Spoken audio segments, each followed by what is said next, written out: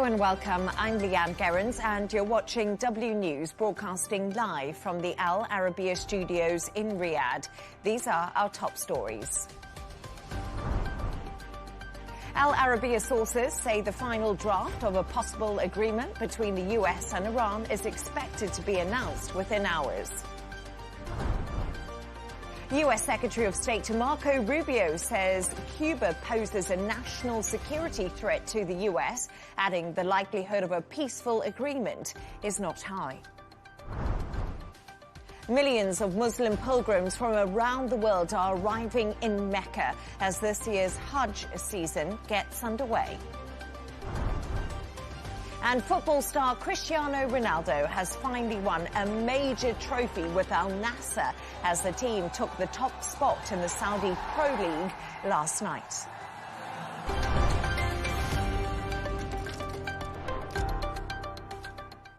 According to Al Arabiya sources, the final draft of a possible agreement between the US and Iran, which has been mediated by Pakistan, is expected to be announced within hours. Its key terms have been exclusively obtained by the network, and some of them include immediate, comprehensive, unconditional ceasefire on all fronts, including land, sea, air, mutual commitment not to target military, civilian or economic infrastructure, and the agreement would take effect immediately once officially announced by both sides.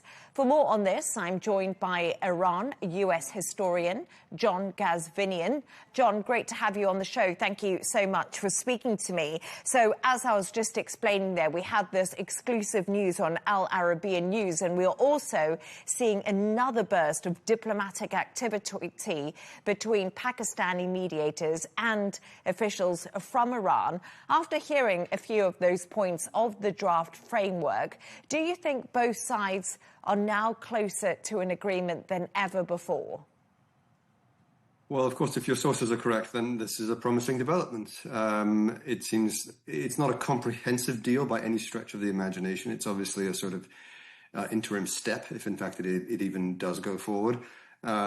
Which, involves both sides kind of standing down, finding some sort of cooperation over the Strait of Hormuz, some kind of sanctions relief for Iran, and guarantees of territorial integrity and sovereignty, which implies a ceasefire and a kind of end to the idea of kind of live warfare. But of course, at the same time, we've been hearing reports today that Iran has pursued a separate channel with Oman for some kind of cooperative arrangement on the collecting of fees or tolls on shipping traffic in the Strait of Hormuz. So, either the Iranians are hedging their bets, or this story is a sort of trial balloon, or there's a lot of strategic leaking going on to the media. We won't really know, of course, until we get confirmation from one or both sides. And the most sensitive points, you just mentioned it there, actually remain the Strait of Hormuz and Iran's enriched uranium issue. Major sticking points, John, are still here. How can the US and Iran possibly narrow those gaps? Well, what's interesting, in terms of what's being reported, is that there's nothing there about the nuclear program.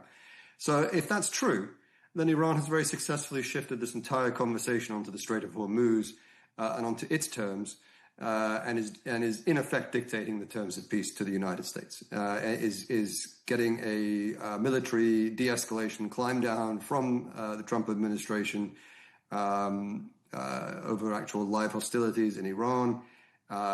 It's getting some kind of sanctions relief before any actual conversations and negotiations start. The draft that's been reported by your network suggests some kind of start to conversations and negotiations within the next 7 days, which of course is very vague and subjective language. So again, all of this, we'll have to see if this is in fact the case. But if it is true, it's yet another reminder that the United States entered this conflict without a lot of strategic forethought about how it was going to end, and is actually ending up, if not the loser, certainly not looking like the winner in the conflict.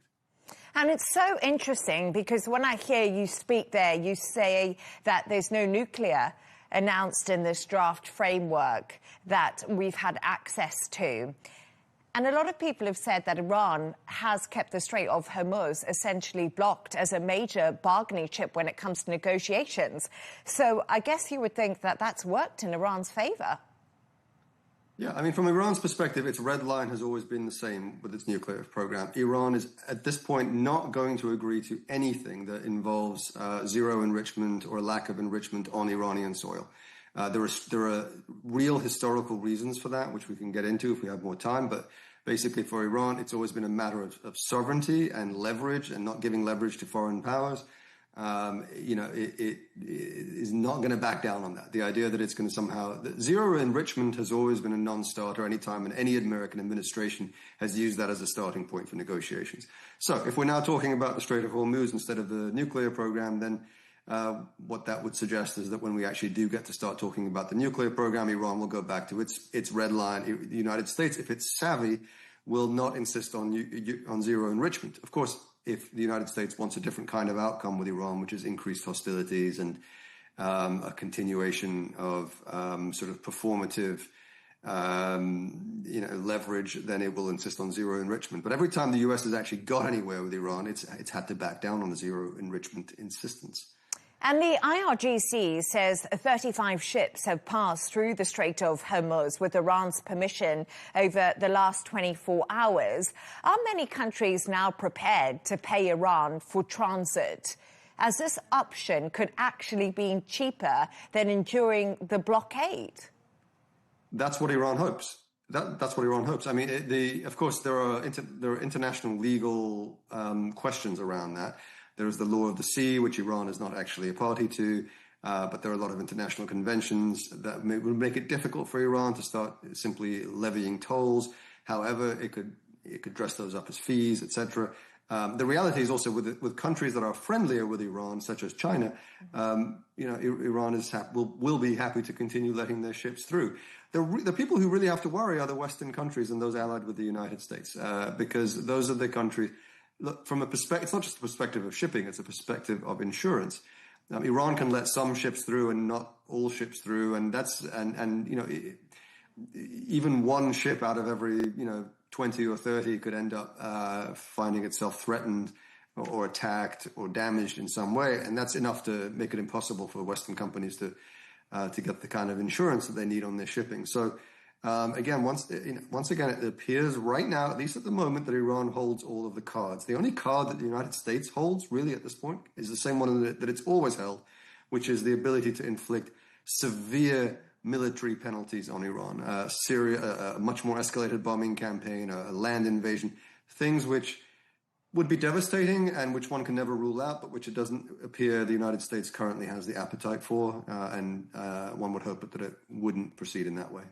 And you talk about Europe and the European countries and the Strait of Hormuz. And, of course, Marco Rubio is meeting other NATO members today. And he said that the US is not seeking NATO involvement, but expects a plan B if Iran does not reopen the Strait of Hormuz. No specifics about that as of yet, but I thought an interesting line when it does come to NATO and some of the European alliances when we look at the US.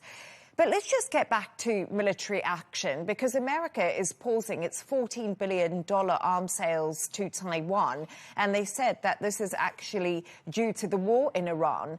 Should Tehran be nervous that renewed US military strikes are actually very likely? It's a very good question. We really don't know. Of course, there have been noises in recent days from the Trump administration along those lines, but then they have also pulled back. Once again, this has been a sort of a pattern for the Trump administration. It's a dangerous game of chicken. One wouldn't want to be calling their bluff, but at the same time, it does seem that every time the Trump administration and the president especially makes these kind of severe apocalyptic kind of threats, that you have allies stepping in and at least saving the day temporarily with some sort of stopgap measure or draft agreement or what have you. So only time will tell. And Pakistan's Prime Minister Shehbaz Sharif is actually travelling to China tomorrow as the country steps up mediation efforts. Is he going to take the messages out of Tehran to Beijing? And does this show how Pakistan is navigating through so many multiple players, because we mentioned Oman earlier. A Qatari delegation is also on the way to Tehran today. Even the fact that Pakistan is the key negotiator here is I think, a bit of an embarrassment for the United States. The fact is this is a close regional ally or friend of Iran, of the United States as well. But, you know, the days when you could expect a serious European mediation or the Americans simply calling the tunes themselves appear to be over. You know, Pakistan, China, you know, these are global South countries, Asian powerhouses, rising powers. That are playing a much more the kind of role in international diplomacy that the United States once played. You know, and the fact is that they understand Iran's position, I think, better, and seem to have warmer relations with Iran. Of course, they care about the oil as well. I mean, we shouldn't be under the impression that somehow the Chinese or the Pakistanis are mouthpieces for the Iranians. I mean, they very much, like everyone else in the world, wants to see the Strait of Hormuz open. They are suffering economically as well, or will be very soon if they're not careful. And this is the same for you mentioned the Europeans. The European position is also one in which there is severe economic hardship coming down the line within a matter of weeks if we don't get this situation resolved. The United States, of course, hopes that that is enough to get the Europeans to sort of jump in and save his skin. But the Europeans also, you know, have their own domestic political constituencies, as well as their own deep discomfort with the idea of the way they've been treated by the United States, as well as what they perceive as the lack of wisdom in starting this conflict in the first place, and don't want to be seen bailing out the United States. But of course, as time goes on, there is more and more international interest in the idea of getting the strait opened, which I think is perhaps what the United States is hoping for. John Gazvinian, as always, really great to have you on the show. Thank you for your time with me today. Thank you. For more on the situation in the Strait of Hormuz, we can now go to oil tanker captain Rahman Kapoor. Thank you so much for your time with me today. Really good to have you on the show. Since the Iran war began on the 28th of February, you were stuck in the Arabian Gulf for 2.5 months. On reflection, how difficult was it to endure the physical danger and the psychological stress of the situation? Hi, thank you for having me. Yes, as you said, it was, we all were under huge stress, you know. My entire crew was worried about their safety and their, you know, well-being throughout the time we were there for more than 2 months, stuck inside the conflict zone. It was not a good time. It was very tough contract this time, and it was no one wanted this. And as you say, it was a really tough time. What were the conditions like, and what were the hardest parts for yourself and your crew on a day-to-day basis? Day-to-day routine was normal, as the ship never stops. You know, my entire crew was working as usual, but with extra caution. But yes, as I said, it was very tough in terms of, you know, people were scared because no one knew when and where missiles gonna hit and any explosions gonna happen anytime soon, because we have witnessed various ships being exploded, and we have witnessed several missiles flying over our head. So every crew was worried about their well-being. You know, their families were very much concerned about their everyone's safety. So that was the moment, you know, everyone was under a constant stress day and night, because things were uncertain. Nothing was, you know, transparent. I mean, in terms of attacks. So nobody knew what exactly is going to happen and when it is going to happen. That was the most difficult part, you know, the uncertainty. Yes, of course. And Captain, the IRGC says 35 ships passed through the Strait of Hormuz with Iran's permission over the last 24 hours. How did you manage to leave the vessel safely? And what were the main obstacles for you? Well, I was very lucky that way. During the ceasefire, I was lucky to get down from the ship from the position where it is still now. My ship is still stuck inside Gulf of Strait of Hormuz. But since I had completed my contract long back, and total time was on board more than 7 months now. So I requested my company to send me back home. My family they were continuously calling me and telling me please come back home. So I would like to say thank you to my company as well. They arranged for my reliever on time, and I could I could get down through a boat, which was also a long process to get the approvals, to get the a reliever, suitable reliever, and then to get his visa from the nearest country. Then it was a pretty long process. Like it took like 15 days to arrange for my reliever and to connect him on board ship. So it was not an easy task. So there was a boat ride involved in this, like 4 to 5 hours boat ride, then hotel stay, then flights. Even though this country from where I got down from the vessel is Iraq, so from Iraq to India is not far distance, but due to this conflict zone, we had to take a longer flights. They took the flight from away from the war zone, so it took a little longer because of that. Yes, of course, lots of challenges in navigating your safe return home.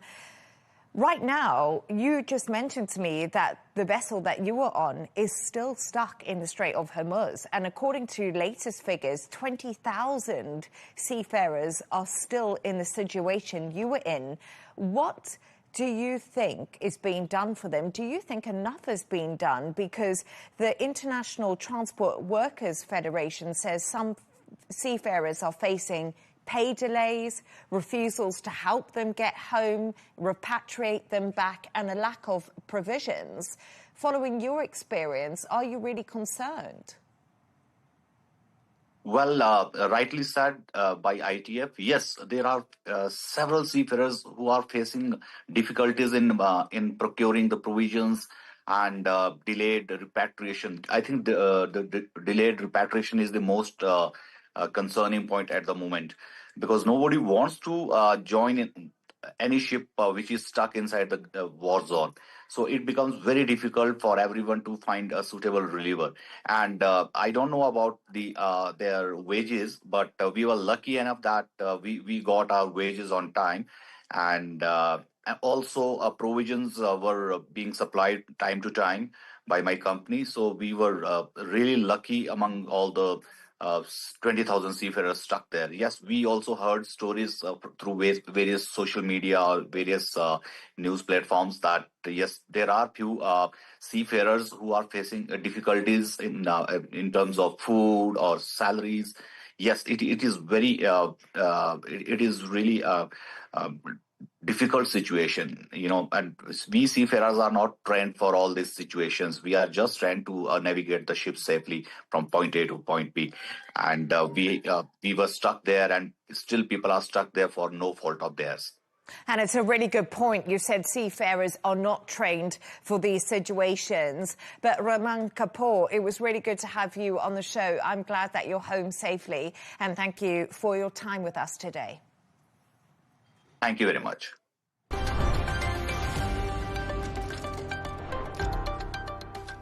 US Secretary of State Marco Rubio has said Cuba poses a national security threat to the US, adding that the likelihood of a peaceful agreement is not high.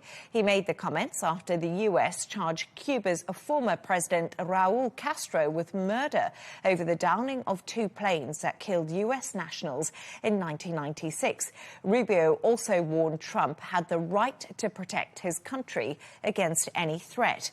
For more on this, I'm joined by Derek Grossman, Professor of International Relations at the University of Southern California. Derek, as always, great to have you on. We just heard from Marco Rubio there, but thousands of pro-government Cubans, including the president, rallied outside the US Embassy in Havana against America's decision to indict the former leader, Raul Castro. Why has this been so much of a concern? And also, why are we seeing so much anger over it? Well, thanks for having me again. And I would say that the Cuban people coming out in mass protest, it's really an act of defiance against the United States. Think about what the Cuban people have been through over the last few months. They are running short on fuel. They have virtually no fuel, according to one of their ministers recently. They're having power outages for 20 to 22 hours per day. And now the U.S. brings up charges against Raul Castro, who's 94 years old. And it's for an event that took place in 1996. And I think Castro bears culpability for it, no doubt, in shooting down aircraft. However, this is also, I mean, why didn't the Department of Justice bring this case earlier? Why did it wait so many years, decades, in fact, right, to bring the case? And so it smells very political, because I think it is. And it also is part and parcel of a U.S. military pressure campaign to try to get the island to structurally reform itself, meaning essentially that the communist government would no longer be in charge. And even though I think the average Cuban has some real concerns, maybe even some anger toward Castro and the Castro family and even the Communist Party, they're still Cuban at the end of the day, and this is an outside power that Cuba has had lots and lots of historical baggage with, being the United States, 90 miles off its coast, and they're not just going to, lay down for the United States when it comes when the U.S. already has this de facto embargo in place, preventing the Cuban people from living their lives normally. And that leads me on to my next question: is Raul Castro the next Nicolas Maduro? Can the U.S. do in Cuba what it did in Venezuela? And I guess the other big question, just listening to you talking there, is the U.S. looking to gain more authority in the Western Hemisphere? Well, I think to your latter point, this is certainly, again, part of the Trump administration's push toward having greater predominance over the Western Hemisphere. It goes back to the Monroe Doctrine, as well as the Roosevelt Corollary, which both, by the way, have been renamed. So now it's the Monroe Doctrine for Donald Trump and the Trump Corollary. And the national security strategy points this out pretty clearly, that Western Hemispheric security, in other words, U.S. predominance over the region, is paramount to the United States, not East Asia, not Europe, not any other region of the world. So yes, I agree with you on that. And when it comes to Raul specifically, and could we see a Maduro repeat, I think we absolutely can.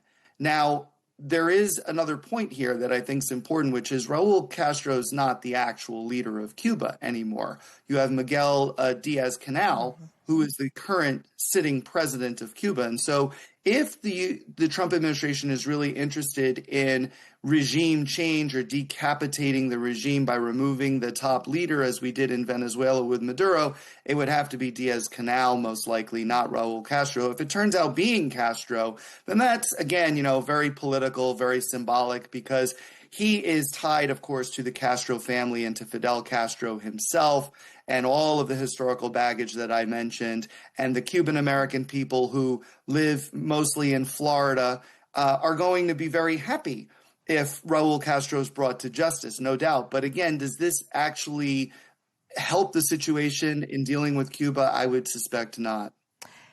And Derek, I just want to do a quick pivot, if you wouldn't mind, because we're just getting a breaking news line through, and apparently Pakistan's powerful military chief of army staff has arrived in Tehran as part of these ongoing mediation efforts that we're seeing between the US and Iran. Of course, Pakistan, the mediator, Pakistan's interior minister, was also in the country. Is this a good sign that we are now nearing an agreement? I think it's absolutely a good sign, but I would pump the brakes a bit on whether we can get to an agreement in the near term. I think this is more a framework, as trying to establish a framework over the next few weeks and maybe months in order to eventually get to a longer term agreement. I think Field Marshal Asim Munir has been a critical interlocutor between the U.S. and Iran. So the fact that he is on the ground in, I believe it's Qatar, or is he in Tehran? I think he's in Tehran, but Qatar is also involved in the negotiations now, which that in and of itself, I think means that the negotiations are entering a more serious phase because Qatar has, facilitated lots of negotiations in the past, and heretofore they haven't really been involved, or at least it hasn't been noted publicly that they've been involved. And so I think that means something is afoot, but what we're likely to see, if there's any agreement, is something that kicks the can down the road, right? And tries to get us back to some semblance of normalcy in the Persian Gulf. That would mean that Iran would end its blockade, that the U.S. would end its blockade, that the nuclear issue, they would agree to continue negotiating. You might see some sanctions relief as part of that. You may see Iran make other concessions as part of that. But I mean, it's really unclear how they get at the core issue, which is Iran's nuclear program.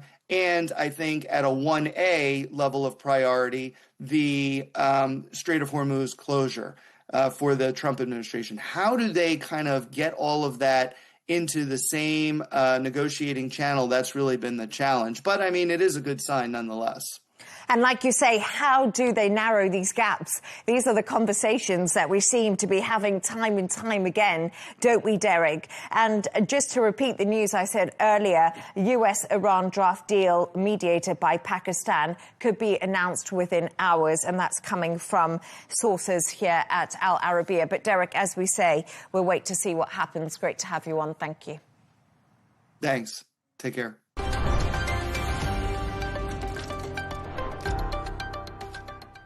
Hundreds of pro-Palestinian activists who were detained in Israel after their flotilla was intercepted have been deported to their home countries. Their release follows global outcry over the treatment they faced whilst in custody, with many alleging they were abused. Emily Sue reports. Emotional scenes at this airport in Rome. More than a dozen activists who took part in a flotilla bringing symbolic aid to Gaza arrived in Italy after being deported from Israel. They alleged they suffered abuse while in detention. We were stripped, thrown to the ground, kicked. They used tasers against many of us. Some were sexually assaulted, and some of us were denied the chance to see a lawyer. Israeli authorities have not commented on the allegations. More than 50 boats taking part in the global Sumud flotilla set sail from Turkey last Thursday. About 430 people from more than 40 countries were on board. Israeli forces began intercepting the fleet about 460 kilometers off the coast of Gaza on Monday. We were stopped on the second day, not on the first day.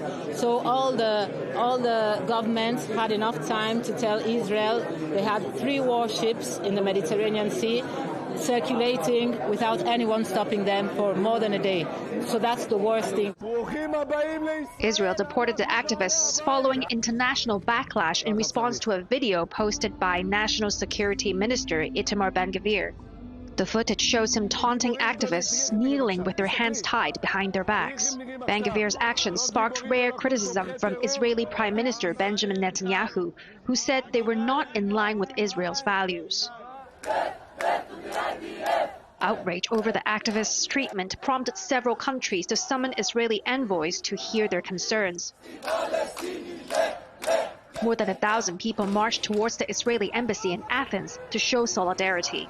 We are here to support and show our full solidarity, not only to the flotilla members, to the activists that are kept in Israel and now actually are returning back, finally, but also to the Palestinian struggle. So to the thousands of Palestinians who have been detained and tortured in Israeli prisons. Israel controls all entry points into Gaza. The enclave has suffered severe shortages of food and medicine, with Israel at times halting aid deliveries entirely. Emily Sue, Al Arabiya English.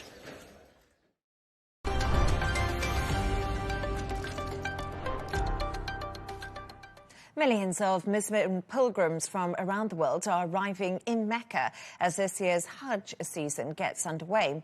Al Arabiya English reporter Mazen Sami is there and he sent us this very report. Operations are now in full force as Saudi Arabia welcomes pilgrims from around the world for the Hajj season. I'm currently at the Al-Shumaisi Security Control Center, one of the key entry points into Mecca.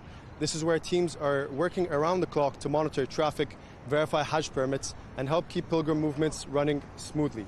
The center is one of 6 main security control points on the road leading into the holy city. It covers around 1.6 million square meters and has been expanded from 6 lanes to 16, with dedicated routes for buses, transport vehicles, and trucks. The aim is to reduce waiting times, improve traffic flow, and make sure only authorized pilgrims and vehicles continue toward Mecca. So pilgrims from around the world are continuing to arrive in Saudi Arabia. Many are dressed in ihram, preparing for what they describe as the journey of a lifetime. I saw many people today who were visibly emotional, others smiling, praying, or taking photos as they absorb the significance of the moment. For Muslims, Hajj is one of the 5 pillars of Islam. Every Muslim who is physically and financially able is required to perform it once in their lifetime. And one of the most recognizable parts of Hajj is ihram. For men, that usually means 2 simple white pieces of cloth, while women wear modest clothing. But ihram is not only about what pilgrims wear, it is also a spiritual state. The idea is that everyone stands before God in the same simple state, regardless of nationality, wealth, or status. Beyond the spiritual importance, Hajj is also one of the world's largest annual logistical and security operations. Here at Al-Shumaisi, security teams are using smart systems to support inspection, sorting, and electronic permit checks. Officers can verify permits and identify through smart devices, facial recognition, and fingerprints. Authorities say drones, thermal cameras, and live monitoring vehicles are also being used to send real-time images to operation rooms and control centers. That allows officials to monitor movement, respond quickly, and make decisions based on what is happening on the ground. In the coming days, pilgrims will move through key Hajj sites, including Mina, Mount Arafah, Muzdalifah, and Jamarat, as they follow the main stages of the pilgrimage. For many, this is an emotional and life-changing experience, and some have waited years to be here. Mazen Sameh, Al Arabiya English. And Al Arabiya English will continue to bring you special coverage and human stories on the ground throughout the Hajj season.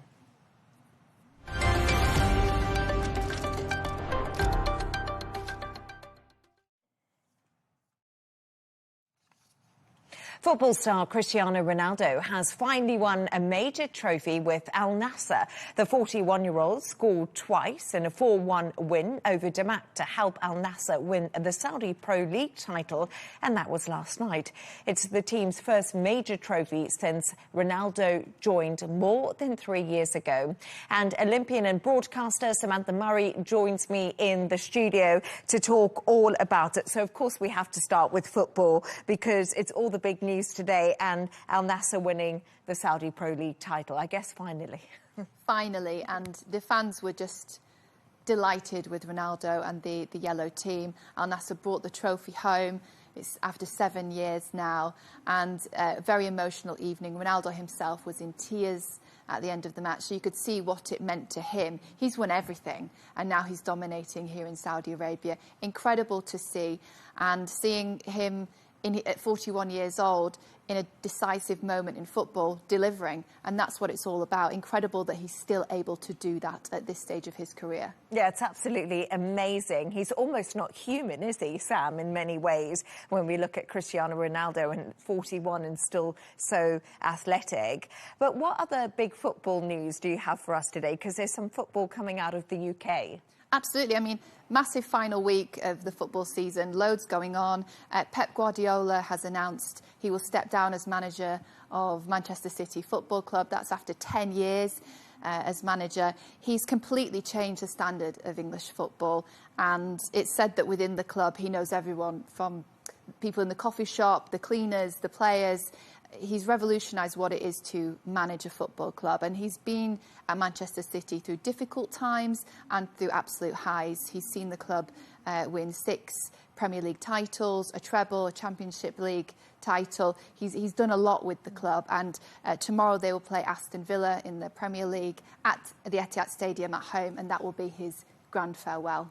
And it was so well traded, wasn't it, that he was planning on leaving, and then eventually we got the statement today. But also some World Cup news. England has named their squad. Yes, Thomas Tuchel, the England manager, has named his 26-man England squad. Being English myself, this is a very emotional time for us. Some big names have been left out. Harry Maguire, Cole Palmer, Phil Foden, and that is a surprise. The only names I know. Oh, really? Yeah, they've been left out. I think they're quite important ones, Yeah, and that's what shocked English fans and is being discussed today. It's a brave, ruthless move, but this is football, right? And if it pays off, everyone will hail him a hero in the team, but we will see. I mean, interestingly, Ivan Toney has been named in the lineup. He plays here for Al Hilal in Saudi Arabia. He's known for his penalty-free kick, where he doesn't look at the ball, Leigh Ann. He looks directly at the goalkeeper. How unnerving. I know. I mean, you know, aim where you want to go, I guess, as they say. Perhaps. Yeah, maybe. But I just think it's so interesting because every time there's a World Cup, England just goes crazy. Just to give the audience some context, it's coming home is literally all people say for the weeks that the Football World Cup is on. I won't sing it. I won't sing it for you. Maybe next time. Yeah. Maybe if we win. If they get to the semi-final. Right. And let's move on to tennis, because I think it's absolutely fascinating. We've got the French Open coming up, and of course, Yannick Sinner has just had like an amazing tour to date. He's heading there after that win that he did have at the Italian Open. So Carlos Alcaraz not playing. Is Yannick Sinner going to lift that trophy? They're calling it cinema now because it's really artistry that he's producing, his physical performance, his tactical ability, and now bringing that to the clay. He's drawn the other side of the tournament to Novak Djokovic, so we might expect to see them in the final. Djokovic is chasing history, trying to extend his Grand Slam lead, bringing it to number 25. But it does seem Sinner is in unbeatable form right now. I always want Novak just to get that last Grand Slam that he can't quite seem to seal. But then when I look at Yannick Sinner, I love him. And I remember watching when he lost to Carlos Alcaraz, because he's never actually won the French Open. He's won all the other 3 majors. And I'm just torn over who to support. He's so humble, isn't he? Oh, he's lovely, yeah. Not that I'm biased. Other tennis players are available, of course. And we're gonna move on to martial arts, because we know martial arts is incredibly popular here in Saudi Arabia. And this week, I couldn't believe it, a legend of MMA returned to the ring. Tell us more about this, because I thought she had retired. Yes, Ronda Rousey is a movie star. That's what she's best known for now, but originally a cage fighter, MMA, hugely popular here in the kingdom. And she came back to fight in California this week against Gina Carano. It was sharp, quick, spectacular by Rousey as she defeated Carano in under 20 seconds with her signature arm back lock. It looked terrifying, I have to say. What was really interesting, though, especially from a women's sport perspective, were the viewing figures. It was streamed on Netflix, and it was reported around 12.5 million viewers were streaming at that time to watch that particular fight, which shows the enormous steps that women's sport is taking on a global scale. And it's so fascinating because Dana White, the head of UFC, always said that Ronda Rousey came to him and was literally begging to fight. And he eventually put it on the TV screens and just couldn't believe the reaction. So it is super popular when it comes to women's fighting, but I don't know, I find it a little bit terrifying. And finally, we're going to go to Las Vegas because it's heating up for something which I find quite fascinating, these enhanced games. It's happening on Sunday.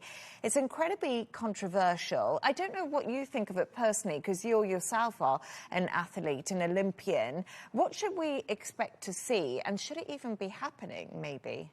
Yeah, the enhanced games taking place in Sin City. It's a good location for this games.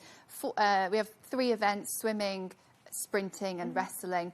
42 athletes taking part, and they've signed up for the enhanced games. So they're not following the WADA prohibited list. That's the World Anti-Doping Agency list of prohibited substances for elite athletes who champion themselves as clean athletes. We call it the clean competition. And this is across football, NFL, Olympic sports. So this is to the side. These athletes are able to take FDA-approved foods and medicines, and they've done it under the control of doctors. They've had training camps in Abu Dhabi with state-of-the-art equipment. And it's been sold, the supporters are saying that actually this is a test to see how far humans can perform, what records can we break. And we're also looking at sleep, all different training protocols, as well as taking these substances and essentially drugs. It challenges ethics in sport, though, and perhaps for youth athletes or for everyday gym goers, they might think that some of these prohibited substances should be taken, and actually we just don't know the side effects or the long-term effects to health. It brings into question, though, the integrity of sport. The Olympics generates revenue, as do many international sporting competitions, but athletes don't see much of that reward. And so a lot of these athletes have cited signing up for the enhanced games, the financial reward being the main reason. And I was looking at James Magnussen today, he's the Australian swimmer, saying how this money, and if he breaks that world record and takes home the $1 million prize fund, will change his life now that he's in retirement. Ben Proud, a swimmer from the UK, has been very candid about his reasons for signing up, the financial reward, and then also just interested to see how far his body can go. In elite sport, there's always been this, the cheats are somehow a bit further ahead of those trying to catch them. And I always felt, my personal opinion, that WADA delegating international anti-doping bodies to manage their own doping assessment of their athletes a little bit naive. So WADA would leave it in the hands of UKAD to manage the whereabouts. That's a 1 hour per day time frame that you give as an elite athlete to your governing body for anti-doping, where you're available for urine and blood sample every day of the year. So in the UK, obviously, you know how it is in the UK. We love forming lines and we're very polite and we love the rules, don't we? And it was always done exactly to the book. But you just don't know how that's handed out and managed in other countries. And we know of the doping scandals in Russia. So for athletes themselves, they often question who's clean and who's not on the start line. And that is just something that's really difficult to handle, isn't it, in many ways? And it'll be fascinating to see these enhanced games and if they can break those world records, because I guess if they do, it will just show how much, you know, doping or taking FDA-approved drugs does actually help performance. But Sam, really great to have you on the show. Thank you so much for joining me.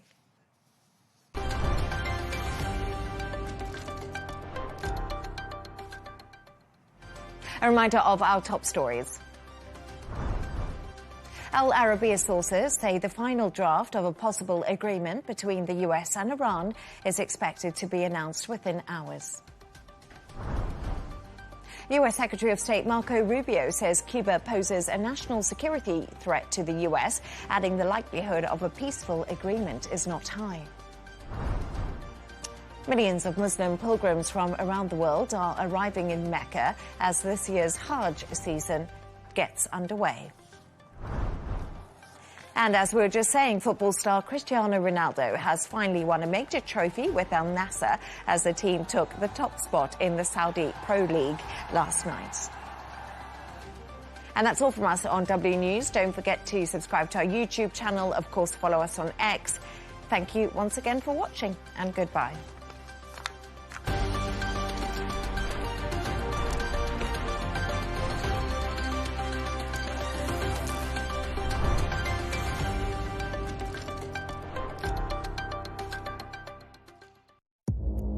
our allies. Our allies, in many cases, are worse than our enemies. Stay informed and connected with the latest international headlines.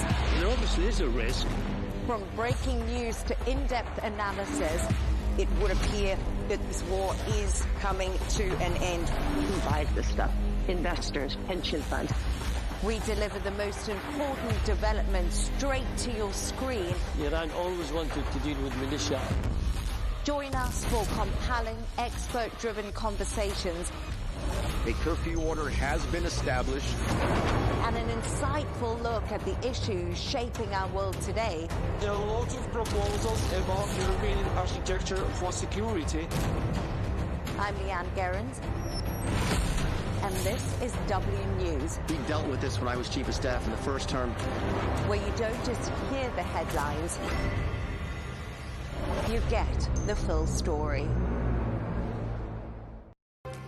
It was heavy on optics, but was it light on outcomes? President Trump has hailed his US-China visit as a historic moment. It certainly appears to have thawed diplomatic tensions. But with no movement on Iran, uncertainty around Taiwan, and a lack of headline-grabbing trade deals, just what was achieved? That debate is coming up soon on Counterpoints with me, Melinda Nucifora, so stay with us.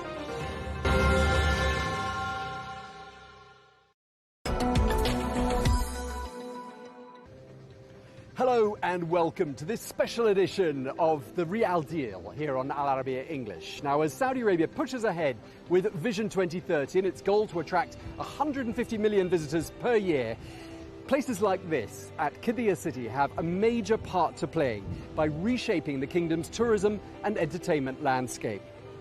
Today we are at Aquarabia, which is just opening its doors to the public. This is the largest water theme park in the region, featuring more than 20 rides, many of them world record breakers. Well, sitting alongside Six Flags Qiddiya City, which itself is home to 28 attractions and some of the most ambitious roller coasters ever built, these two sites combined are creating thousands of jobs. So what does it take to build a destination of this scale? And what does it say about where Saudi Arabia is headed? Well, we're joined now by Brian McCammer, who is the president of the Six Flags Qiddiya City and Aquarabia theme parks. A very warm welcome to Al Arabiya English. Thank you. Thank you for having me. Brian, tell us first of all about Aquarabia. How did it come to be? Well, this was one of the marquee attractions that was designed as part of the overall Qiddiya City destination.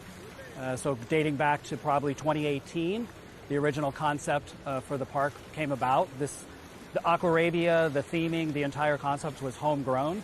It's a fresh IP, brand new. You'll never find anything else in the world to match this theming that we have here. And so we took initial concept back in 2018, 2019, and took it through all the design phases, and here we are now, excited to be opening the park to the public.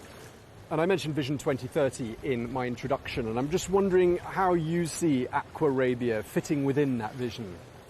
It's incredibly important part of it. It's the second major asset at the overall destination that's going to come online.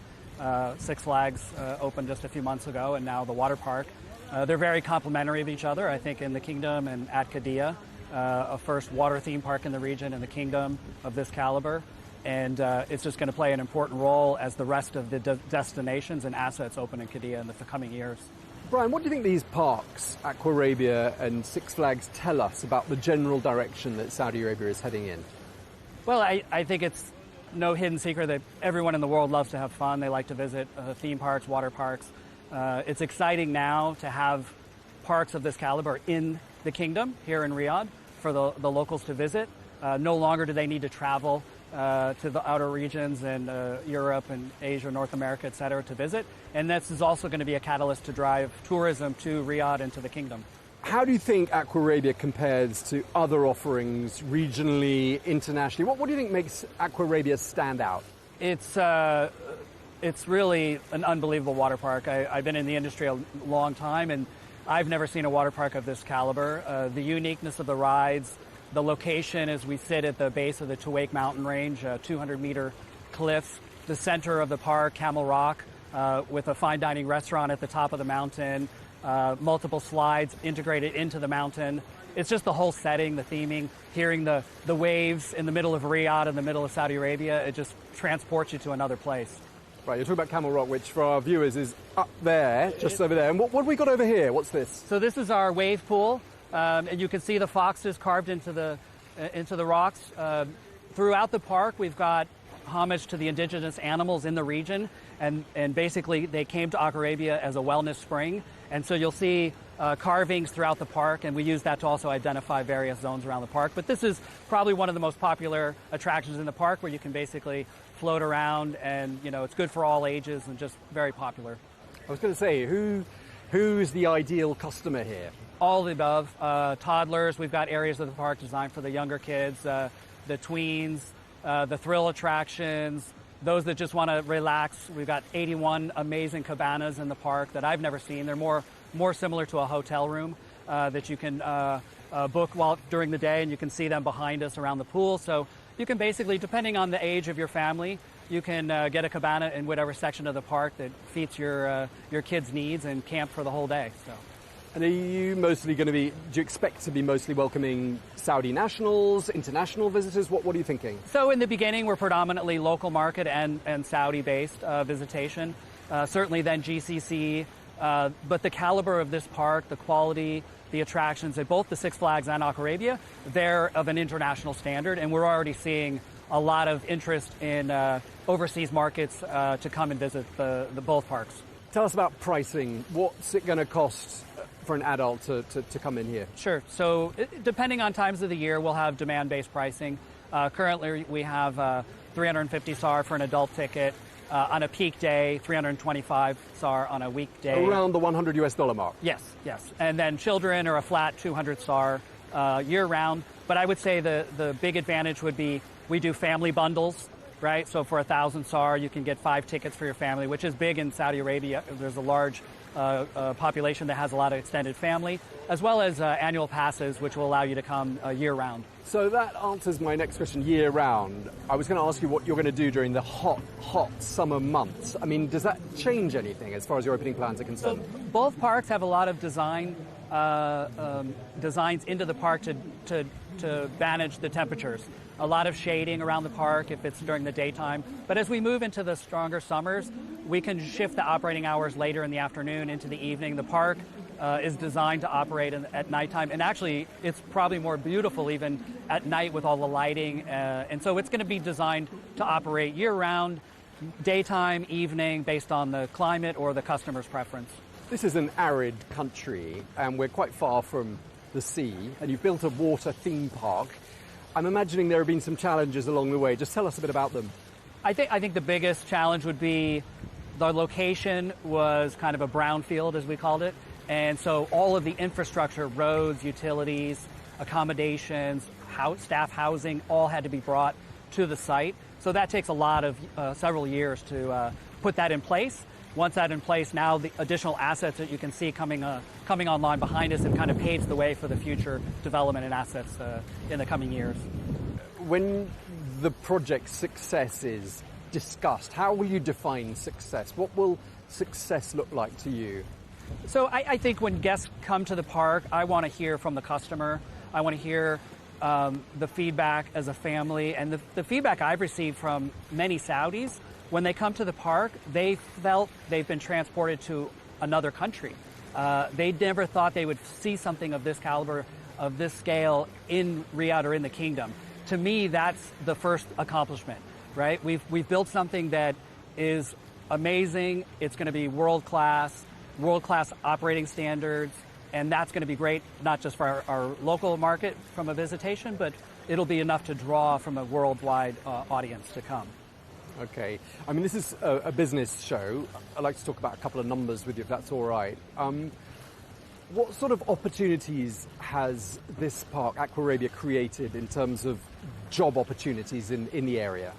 Well, I would say, between Six Flags and Aquarabia, we have over 2,000 employees.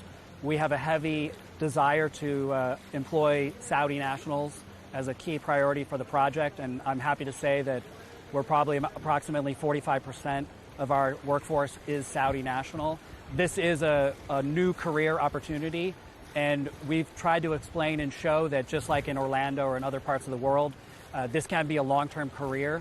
You can start out, as I did, at an entry-level position in food and beverage or aquatics, and through time and advancing yourself and your skills, you'll be able to make a lifelong career of this. And that's really our goal for all the assets within Qiddiya, is to show that this is a great growth opportunity from an employment perspective. Okay, from a sustainability point of view, I mean, obviously managing water use and energy, presumably that's a key part of what you're focused on. How are you doing those things? A lot of that goes into the initial design, the engineering of the parks. Many parks are decades old, 50 years, 70 years old, so they've got kind of legacy systems. Here we were able to design these parks with a lot of the modern technologies and monitoring systems. For example, BMS management systems that we can control, water temperatures, air conditioning, utilizing underground holding tanks so you don't have a massive water evaporation. So there's all of those planning that went into place in the initial design of the park. Yeah, I mean, you'd have thought evaporation would be a really big issue with the sorts of temperatures that can be reached. I mean, is that going to be a major challenge? It's something that you can't avoid. However, I think we've put the best mitigation plans as possible, into the initial design of the park. We talked about how there are a lot of standout rides, standout elements to Aquarabia. How are you going to make sure that you maintain those standout elements and stay ahead? As any park, when we open, every attraction is new to the park, to the visitors, and we take surveys, and we want to hear from our customers on a daily, weekly, ongoing basis. And we will, as we move into, say, year 2 or year 3 of operation, understand where we may have missed on the design. Do we need more attractions for thrill seekers or the toddlers or family attractions? And then that's what evolves into our planning, our capital investment, our capital projects, on what we want to add or enhance in the park. Sometimes it's rides, sometimes it's things like toilets, prayer rooms, restaurants, retail. So that's something that we monitor ongoing as the park evolves. All right, always looking to improve and evolve. A couple of partnerships. You've got a partnership, I gather, with Saudia. I mean, how important are partnerships in driving perhaps the international visitor numbers? I think people like to have brand association. I think what I was very impressed with Qiddiya and the entire Vision 2030 is the collaboration and the willingness for corporations and companies within the kingdom in Riyadh to partner with us and support us. It's more of a collaboration. It's really a partnership. It's not a sponsorship term. It's a partnership, and it's been great to have some of the larger companies and organizations in the kingdom to come on board and partner with us. Okay, and just lastly, obviously you're new, and lots of elements about it are going to be the novelty factor of Aquarabia. How are you going to keep the visitors coming back? Well, we have the luxury of, we're the first 2 assets with Six Flags and Aquarabia. However, our Sir Nick Faldo golf course will be opening later this year. We have hotels coming online next year. Every 6 months, 9 months, year, there's going to be a new amazing asset opening at Qiddiya City, and that will, in my opinion, keep us, on a upward trajectory for the coming years, if not decades. Well, it is just the beginning. It sounds like it's going to keep getting better and better. That's all we have time for. Many thanks indeed, Brian Markham, the president of Six Flags Qiddiya City and Aquarabia Water Theme Park. Thank you very much for your time. Thank you.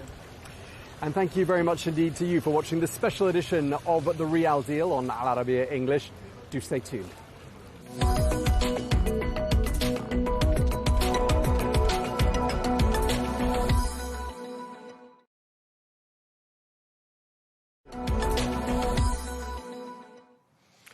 Well, we're joined now by Adam McEwen, who is the Group CEO of Hero Experiences, which describes itself as a portfolio of immersive eco-luxury experiences in the Kingdom of Saudi Arabia and the United Arab Emirates. And it includes platinum heritage and offers things like balloon flights in the oasis city of Alula here in Saudi Arabia. Adam, thank you very much indeed for taking the time to join us.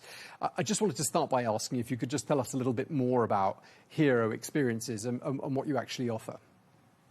Sure. Well, thank you very much for the invitation, Tom. So Hero Experiences is entering into its 3rd season in Alula. I actually visited as a tourist The first time I went to Alula, and I was absolutely blown away by how beautiful it was. And I was actually attending the Alula Skies Hot Air Balloon Festival. As an owner of a hot air balloon company, that was of particular interest to me, of course, as a tourist. But when I was there, I was absolutely blown away. And I was just thought to myself, you know, for 2 weeks of the year, you can show up to a festival and do these amazing balloon flights. But what about the remaining 50 weeks of the year? So I then embarked on discovering how I could launch hot air balloons in Saudi Arabia, because there was no hot air balloon companies running permanent commercial flights. That took about 2 years working with the civil aviation authorities, trying to work out exactly how we can get that done. And eventually, 3 seasons ago, we launched permanent hot air balloon flights. What is very, very special about Alula, of course, is the UNESCO site of Hegra. It's something that is very, very fascinating to see from the ground, of course, but from the air offered a completely unique perspective. A lot of people haven't seen it from above, and you get to see the whole landscape, the whole area, and of course the beautiful canyons and dunes around it. So it was just an absolutely perfect flight, and something that we just had to embark on as a business. So since then, it's been very, very successful. We flew 5,000 guests last year, which is fantastic for a small little destination.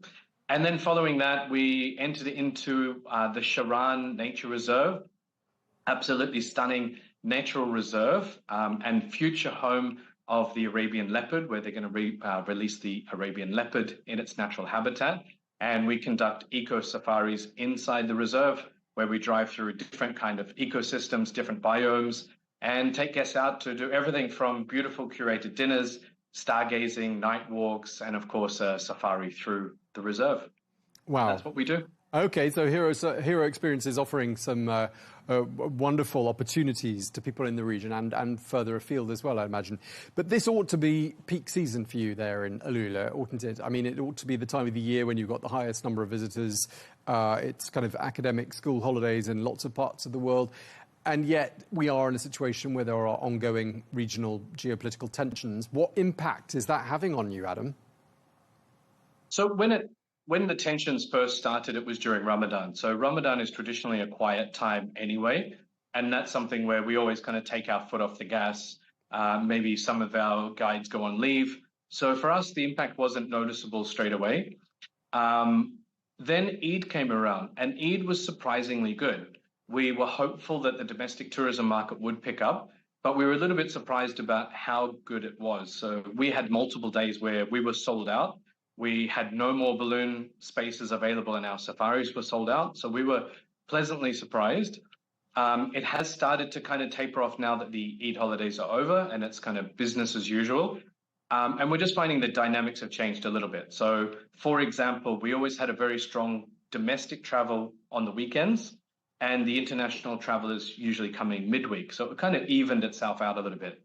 So at the moment, midweek travel has taken a bit of a dive. So we're down about 40% midweek compared to where we were same time last year.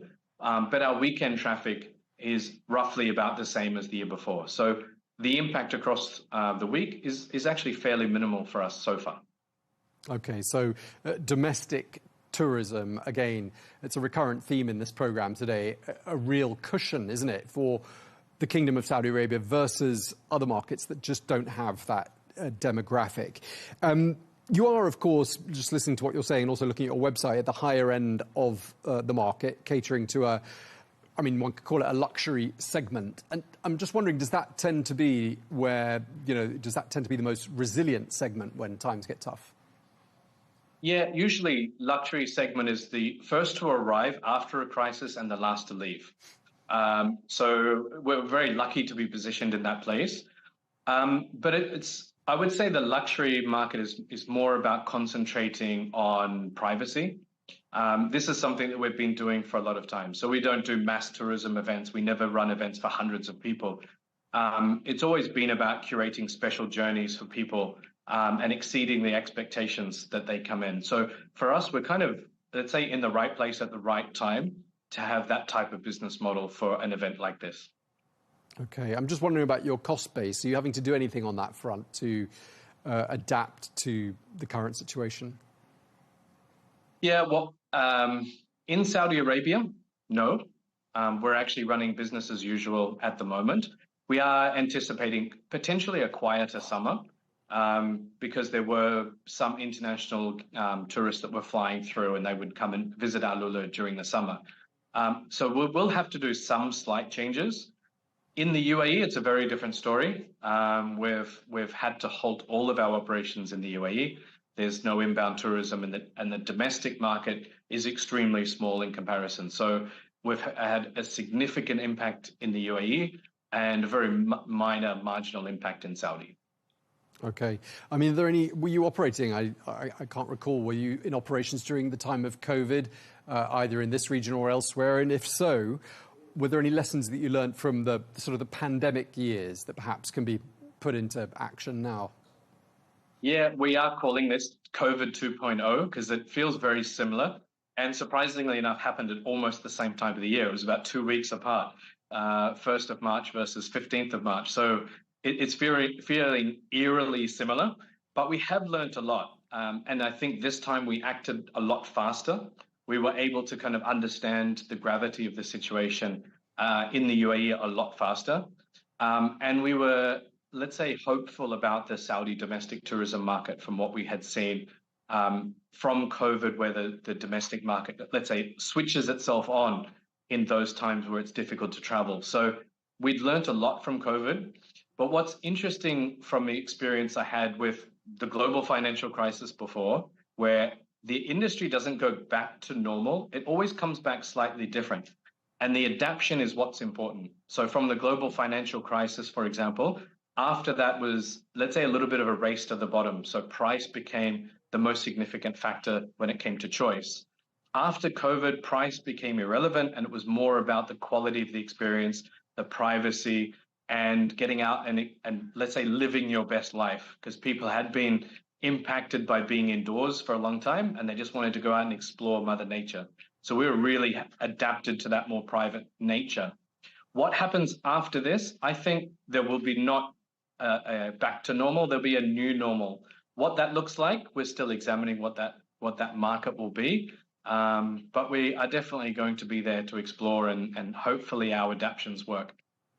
I mean, before these geopolitical tensions really started having an effect, I mean, what were you seeing as far as the evolution of the tourism landscape here in Saudi Arabia? So when we first started, what we saw is two predominant markets. We saw the international market and we saw the expat domestic tourist. So we saw people that were working in Jeddah and Riyadh that were then going out and spending their time doing experiences like ours. The Saudi domestic market was slower to adapt, but once they did adapt, and it seemed to come through different channels, predominantly via word of mouth. Once word of mouth spread, we saw like a rapid acceleration of adoption from the Saudi domestic tourists. So we were really on a positive trend. I think that trend is continuing. So we're very optimistic and hopeful that the impact will be minimized by the fact that word of mouth and excitement was definitely starting to spread. Adam, is there an argument for seizing this opportunity that we have now, perhaps slightly quieter during the weeks, as you were saying, than it is at the weekends, and perhaps, implementing some upgrades or some improvements to your business or your product? Is that something you've got in mind?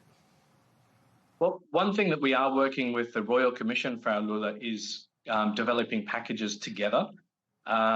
Very, very significant studies have shown what I guess in our industry we always felt, that when people choose a destination, they choose a destination based on what there is to do. Not usually how to get there or where to stay, but what to do.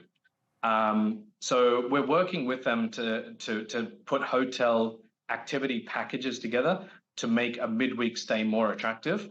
So hopefully we'll be able to launch some special tours soon, where we can do things like flying over Hegra and then combining that with a classic Land Rover tour inside Hegra. So you see the beautiful UNESCO site from above and then from below. These are the kind of innovations that maybe take a long time to roll out, but at the moment, everyone is all ears on how to fill that midweek. So hopefully we'll be able to launch some innovative products very soon. Yeah, and those new products might be part of the new normal that we were talking about just a moment ago. Just lastly, Adam, I mean, fewer tourists, some good deals. Sounds like a pretty good time to visit Alula. Yeah, I mean, there's some fantastic deals on the hotels. The midweek prices especially, I've never seen rates like that before. And you've got beautiful hotels like the Qiddiya that's inside of Hegra in an old restored train station. You've got banyan tree habitas, even the caravans. And a lot of times they're upgrading people from the caravans into habitas. It's a fantastic time of the year. The weather is perfect. It's perfect for ballooning. It's perfect to go in and explore. And the hotel rates are the best I've seen in 3 seasons. So definitely a good time to go and explore your own country.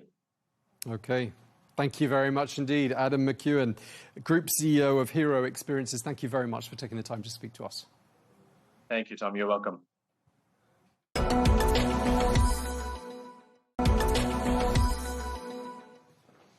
Well, I'm joined now by Simon Wright, who is the founder and chairman of TGP International, which is a global hospitality and F&B advisory agency which works across the Middle East, the UK, Europe and Asia. Simon, thank you very much indeed for joining us. I just wanted to start by asking you what the impact has been of the current geopolitical tensions on hospitality, F&B and the experiences sector here in the Middle East. Well, good afternoon, Tom. Thank you very much for inviting me along. I think interestingly in Saudi particularly, and what we're seeing in Riyadh is that the market hasn't slowed down hugely. Still a lot of people out there looking for the experiences, looking for great food and beverage. But I think there's probably a bit more thought at times, and people are looking for those experiences that are very relevant, that are worth their time, that are quality focused. So a little bit, perhaps, a little bit less style over substance, really focusing on the quality and experiences that are going to be memorable for them. And when people are limited in terms of where they can travel to, do we see patterns start to emerge, like more people going on staycations, more people are looking at perhaps wellness resorts? I mean, is that something we tend to see? I think there's definitely a focus on sort of domestic travel, as people sort of might be sort of more challenged from doing those international trips. People definitely seem to be looking for a sense of community as well. Going to locations where they're enjoying themselves, they can feel there's that real sort of hub and energy and feeling of togetherness. That seems to be very, very important. The staycation market, as we've seen, there's some great offers out there in certain cities around the GCC, around the region. So that's definitely, been a focus for people that are not able to travel. And I do think the wellness sector, as much as there's a balance, people still like that comfort and going to sort of have things that they know, they enjoy, things sometimes that bring back sort of childhood memories and a sense of comfort. There's definitely a feeling of sort of wellness and making sure that people are doing the right things for themselves, both from a physical, nourishing point of view, but also from a mental point of view as well.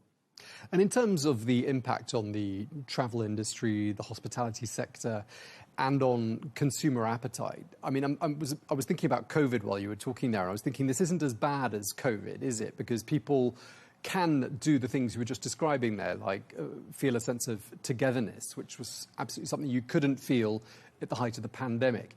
I mean, do you think some lessons, though, have been learnt from that COVID chapter that can be applied now to businesses? I think within our sort of food and beverage and experiences sector, that level of resilience and I think it was a word that probably got used to death during COVID, but was that ability to pivot, to be flexible, to move very quickly and to adapt to situations is definitely, has been built into the industry. That level of resilience is way above what it was sort of back in sort of early 2020. And you can see that by the way that people have moved quickly. I think obviously, and I think people, as you said, really want to sort of feel that sense of community. So, we're seeing sort of, large food hall environments street food sort of examples and other festivals and events where people want to be there and want to be around other people to have that sort of sense of belonging. Do we tend to see at a time like this, and are you seeing any evidence of it now in the Middle East, of different elements of the hospitality sector, the tourism industry as a whole, coming together and supporting each other, whether it's with an offer or an add-on, somehow trying to sort of nourish the whole ecosystem? Is that something we might be seeing? I mean, I think definitely I've felt it myself with friends, colleagues, and contacts within the industry, people reaching out to each other, talking about what's going on, how can we support each other and work together. And sometimes that might just be an occasional, letting people vent because they're having a bad day or a bad week or something. So that's definitely happened. But what we're definitely seeing, I think, as well is, I think we sort of touched on it going back to almost the previous question, is this sense of people wanting to do things where they're being well looked after. They're creating sort of memories. They're feeling comfortable. One of the huge successes we've just been involved in recently is the huge street food experience that's been developed in the Souk Al Zal region in Riyadh, where we've been astonished at the number of people that have been coming to that. Perhaps we thought there might have been a bit of a slowdown, but we've been seeing several thousand people a day coming through to experience that because they just want a sense of belonging, something that's comforting, but something that's based around sort of substance and where they can really get together and enjoy themselves. Yeah, and clearly Saudi Arabia is fortunate in that it's got a large domestic market. It's got the largest domestic market in the GCC. More than 35 million people live here. But the same cannot be said, can it, of other GCC countries that have a much more overseas expatriate demographic, a much more significant makeup of the population is from overseas, and a lot of those people will have perhaps gone home or will be thinking twice about travelling. I mean, do you think that's making the reality much tougher for countries, like the United Arab Emirates, for example? I mean, I think there's the Saudi has a huge advantage with, the amount of that domestic market, the size of that domestic market. Obviously, also the religious, tourism market as well. That's a market that doesn't seem to have been overly impacted. It still seems to be, seeing the footfall come through for that. But again, I think we saw it after COVID as well. I think people suddenly realised what an amazing country Saudi is and how many different regions and different cities and, new and exciting things happening within those cities and regions that gives people a reason to stay at home. And I think that gives the kingdom a huge advantage compared to some of the other sort of more, internationally inbound tourist sort of markets that we see within the Gulf. Do you think layoffs in the hospitality industry are a sad inevitability of the situation we're in right now? I think, having spoken to lots of sort of, colleagues and contacts in the industry, everyone is doing everything in their power at the moment to minimise the impact on the teams. Looking to be smart and savvy in how they're doing it. We are hearing stories that some businesses are having to go down that route already. But I think what we are seeing is such a sense of community where people are doing their utmost to support teams and help them plan. Some people obviously have felt more comfortable to perhaps travel back to home countries and be with families during some of these challenging times. But there's a definite feeling of, there's no sort of super commercial, really cutthroat set of, decisions being made. People are really doing their best to see what they can do to support teams through this tough time, especially when we don't have a huge amount of visibility about how long it might go on for and what the longer term impact might be. Any words of advice for a business owner or an employee who might be worried at this particular moment? I mean, are there any things people can usefully be doing? There is that old adage that you should paint the shop when business is bad. I mean, should hotels, restaurants be thinking about refits, upgrades to their facilities at this particular moment? It's very interesting. We've gone through it ourselves at TGP. There was things that we had planned, perhaps that we were looking at in a very well considered way. Sometimes it actually gets that sense of urgency moving. And I think as an industry, we always have to remain positive. We're all about positivity. We're here to look after people and to show them an amazing experience and an amazing time. And if I've got advice, would be talk to your team, involve your team, keep everybody really involved in what you're doing so they understand the challenges that you might be facing. But also use the opportunity, if it's a refurb that's due to be done, take advantage to do that as quick as you can. If you've been looking at other projects, make sure that you move at pace with those, and make sure that you're very, very strong and ready to take the full sort of value from the situation once it does calm down and get back to normality. The one thing we know about the region is there's a huge amount of strength and resilience, and the region always tends to bounce back quicker than anywhere else in the world. We've seen it after 2008, we've seen it after COVID, and I think especially in Saudi, where you've got this, big domestic market, big landmass, a huge amount of interesting things for people to do and to see and to experience. I think we'll be in good shape to to move forward and get back to all the sort of positive elements of the business as soon as we can.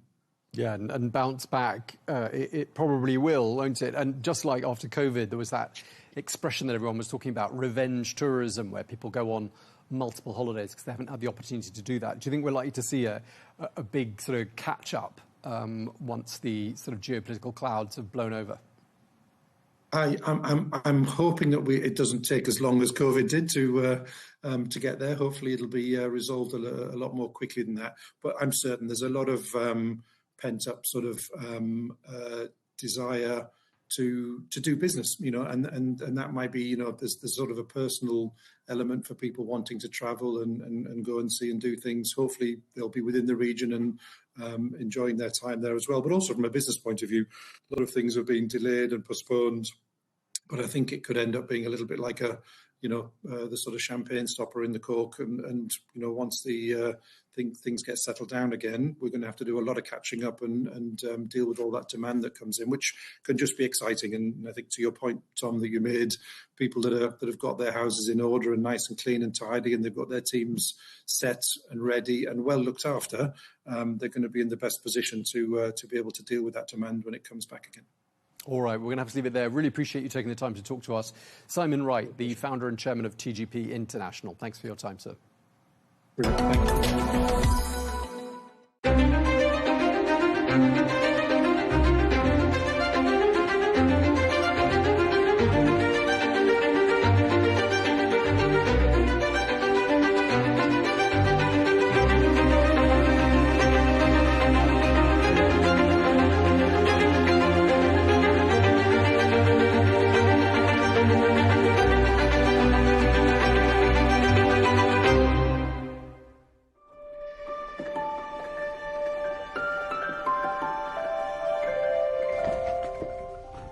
If you are watching this report on TV or on your mobile phone, you are committing a sin.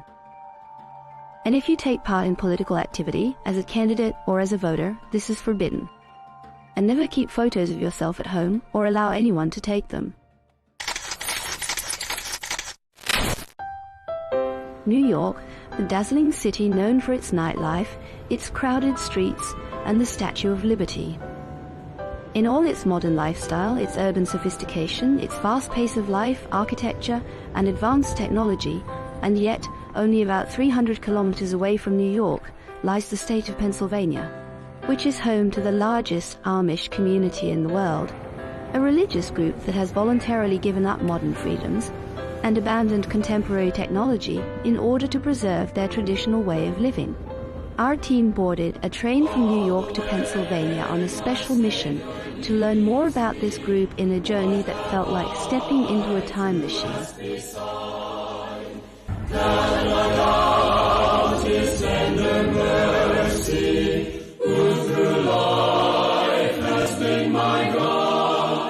This Christian community stands as a clear example of people who willingly hold on to their old beliefs, choosing freely to remain committed to a way of life built on traditional farming and handcrafted work.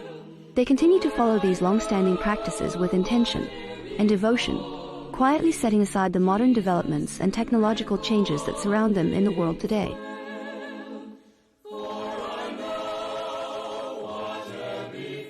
But how far can a community cling to the past in a world ruled by technology?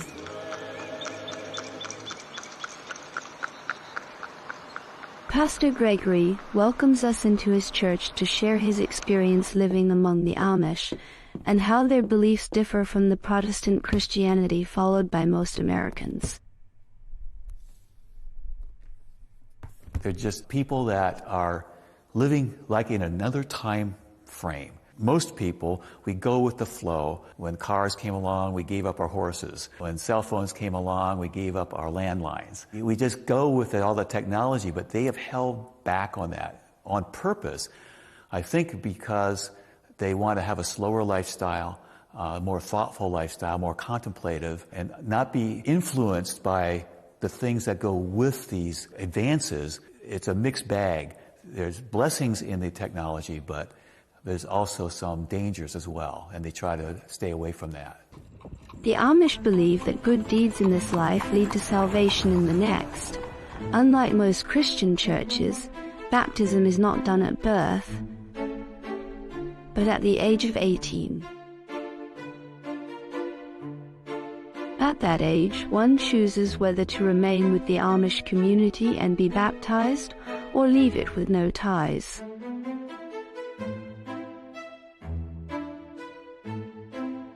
Well, I was born Amish till I was 5, and then my parents changed to the Mennonite church. Playing with cousins wasn't a problem at all. Children get along with children. But when you get into adults, especially my grandparents, they were really strict, staunch Amish. We didn't eat at the same table with them. I remember one time we had one big table, but they put a divider down the middle. Mom and Dad sat over here, and then the rest of them. What I do now is just respect their way of life. The people are generally very personable. They don't like their pictures taken, but they will be willing to talk to you.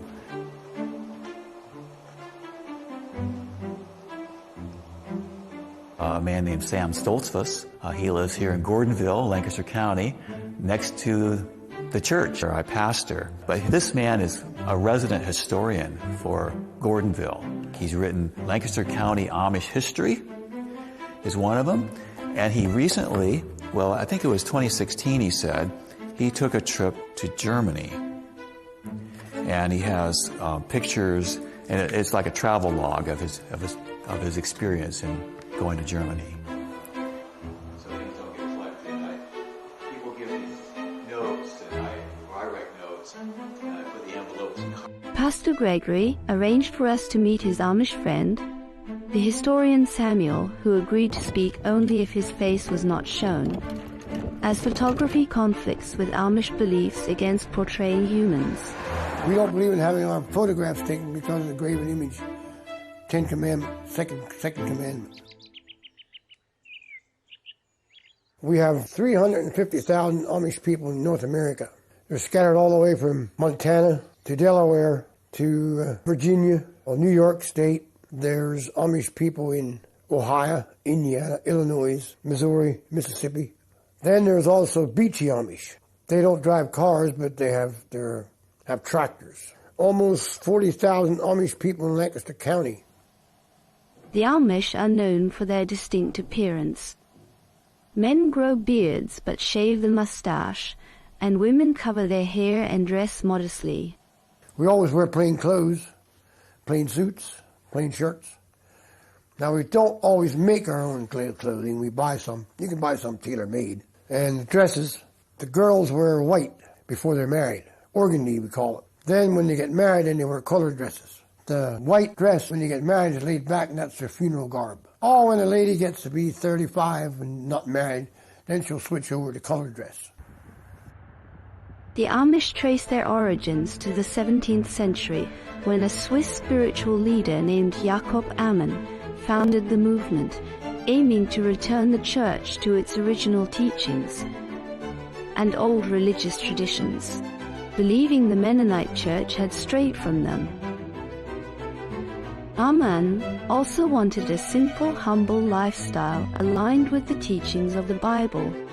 The Amish people came here in the 1700s to Pennsylvania, Lancaster County, at the same time that many other people were coming, Christians who were experiencing persecution in Europe. William Penn and others had purchased land here and made land available for them to come, where they would have religious freedom, freedom to teach their children, have their own schools, and live like that. Many of them were farmers and stayed to be farmers throughout most of their life and throughout the history of Lancaster County.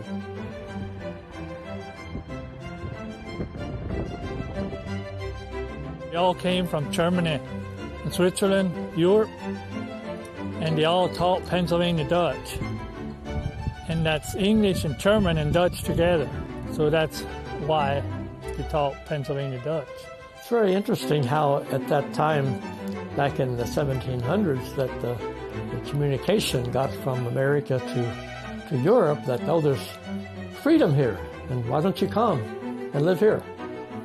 But many of them did, and records exist of boatloads of immigrants coming from Europe to America, arriving in Philadelphia, moving westward as land became available.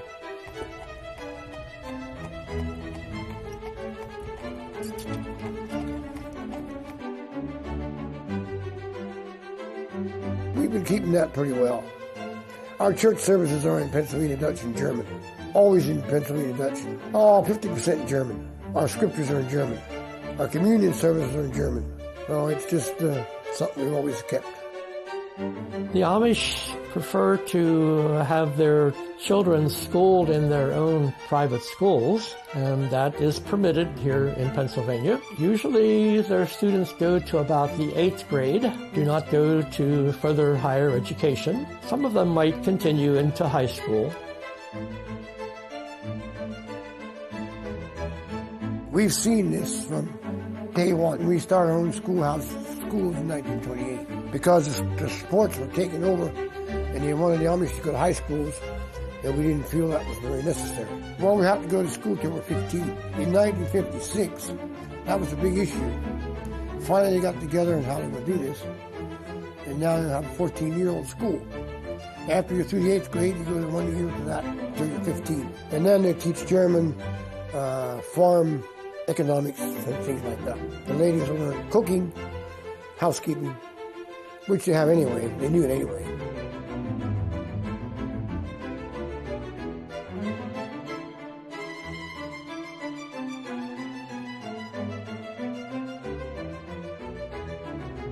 Nowadays, the ministry taught more English than High German. It makes it easier for everybody. But they still use a lot of German too.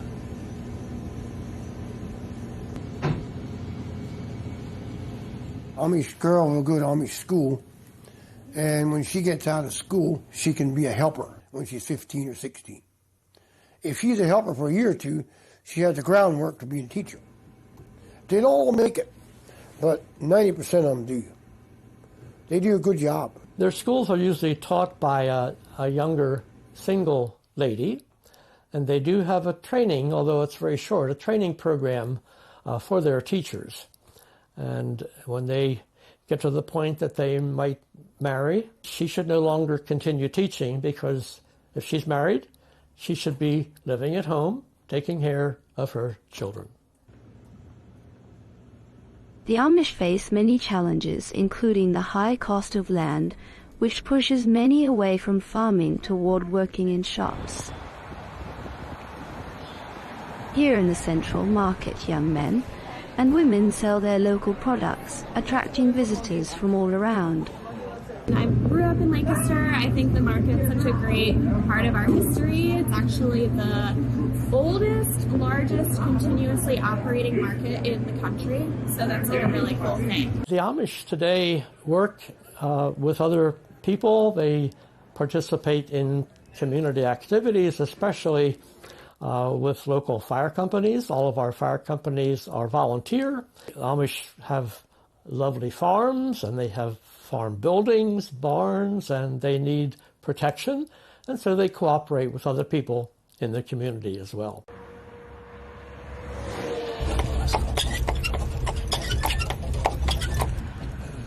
Here's a fire company. The Amish help a lot at the fire company. Some people confuse the Amish with the Mennonites, as both share European roots and have similar beliefs. They are essentially spiritual cousins. I'm not Amish, we're Mennonite. We're not quite as strict. We all have electricity and telephones, but we don't have cell phones and no computers. And we don't have the beards, and the dress is a little different. We all drive horse and buggy too. Now there's some Mennonites that drive cars. There's a lot of different groups of Mennonites. We always work together with the Mennonites. So if it goes to the worst, it comes to bat, sometimes those people will step up for us, which gives you a good feeling. We do a lot of comforts for MCC.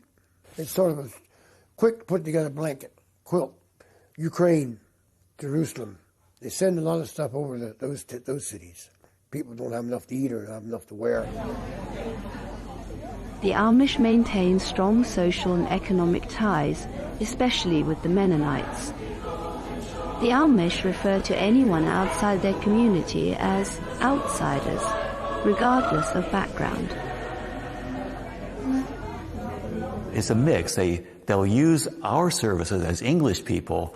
They will use our technology, our transportation when they need to, but they rely upon themselves mainly for their day-to-day living in their home life. Some of them actually have vehicles, but not for their own purpose. They use it for business purposes. I work for a hardscape company up in New Holland where the owner had 3 big diesel trucks. He had cell phones, he had office computer equipment and so forth, but he himself would have to be transported by a driver to get to the job locations to give the estimates and then to check up on the work.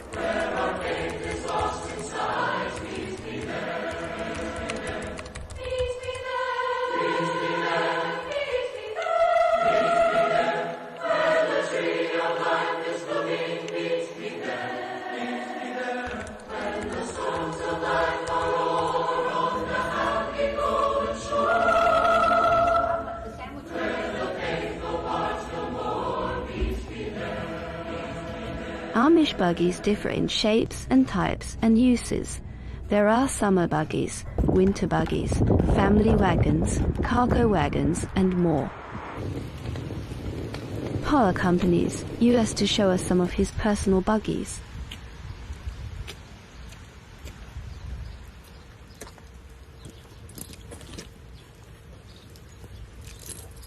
Hey, boy.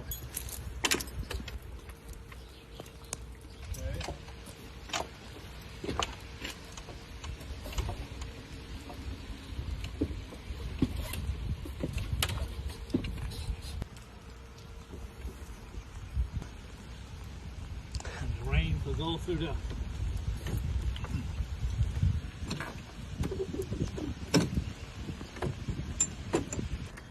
Here's the blinking lights. It's the headlights. This is actually my buggy here. I use this quite a bit in the summer.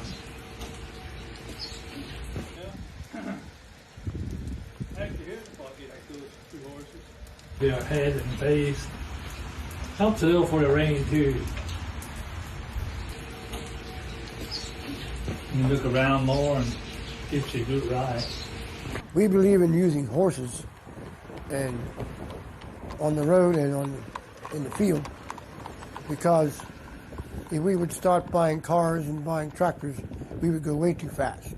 Our young folks, when they get 16, we get them a horse and a buggy, and that's the way they travel.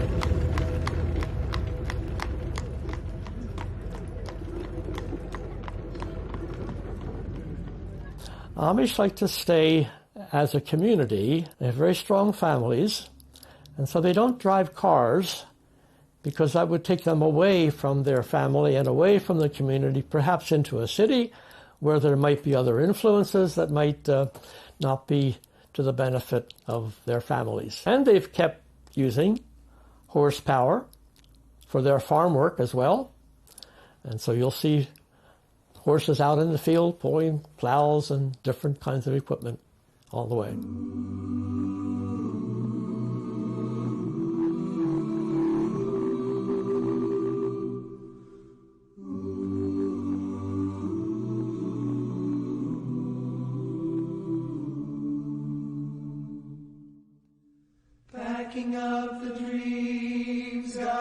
planted in the fertile soil of you.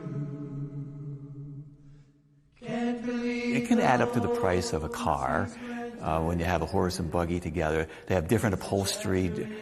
He said they can have seating, front row seat, you have a back row seat. So the single guys, he was just going to have a front row seat. He didn't need a back row because he wasn't married. But we'll keep you close as always. It won't even see you go. The buggies all have halogen bulbs now. In the last 20 years, they got much brighter. The headlights and the tail lights, so you can see them. The boys that ride scooter, I meet a bunch of them going to work, 5 or 6 of them going to work in the morning, and they have a light they put on their hat so they could see, and then they have a flashing light in the back for safety. Among the Amish, forgiveness and rejection of violence are core values, to the extent that they do not join the army. Even so, their punishment is harsh for those who break their rules. For example, if members violate Amish church guidelines and refuse to confess or leave the group, they face expulsion, which in their community is called shunning, as happened with the Miller family. They keep their horse feed in here.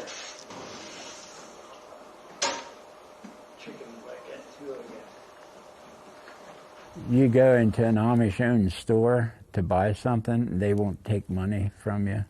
You have to lay it on the counter, and they'll pick it up. They won't take it out of your hands. They'll ride in a car with ex-Amish, but you're not allowed to drive. They can't. I have to drive because I was never baptized in the church like my parents were. So it gets a little touchy, I guess.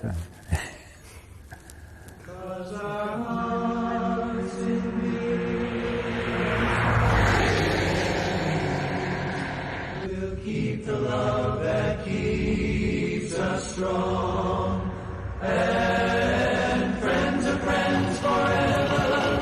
If the Lord's the Lord of them, and a friend will not say never, 'cause the welcome will not end. They have mud sales every year, and they could have $5 million coming in. They sell everything imaginable, household quilts and farm equipment, and they sell horses some places, and quilts could bring over $1,000 for quilts and auction them off. But because it's a fundraiser for the fire company, they don't mind paying twice as much as what you would maybe buy it at a store. You might get 5,000 people showing up at the sale. English and Amish, they go together, and Mennonites, and sell buggies and horses. And we got the Wilbur. Mud auctions, as they are called among the Amish, are one of the major traditional events in their culture. These auctions are held every spring with many community members and neighboring groups participating. They sell many items including handmade furniture, farm equipment, horse-drawn wagons, and local foods.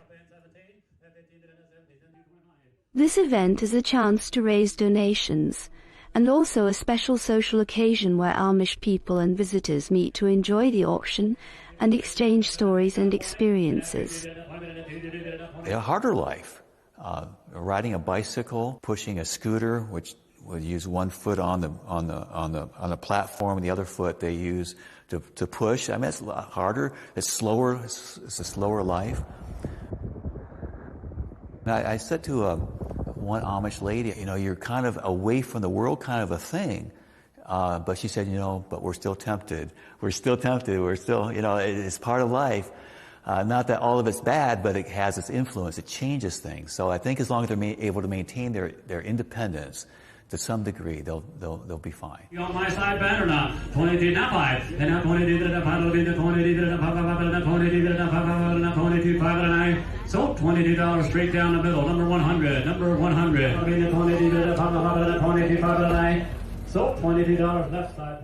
The Amish are a very important part of Lancaster County culture. They contribute in many ways to our history and our culture now today. We like having the Amish in Lancaster County. They are people that add to this area and make it unique. And if we lost the Amish, Lancaster County would be just like anywhere else. But in this case, from birth, the announcement was made that Jesus is a Savior, a deliverer. In fact, his very name means salvation, means Savior. They shall call his name Jesus, for he shall save his people from their sins. For many, this community misses out on much of life's pleasures. But as the Amish say, sometimes the simplest things in life are the best.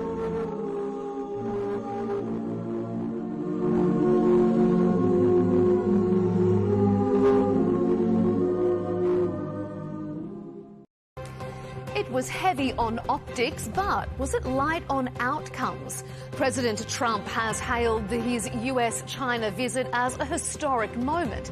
It certainly appears to have thawed diplomatic tensions.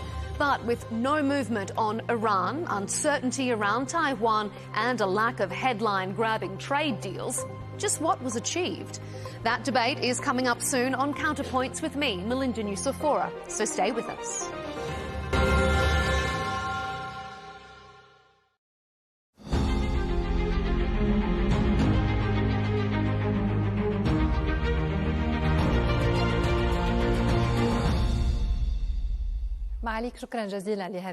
Your Excellency, thank you very much for this interview.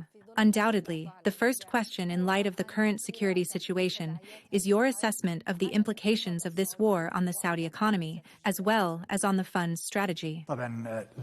Naturally, the impact of the war is not limited to the Saudi economy or the fund's strategy alone, but extends to the global economy as a whole. Oil prices have increased, shipping and insurance costs increased, food prices have increased, as a significant portion of chemical fertilizers passes through Saudi Arabia and other Gulf countries. In addition, helium gas is facing difficulties reaching Taiwan, leading to delays in semiconductor chip manufacturing or increased costs. As for the fund, our strategy is long-term rather than short-term. It spans the next 5 years and represents a continuation and evolution of previous strategies since the fund's establishment in 1971, through the transformation phases in 2015 and 2017, followed by the 2021 to 2025 strategy, and now the current strategy for the period from 2026 to 2030. We will return to the fund's new strategy or its next phase shortly. But specifically regarding the war, Your Excellency, were there any initial commitments to external deals that are now being reconsidered due to the impact of the war? Some deals and investments are being reviewed, whether due to the war or for reasons related to economic feasibility.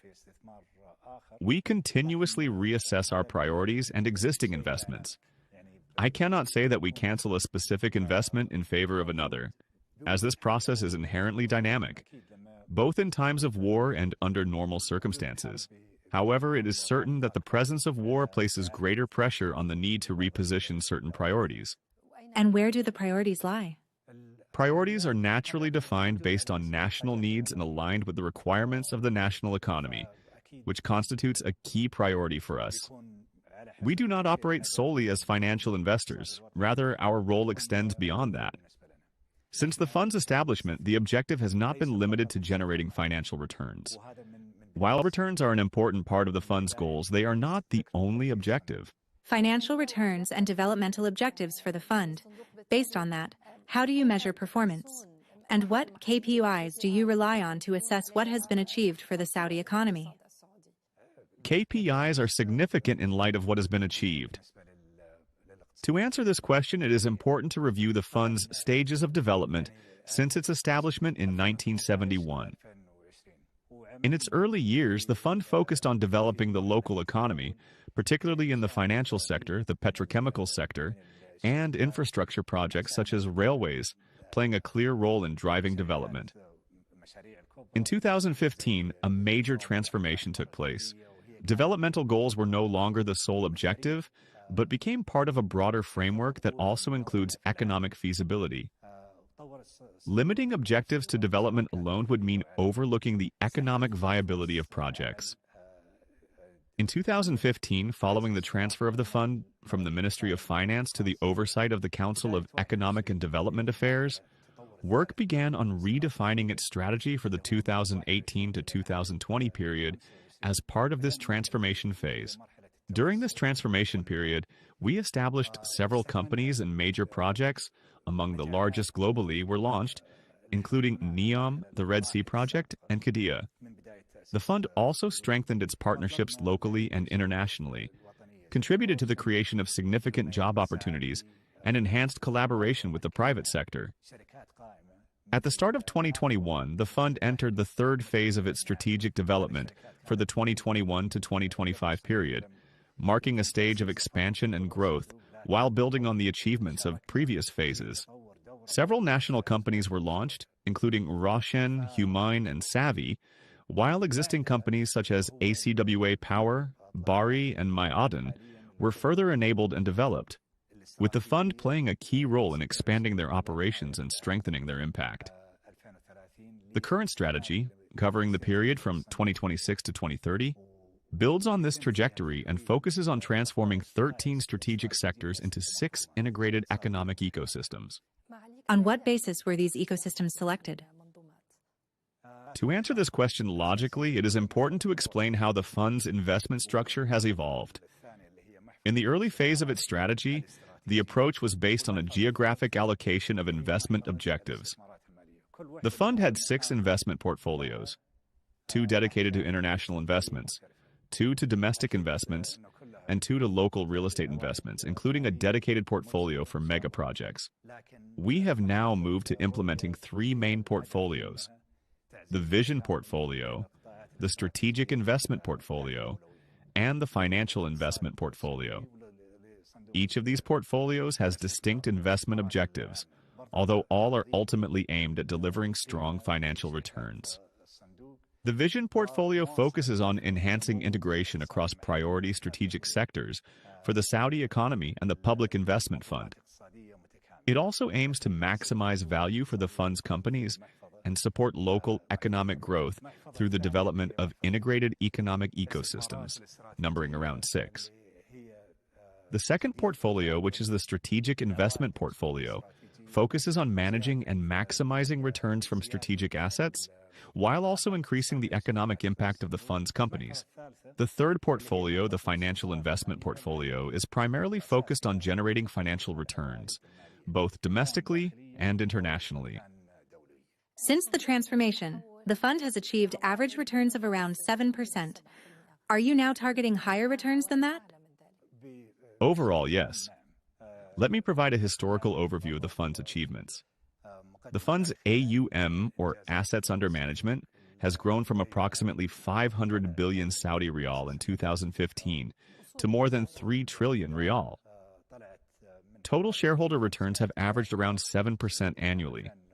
Approximately 750 billion Saudi riyals have been invested domestically, contributing an estimated 910 billion riyal to the GDP.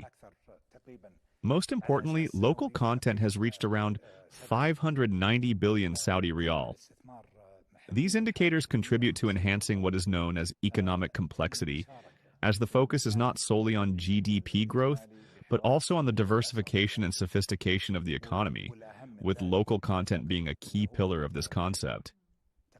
In addition, a number of global asset managers and investment funds have established regional headquarters within the kingdom. Also, from 2021 to 2025, foreign investments exceeding 75 billion riyals were brought into the Saudi market, with support from the fund. Is foreign investor appetite today affected by the war? Certainly, investor appetite is affected across the board, not just among foreign investors. Even European investors within Europe see shifts in sentiment, as do investors in Asia, whether in China, South Korea, Japan, or Indonesia. Everyone is impacted. That is because the war is not taking place in a remote region, but in one of the world's most critical areas for supplying essential commodities, including oil, gas, and their derivatives, as well as industrial fertilizers. As a result, it is only natural that the situation is having a clear impact. Your Excellency, does the new strategy include any changes in the scale of investments to be deployed domestically compared to other investments? In fact, this approach has been in place from the outset and is something we continue to build on. It has been reflected in the restructuring of investment portfolios into three main categories: the Vision portfolio, the Strategic Investments portfolio, and the Financial Investments portfolio. Our primary focus remains on the Saudi economy by strengthening local investments in a way that delivers strong financial and commercial returns. Is there a target ratio for the allocation of domestic investments? From the outset, we announced that approximately 80% of investments would be domestic, compared to 20% allocated to international investments. Historically, the fund's focus on domestic investment was around 98.5% before international investments increased to approximately 30%. However, this does not mean reducing the absolute value of investments. Amounts may continue to increase, even if the percentage declines, as assets under management is expected to grow in the coming years. Therefore, even with a lower percentage, the total value of investments can still rise. Your Excellency, over the past 5 or 6 years, we have seen some significant exits from the local market, particularly in the stock market, most notably the full exit from SABEC, as well as a reduction in your stake in STC. Could we see similar exits going forward? Certainly. This year? I can't say whether it's this or the next, but in general, our investments go through around 7 stages, starting with the initial investment concept, followed by preliminary and detailed feasibility studies, then execution of the deal or project, company establishment, performance monitoring, and finally the 7th and most important stage, the sale. These stages are structured this way because exit or sale is a fundamental part of the investment cycle. No investor holds a single investment indefinitely. For example, we saw that SABEC had reached a suitable stage for us to exit, and that its transition to Aramco would create greater synergies between the two.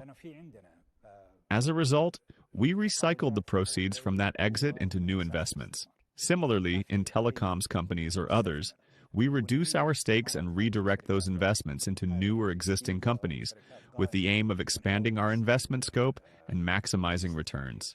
Your Excellency, even before the war, discussions in Saudi Arabia were centered around spending priorities, particularly with major upcoming events such as the World Cup and Expo. Where do spending priorities stand in the kingdom today? As mentioned, spending priorities fall under the Vision portfolio, which consists of 6 main sectors. The first ecosystem is travel, tourism, and entertainment. The second is urban development and urbanization, including projects such as Roshan, New Maraba, and Kaft. The third is advanced industries and innovation, including companies such as Lefra and Sear. The fourth sector is logistics services, including companies such as Maiden, Hadid, and Bari. The fifth is infrastructure for renewable and clean energy, as well as water. The sixth infrastructure is NEOM. If we return to the first sector, that's travel, tourism, and entertainment, we find that it includes a number of companies that have been integrated under one framework. For example, King Salman International Airport. With major events such as Expo and the World Cup approaching, passenger numbers are expected to rise significantly. Therefore, we must invest more in developing and expanding King Salman Airport to accommodate this demand. Similarly, Riyadh Air aims to increase the number of routes and connect Riyadh to destinations around the world. Investment in Expo and the construction of World Cup stadiums are also key priorities within this sector. It is also important to note that priorities have evolved alongside the strategy. During the 2021 to 2025 period, artificial intelligence was not as prominent as it is today. As a result, some priorities have been reshuffled and investment objectives repositioned, with greater focus on AI infrastructure and investments in AI companies, both domestically, such as Humane, and internationally across regions including the United States, Europe, and Asia. Accordingly, the repositioning of investments remains an ongoing process, driven by emerging global priorities. So, artificial intelligence is a priority today. Could defense also be a priority? Defense is certainly one of our key priorities. It has been important in the past, but it carries even greater significance today. We have SAMI, a company specialized in defense industries. It falls under the third sector, which is advanced industries and innovation. This ecosystem also includes companies such as Humain, Tazaru, Sear, Sami, and Lefera in the healthcare sector. Your Excellency, we have heard a lot about the reassessment of some major projects, or even the cancellation of some. Are these reports accurate? This reinforces what we consistently emphasize. We continuously review our priorities. We rely on top-down approach and a bottom-up approach. The top-down approach is driven by the Public Investment Funds Board, where strategic directions and priorities are defined. The bottom-up approach, on the other hand, originates from the companies and projects themselves, with recommendations based on operational and investment realities. Accordingly, guidance is provided to our portfolio companies, and projects are reassessed in terms of their financing structure, whether they are fully funded through equity, through debt and loans, or by bringing in partners through joint ventures. As a result, there is always an ongoing review of how investments are directed. While the overall scale of a project may not necessarily decrease, but the level of capital investment from our side may be reduced. For example, NEOM specifically.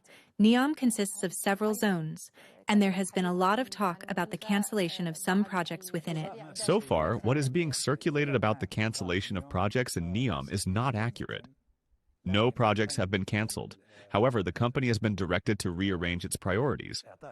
There is a common perception that the line represents NEOM in its entirety, whereas in reality it is just one of the projects under NEOM. Is it necessary for the line to be completed by 2030? I don't think so. It's good to have, but it's not a must-have. The must-have is the industrial zone Oxagon, which includes a port for commercial shipping and trade, multiple data centers, and hosts a number of local and foreign investors. Based on our strategy and the ecosystems we operate within, Oxagon is currently the most suitable focus for investment, while some other projects within NEOM may be deferred. As for deferrals, these are managed through directives given to our companies, including NEOM, within the framework of an integrated ecosystem under the Vision portfolio. The company itself evaluates these directives after receiving guidance from its board and the funds board, and we then await the company's plan on how to achieve all or part of the objectives in the most financially efficient way possible. Historically, most of the fund's projects, especially in mega projects, infrastructure, and real estate, were fully funded through equity from the fund. But is this the optimal approach? Certainly not. This aligns with our current strategy, which aims to achieve the same objectives or a significant portion of them with less capital. As an economic catalyst, we initially assumed the early-stage risks by developing the infrastructure. Once that phase is completed, it becomes much easier for the private sector, both locally and internationally, to step in and invest. For example, it would be extremely difficult for any private investor to initiate a project on the scale of NEOM or the Red Sea projects, given that their scope is comparable to entire countries, and in some cases even larger than certain European or Middle Eastern nations for a single company. Therefore, it is impossible for any private sector investor, whether local or international, to initiate. However, we initiated by putting infrastructure in place. And now, the Red Sea, most people, whether local or international, saw on the ground what offerings are in place, improved investor understanding, and consequently, increased interest. Today, we are seeing growing demand from both local and international investors to participate in these projects. I recently met with one of the largest American investment management firms, and they said, "We understand infrastructure, and we like it and want to invest in it." We have also observed that investors tend to invest in sectors they understand. As a concept, the Red Sea, or Roshan, are unprecedented in the entire world. As these projects evolve and become more concrete, investment decisions become much easier for them to make. Your Excellency, let us move to the final topic in this interview, one that concerns a wide segment of viewers and has recently sparked debate, the sports sector. Specifically, the fund's investments in major football clubs, where questions have been raised about a lack of parity and fairness in spending among these clubs. How do you respond to that? I don't think this is true. When comparing clubs within the kingdom to their counterparts in Europe, we see that systems such as financial fair play are implemented there. In Saudi Arabia, we aim to adopt similar frameworks once we reach a comparable level, in coordination with the relevant regulatory bodies, such as the Ministry of Sport and the Football Federation. In general, club revenues are derived from ticket sales, broadcasting rights, merchandise, and sponsorships. In Saudi Arabia, this is further supplemented by support from board members, as well as contributions from fans, which often come in the form of donations or financial backing. Naturally, clubs differ in the scale of these resources. Some receive greater support from their fan base or board members than others, which directly impacts their spending capacity. As for the fund, it invests in club companies at relatively similar levels. However, we cannot control donations or external contributions that fall outside its investment framework, whether from honorary members or fans. However, the primary objective for these clubs remains their privatization and eventual sale. Are there serious negotiations underway in this regard? Yes, there are ongoing negotiations, and we expect, God willing, to announce within the next 2 days the sale of our stake in one of the clubs. Can we know the name of the club? You will find out within the next 2 days, God willing. And are there other deals that could be completed this year? As mentioned earlier, our investments go through several stages, with the 7th being exit or divestment. We entered the club sector with the objective of improving governance, which was previously quite weak but has now significantly improved. We have also worked on enhancing financial sustainability and increasing club revenues, particularly on match days, where revenues have risen by approximately 120%, more than double. We are gradually moving toward the privatization of these clubs. While we may retain certain stakes, we will not remain the majority owner. Your Excellency Governor Yasser Al-Rumayyan, thank you very much for this interview. Thank you.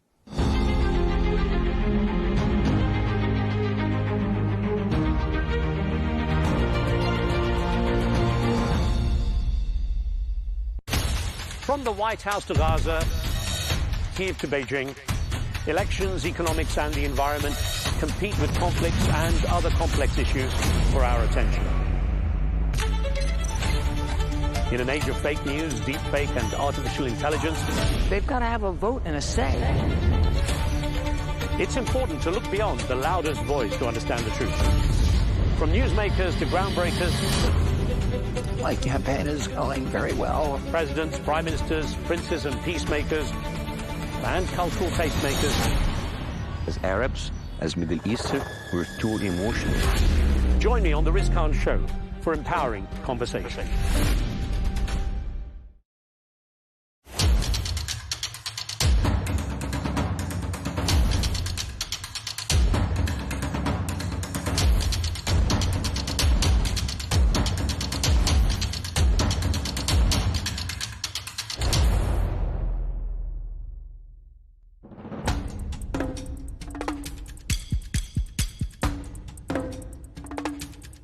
Here lies the homeland of the Khasi tribe, the largest remaining matrilineal society in the world. Its population is estimated at nearly 1 million people in India.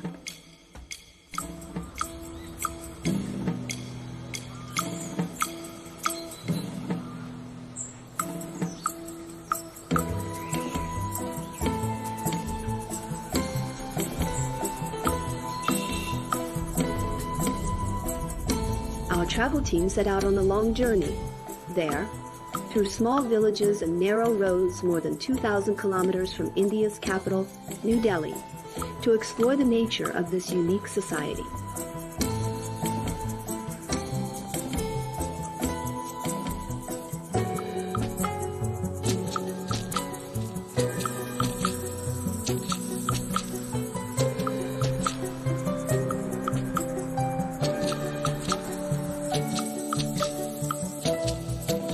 We've arrived at Molinong village, or as its people call it, God's own garden.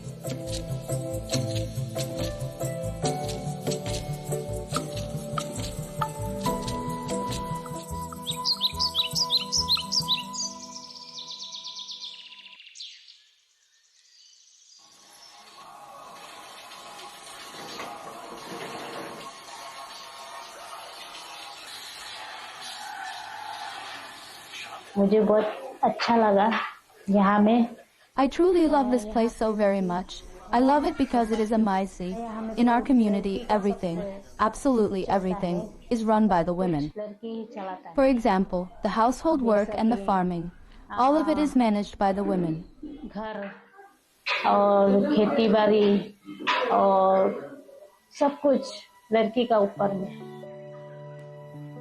We met Selsalaitha, who told us more about being the youngest daughter in a family belonging to the matrilineal Khasi community. Being in a matrilineal society is a privilege for us women. It gives us inspiration to do more and to contribute more to society. Us girls, we inherited the property of our parents and the business that our parents work also, like the business that they are currently working also, like we get that. Being the youngest daughter or being the only girl, here we get the privilege of getting all the property of the parents. So eventually you're gonna be rich because you inherit the lands, gold and everything. So yeah, maybe finding a good husband also.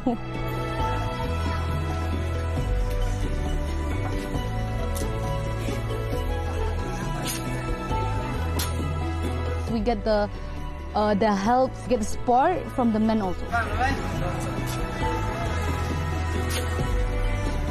Even the surname also to our mother, like to the woman, not like other place in India.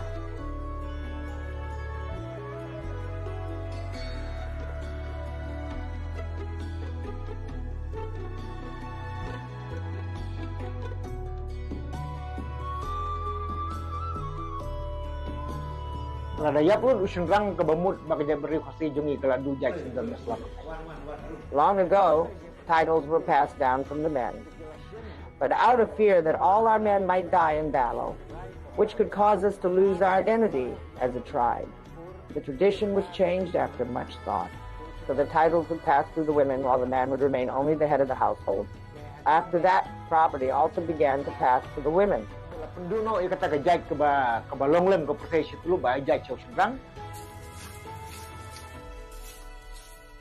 The title goes to the mother. We don't come up so much. And other people know those who have the title to the father, they become rich.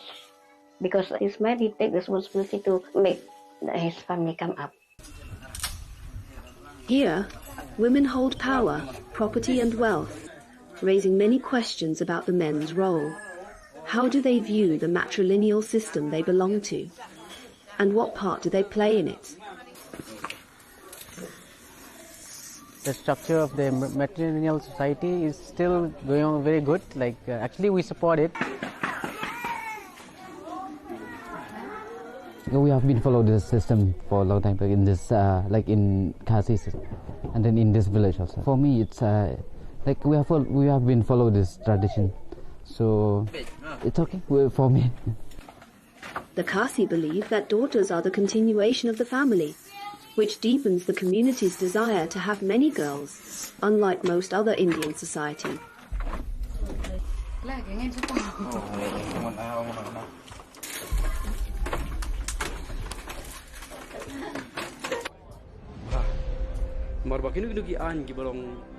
Zam, like Cites Tabor, challenge female dominance. He runs an organization calling for the return of men's traditional roles.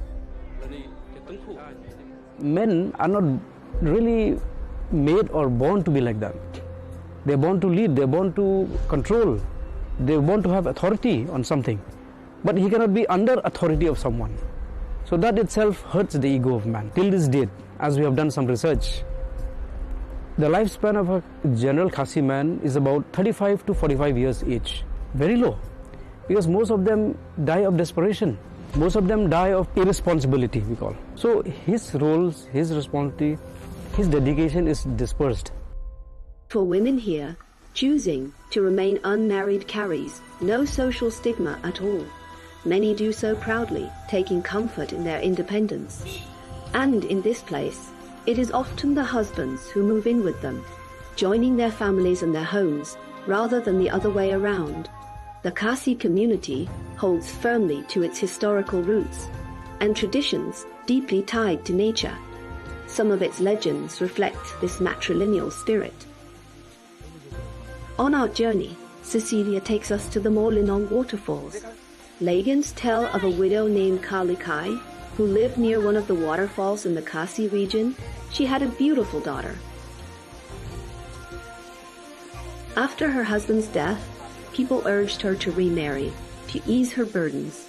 She did, to a selfish, cruel man. One day, while Kalikai was away from home, the husband killed her daughter and cooked part of her body. When Kalikai returned home and discovered the horrific crime, she collapsed in grief and ran to the edge of the cliff, leaping into the unknown. Her story became a symbol of women's independence in Khasi culture and their refusal to depend on men. There are many Khasi legends like it, yet they do not conflict with Christianity, which most of them follow today.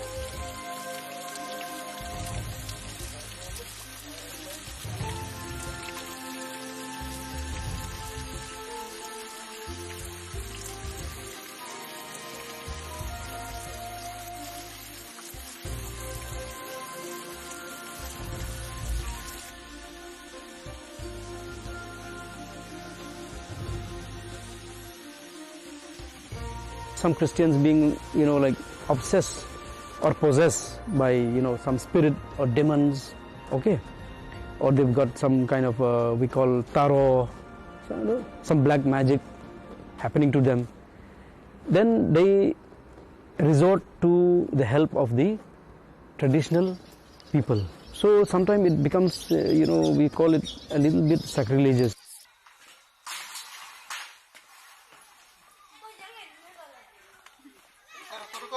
Now it's less that Christian will participate in all Khasi traditional rituals, very less now.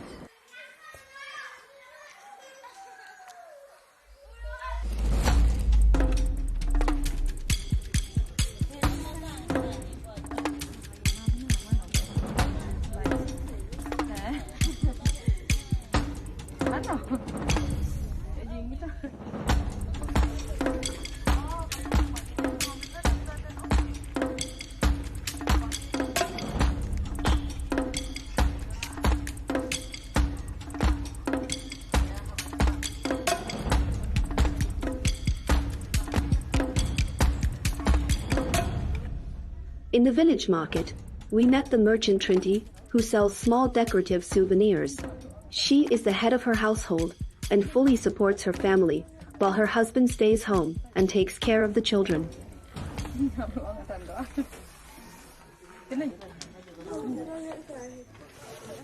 Khasi society, women is the head of the house. Yes, actually I am very proud to be in Khasi matrilineal society. Because in our Khasi society, we have responsible, even we women also, we have responsible to take care of our household. Anything we can arrange or we can manage all things.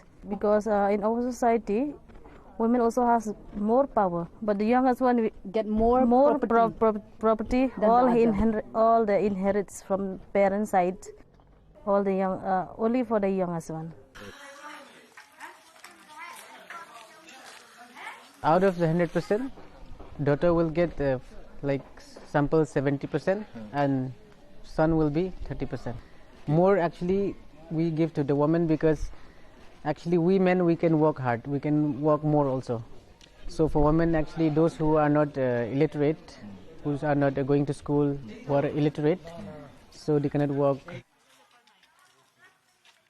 My wife, she's not totally Khasi. Her father is Assamese and her mother is Khasi. Actually, my wife, she take her mother's surname. She don't take her father's surname. Though he's a non-Khasi also, but still she taken the mother's surname.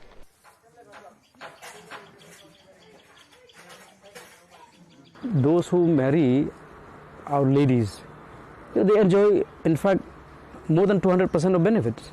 Property goes to the ladies, so whoever marry our ladies get the property. And the business they do in their wife's name. This trend is going through a dangerous phase, that I'm saying.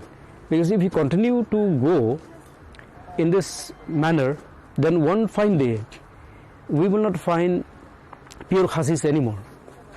Due to mixed marriage, Khasi blood will be diluted. The social independence women enjoy here, this doesn't mean Khasi women have unlimited privileges or total freedom. Parents still worry when their daughters travel or move away.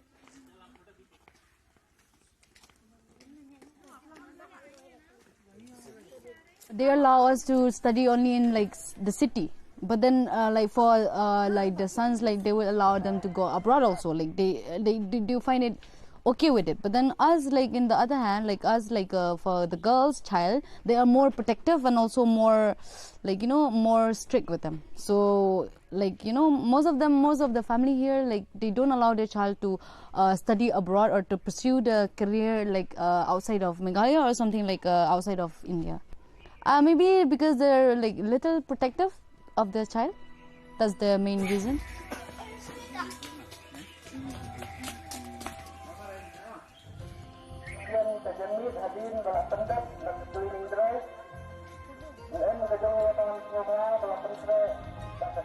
Poverty also plays a major role in limiting choices and lifestyles, hindering higher education for many girls and boys alike.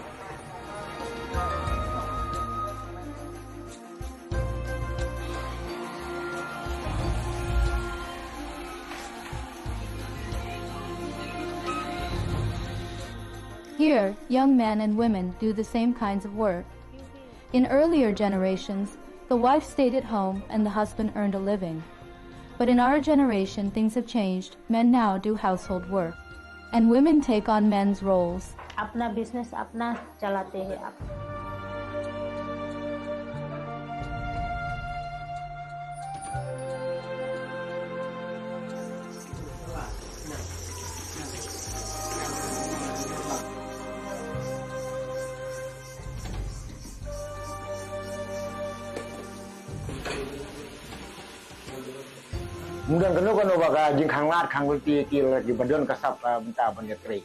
In our culture, women can take part in any job they want.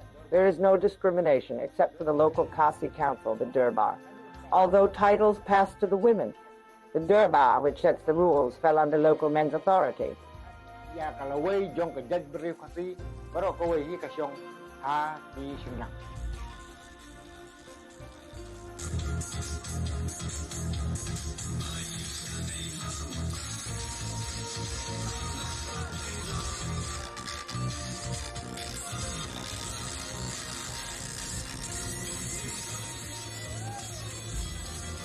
The Khasi community is deeply interconnected. Men and women participate together in all village activities, local celebrations, communal cooking, and sports that last from early morning until nightfall.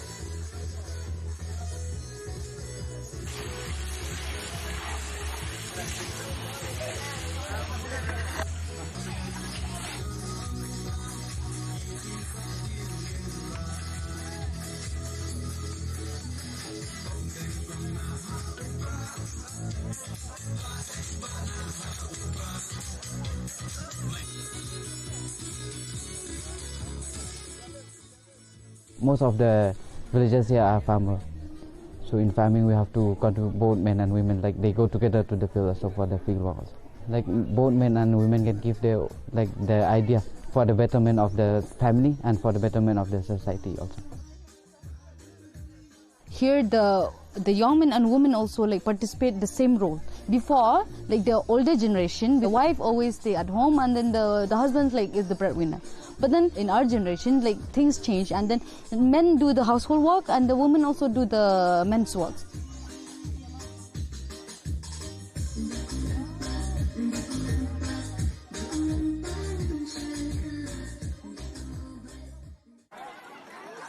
Everyone contributes and everyone shares the meal.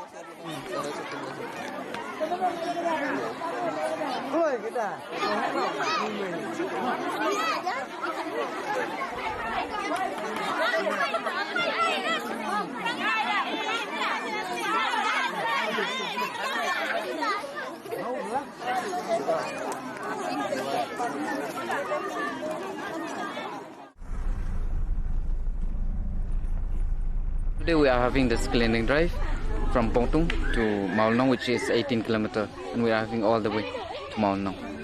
And we are doing this each and every year. This is the 6th time we are doing this cleaning drive. In 23, several local and international magazines named this village the cleanest in Asia, earning it national fame.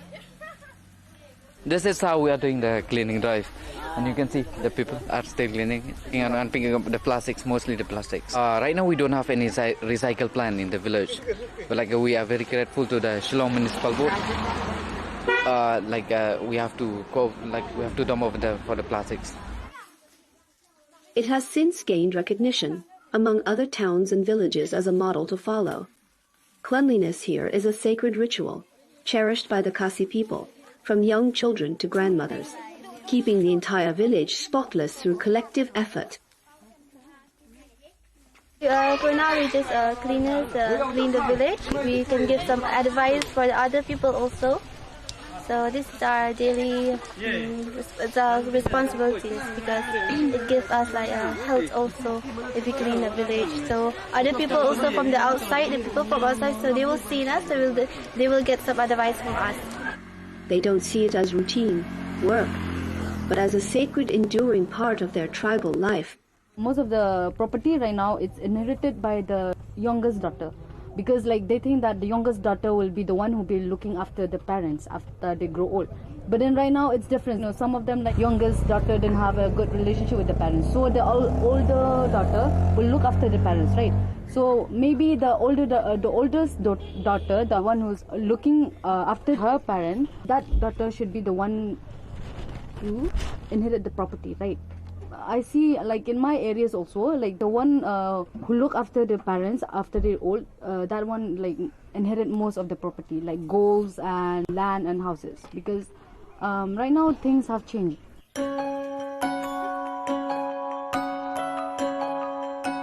The art of weaving, living plant roots into bridges, is unique to the Khasi tribe. It was created to span rivers. The entire community works together to design, manage, and maintain each bridge. A process that takes more than a decade, shared across generations. The young people caring for these bridges today will walk across them in the future.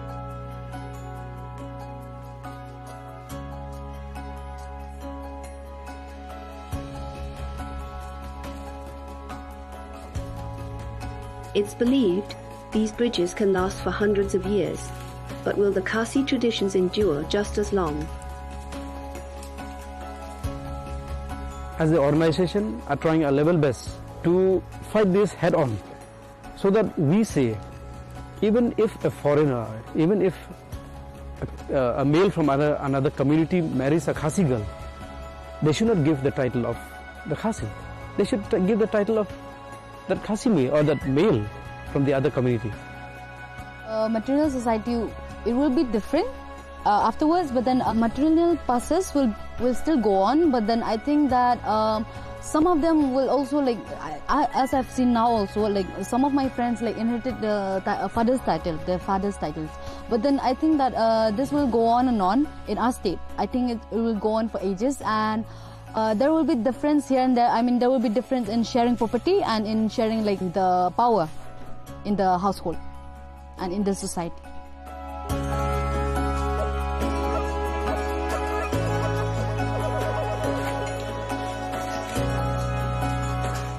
Something we have to adjust with the modern society. A little bit we have to adjust. I think this system will go on.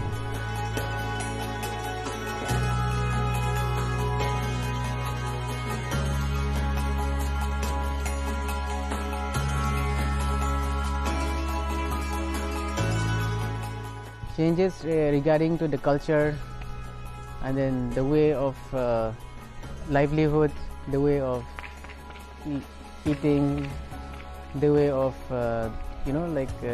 literacy. Actually, it's almost totally changed compared to the old ages, long time ago.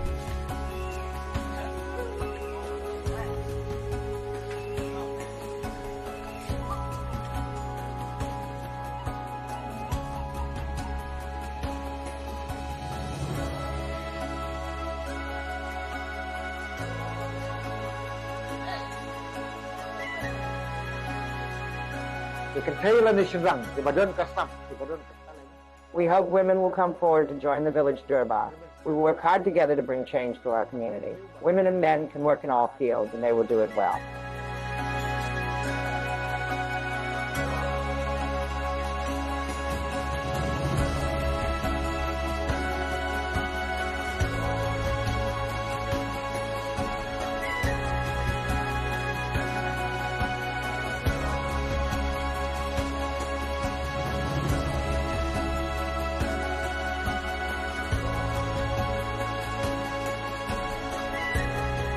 Everything will be changed because of these technologies also. No? Everything will be changed. But in our heritage, it will be the same, remain the same. I think this society will stay forever. It will not change because every community, they has their own culture. It stays forever.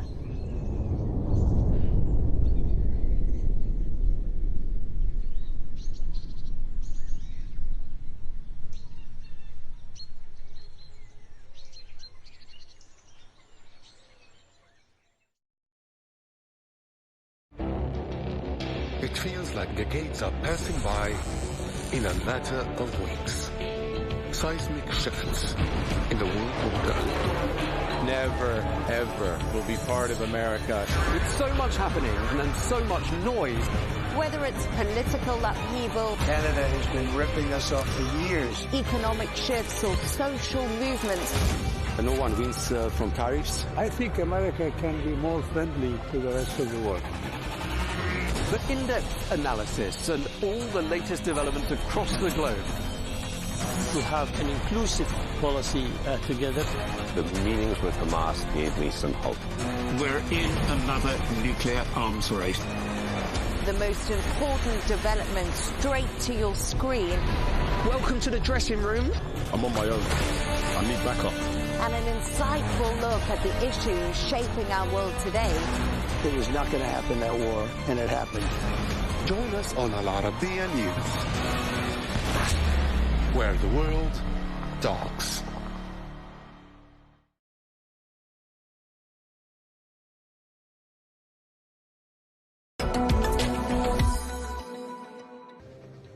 Hello and welcome to this special edition of The Real Deal here on Arabiya English. Now, as Saudi Arabia pushes ahead with Vision 2030 and its goal to attract 150 million visitors per year, places like this at Qiddiya City have a major part to play by reshaping the kingdom's tourism and entertainment landscape.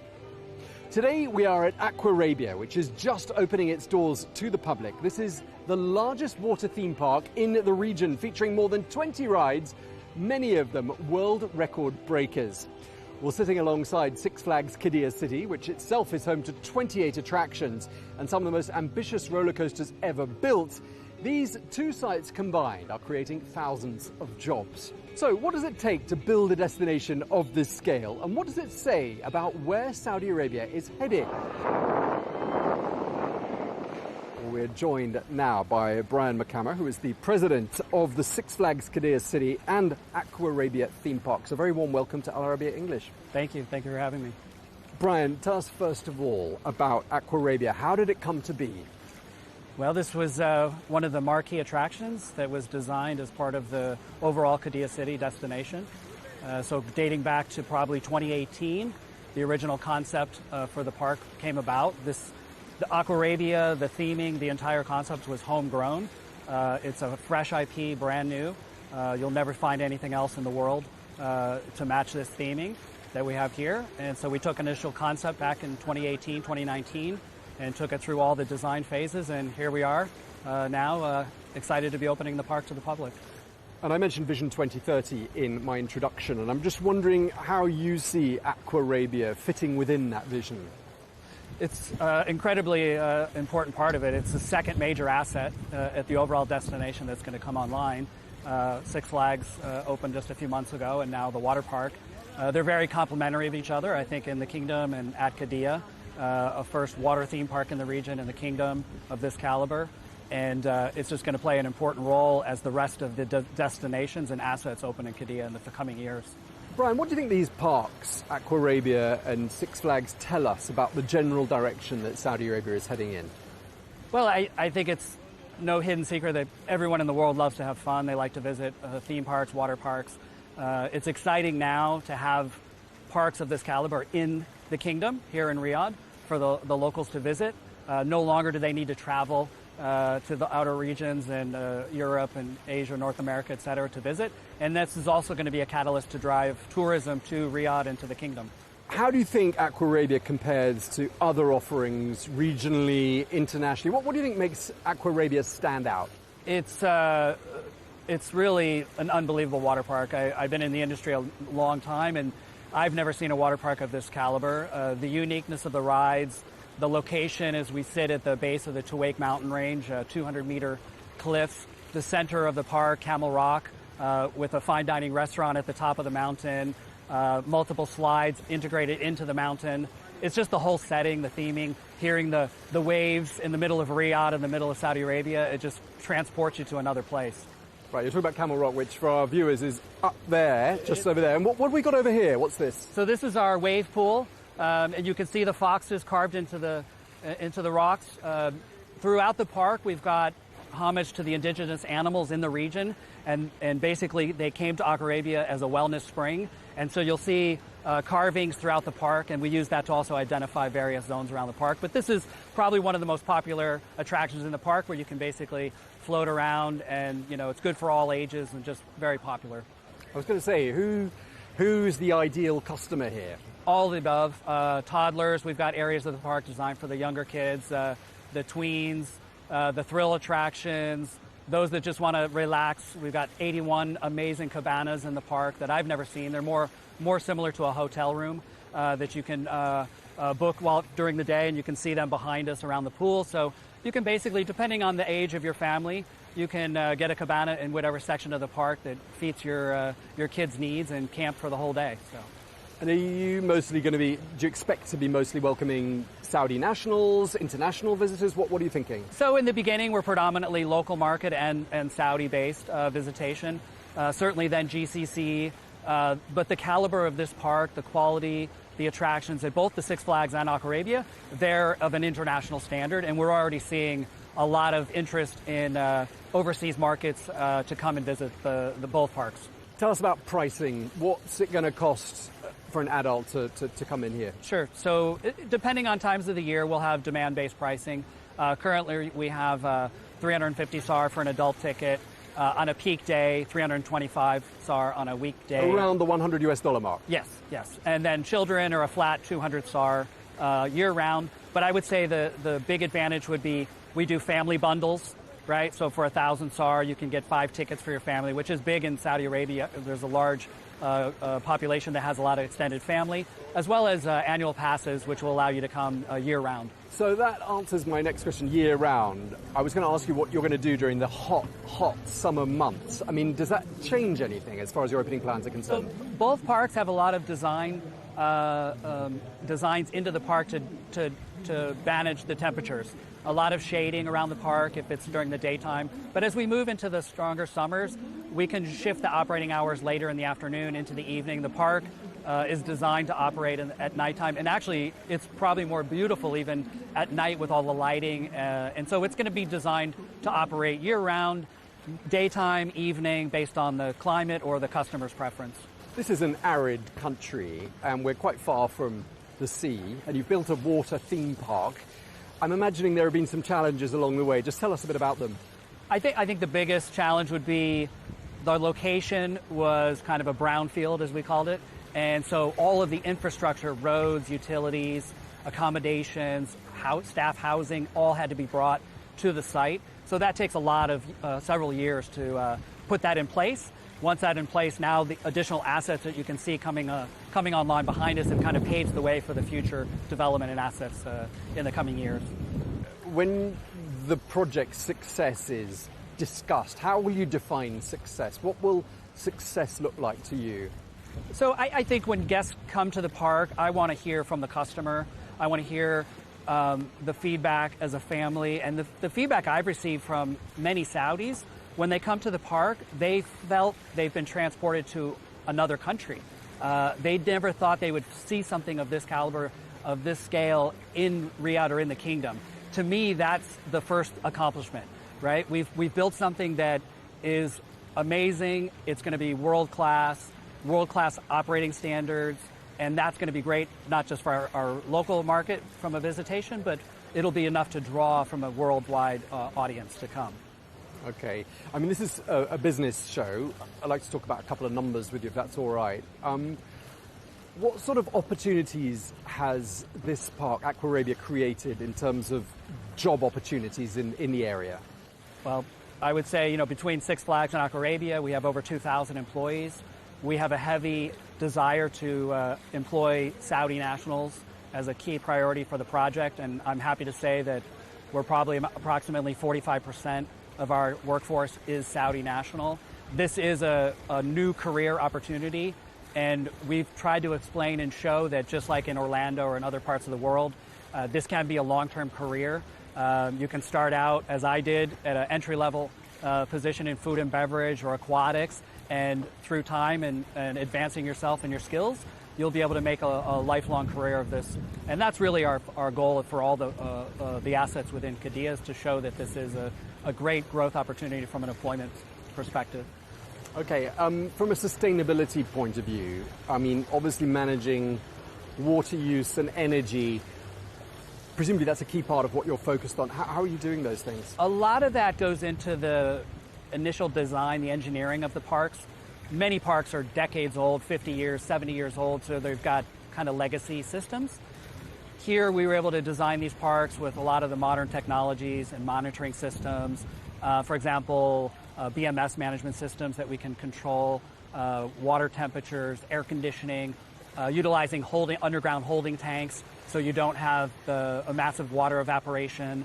So there's all of those planning that went into place in the initial design of the park. Yeah, I mean, you'd have thought evaporation would be a really big issue with the sorts of temperatures that can be reached. I mean, is that going to be a major challenge? It's something that you can't avoid. However, I think we've put the best mitigation plans as possible, into the initial design of the park. We talked about how there are a lot of standout rides, standout elements to Aquarabia. How are you going to make sure that you maintain those standout elements and stay ahead? As any park, when we open, every attraction is new to the park, to the visitors, and we take surveys, and we want to hear from our customers on a daily, weekly, ongoing basis. And we will, as we move into, say, year 2 or year 3 of operation, understand where we may have missed on the design. Do we need more attractions for thrill seekers or the toddlers or family attractions? And then that's what evolves into our planning, our capital investment, our capital projects on what we want to add or enhance in the park. Sometimes it's rides, sometimes it's things like toilets, prayer rooms, restaurants, retail. So that's something that we monitor ongoing as the park evolves. All right, always looking to improve and evolve. A couple of partnerships. You've got a partnership, I gather, with Saudia. I mean, how important are partnerships in driving perhaps the international visitor numbers? I think people like to have brand association. I think what I was very impressed with Qiddiya and the entire Vision 2030 is the collaboration and the willingness for corporations and companies within the kingdom in Riyadh to partner with us and support us. It's more of a collaboration. It's really a partnership. It's not a sponsorship term. It's a partnership, and it's been great to have some of the larger companies and organizations in the kingdom to come on board and partner with us. Okay, and just lastly, obviously you're new and lots of elements about it are going to be the novelty factor of Aquarabia. How are you going to keep the visitors coming back? Well, we have the luxury of, we're the first 2 assets with Six Flags and Aquarabia. However, our Sir Nick Faldo golf course will be opening later this year. We have hotels coming online next year. Every 6 months, 9 months, year, there's going to be a new amazing asset opening at Qiddiya City, and that will, in my opinion, keep us, on a upward trajectory for the coming years, if not decades. Well, it is just the beginning. It sounds like it's going to keep getting better and better. That's all we have time for. Many thanks indeed, Brian Markham, the president of Six Flags Qiddiya City and Aquarabia Water Theme Park. Thank you very much for your time. Thank you. And thank you very much indeed to you for watching this special edition of The Real Deal on Al Arabiya English. Do stay tuned.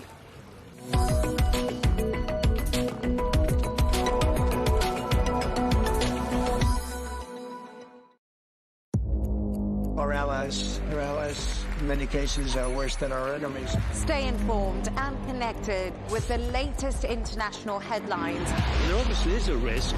From breaking news to in-depth analysis, it would appear that this war is coming to an end. Who buys this stuff? Investors, pension funds. We deliver the most important developments straight to your screen. Iran always wanted to deal with militia. Join us for compelling, expert-driven conversations. A curfew order has been established. And an insightful look at the issues shaping our world today. There are lots of proposals about European architecture for security. I'm Leigh Ann Gerrans, and this is W News. We dealt with this when I was Chief of Staff in the first term. Where you don't just hear the headlines, you get the full story.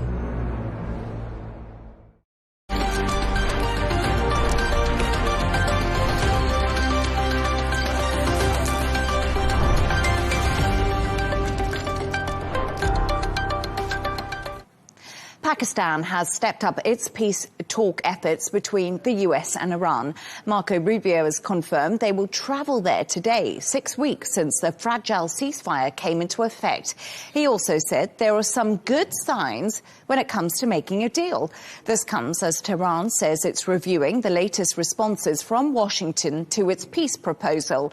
To discuss this and all of today's stories, I'm joined by Alex Malouf, founder of Riyadh-based comms consultancy firm Narrative Shapers, and Shane McGinley, news editor at Arabian Gulf Business Insight. Alex and Shane, great to have you on the show with me this Thursday. Thank you for joining me. Shane, let's start with you because, as we said in the intro there, Pakistan really seems to be stepping up this diplomatic effort. But how likely is a breakthrough at this stage? Because I'm sure Alex, myself and you, we feel like we've got negotiation fatigue. We've been here before. Yeah, well, I normally look to like the oil price and the stock markets to get some sort of clarity on what the general consensus is of what people think are happening. And to be honest, when we first had our meeting earlier today, oil was up. Now it's gone back down again. And the words that analysts are using are whipsaw, and volatile. So that kind of shows you how it's difficult to get some sort of transparency on what is actually happening. But I think if we break it down, there's four main things that have happened. Sorry? Oh, no, don't worry, Shane. Please do carry on. Oh, sorry. So there's four main things, as I was saying, that have impacted the oil price. So it went up earlier on the basis of two things. One, the Iran's supreme leader had put out a directive saying that the country's uranium was going to stay in the country and it wasn't going to be sent abroad. And of course, Donald Trump had said that, we want the uranium. So that was obviously showing that we should be pessimistic of an impending deal. And then the second big issue is obviously the Strait of Hormuz, and it came officially, I was talking about this a couple of weeks ago, but yesterday they launched the Persian Gulf Strait Authority, which is looking to control ships going in and out of the strait. And it's rumored that, they're going to have a toll and charge sort of millions of dollars for tankers to go through. And then Marco Rubio came out and said that this can happen. He said it was unacceptable. So again, that was why the oil price went up, because people were then, okay, there's going to be no deal. But then as we were coming on air, the oil price has gone down again because there's rumored that there is going to be a deal on the table. So it's kind of all over the place. But the one sort of slight good thing that point that you can see in the last 24 hours is that there was reports came out of a call between the Israeli Prime Minister Benjamin Netanyahu and Donald Trump, and it was apparently quite extremely heated conversation. And according to multiple reports, some in Israel itself, it was saying that Netanyahu didn't really see any negotiations coming to a resolution, so he was advocating going back to military strikes, and apparently Trump wanted to stick with the diplomacy. So in terms of oil, we don't really have a clue. It's up and down, but I think the latest oil predictions are going down because there's hopes that there is a deal on the table. So I'm going to take the latest sort of direction, which is to be positive. But like I said, it's been up and down all day, so it's really hard to judge. Yes, and we often look at the markets and they've been reacting to the headlines that come out because Marco Rubio spoke earlier, Shane did say, let's see if we can get a deal with Iran. There are some good signs, and then we see oil and the markets react to any positivity of a possible framework coming into place. But we've been here before. I know that Shane is optimistic, but I'm not sure how much other optimism is floating around there. But Alex, there's also been these reports around that have been quite interesting. Iran has restarted some of its drone production, according to these reports. Is this a surprise at all? It was CNN who reported on this first, followed by Arabiya. I would not be surprised at all. Even though the 6-week bombing campaign, the headlines were, we've destroyed the infrastructure, we've destroyed industry, we've destroyed the weapons complexes. But clearly, Iran is more resilient than both the US and Israel thought it would be in terms of its capabilities when it comes to IRGC, to its army, navy, but also as well to its weapons. The Shahad drones are the most well-known of Iran's weapons. Obviously, they're different from the ballistic missiles, but in terms of the fear factor, they are incredibly powerful psychologically. You have that buzz of the drones passing above you. And also as well, they're incredibly easy and incredibly cheap to make. They're only $35,000 per drone, effectively, the cost of a car today. And, in terms of essentially the cost ratio to shoot one down using a Patriot missile is going to cost you $4 million. So when it comes to, again, economic warfare, what is going to basically outlast the other? Iran has its finger on the drones, and Iran in many ways has led on this. We've seen the drones used in other conflicts as well. So again, they know where they need to focus in terms of the military resilience. They've come out and said, we need a deal on our terms, otherwise we are ready. Essentially, if we are going to be attacked again. And we've also seen as well their ability to essentially export drone technology to other places. There are reports that some of the drone attacks on the Gulf were emanating from Iraq. We've seen this before in terms of drones being fired from Yemen as well. So it's incredibly cheap, effective, and as we're seeing now, very easy to make, and it's very hard to shut down drone production. And Iran has also said if the US and Israel resume strikes against Iran, they will expand this war. And that's something that is another fear factor that has been in play here when it comes to the neighboring countries. And it's once again these maximalist positions we're seeing from the US and Iran when they are coming to the negotiating table. So both sides are ramping up the rhetoric, and this is putting a lot of concern. And Shane, I don't know what you think, but this might be a reason why people are so desperate for an off-ramp right now due to a miscalculation.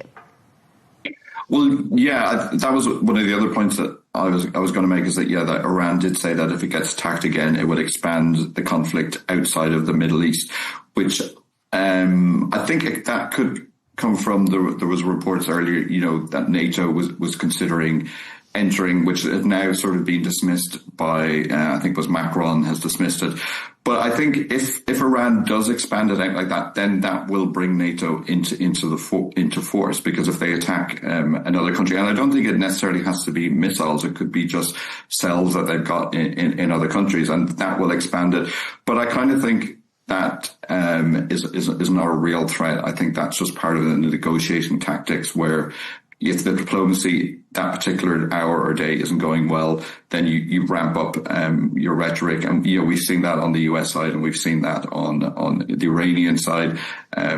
So I don't take that fear too seriously, and I hope I don't regret those words. And we talk about diplomacy. Alex, do you think that it really has a chance right now? I think all sides want to find their way toward a deal. As President Trump keeps saying, it's the art of the deal. Each side has played from their maximalist position, and they are trying to find their way towards a place where both seem to be winning, because again, it's also the psychological impact of this. Neither side wants to lose face. But I think beyond that, there are pressures from the allies of each side. As we saw, for example, with China-US talks, Iran was one of the key discussion points.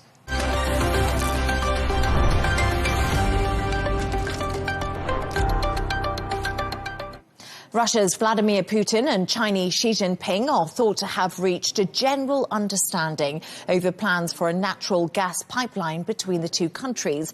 The two leaders have signed over 20 agreements on trade and tech in Beijing and will discuss ongoing geopolitical tensions.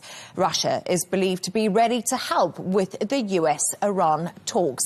To discuss this and all of today's stories, I'm joined in the studio by journalist Lily Moffat and Dr. Ellie Hindi, professor and international relations expert, joins us from Dubai. Dr. Ellie and Lily, great to have you on the show with me. Thank you. Always a pleasure.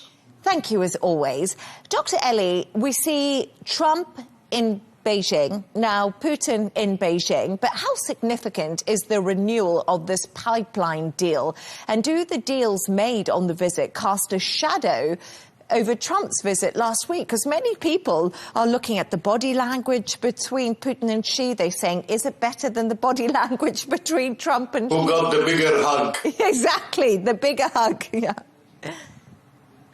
Well, I mean, the two major powers in the world have had a strategic alliance, if we may say.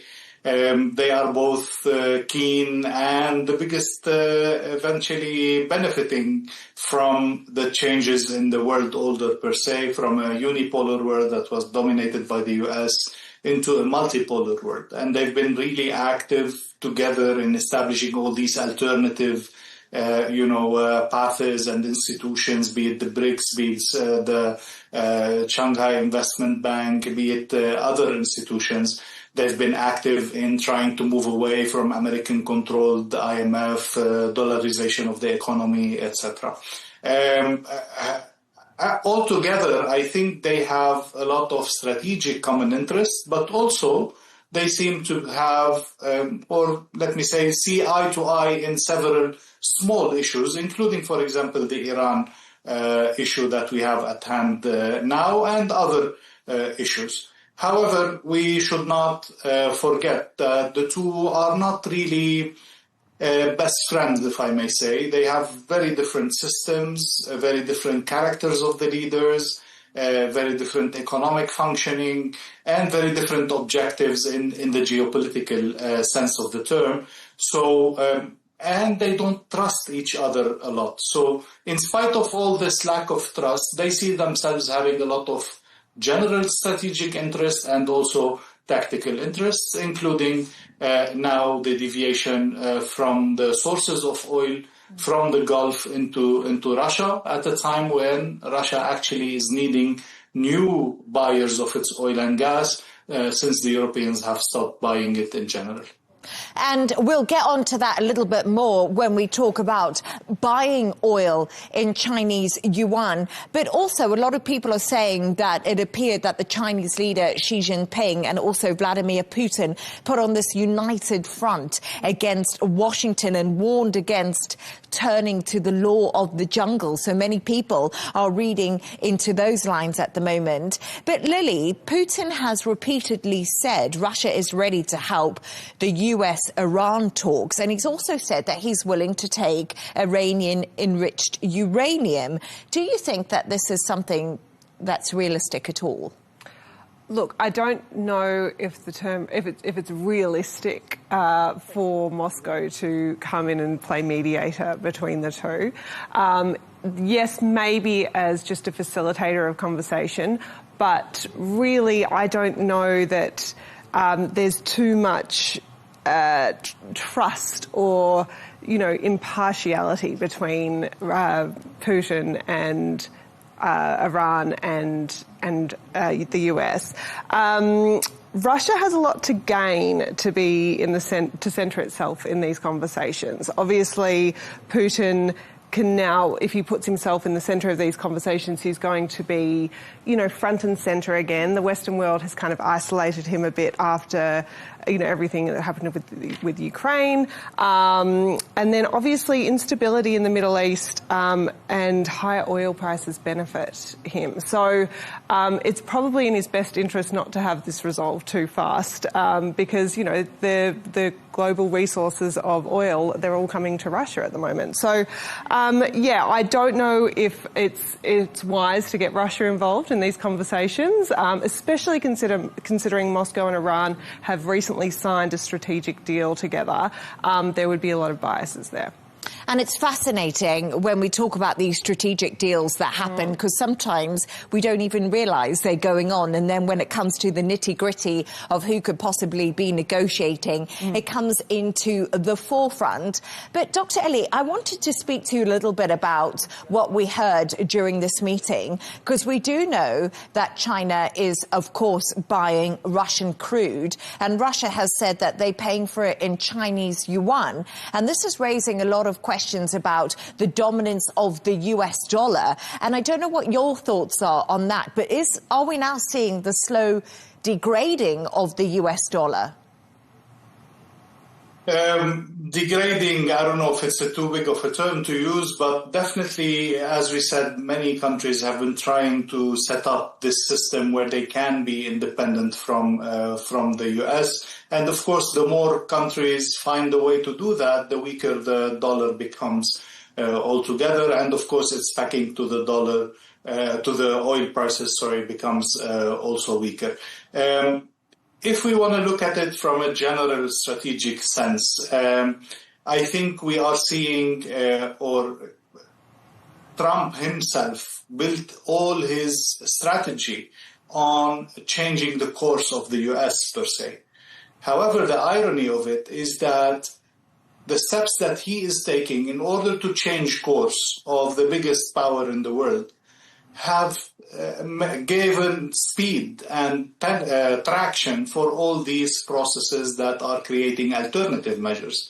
Him stepping away from his allies, the Europeans, him creating a lot of problems, him giving more space for Putin and China to move ahead in this direction is definitely bringing the wishful thinking of going into a multipolar world becoming faster and faster. This is a very key thing, or a very key sign, if we may say, that two of the major powers are now dealing between each other in a currency that is not the dollar.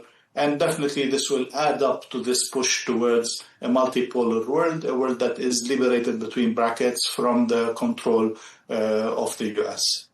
And also, one more thing, if I may say, Leigh Ann, sorry. Of course. Another irony is that you mentioned, which is that they are calling, for the respect of international law and that we should not go back into the law of the jungle and so on. The irony is that these are the two countries that have been criticized by the world altogether, that they don't play by the book, that they don't follow international order. Now, in front of Trump, they seem so realistic and so gentle in their actions that they are now calling for Trump to respect international law and to behave according to the norms of the 21st century. So it is very ironic to see Putin and especially Putin, but of course with China calling for respect of international law and, going back to the rules of the game. Because Trump has destroyed all these rules with his actions and his policies in the last year.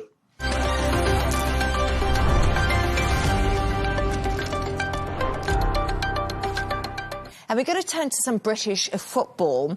And Southampton FC have been kicked out of the Championship playoffs after being found guilty of spying on a rival team's training session. The club admitted multiple breaches of league rules, including the unauthorised filming of opponents ahead of crucial fixtures. Middlesbrough have now reinstated and could still reach the Premier League, while Southampton are preparing to appeal against this decision. I think as we speak, they're actually appealing against this decision. I mean, the story is berserk, isn't it? Let's be honest. Southampton admitted guilt. Why would you ever lie about cheating? No, I think, look, they were accused and they've admitted it. There's no kind of disparity there. We've seen the vision, we've seen the man, was it the intern? Get that picture up. Standing behind the tree with a camera. So there's no denying it. But the EFL, have come down quite hard. They have suspended the team, expelling the club, I should say. And perhaps this is because it's the Championship's playoff, and it's not some mid-table football.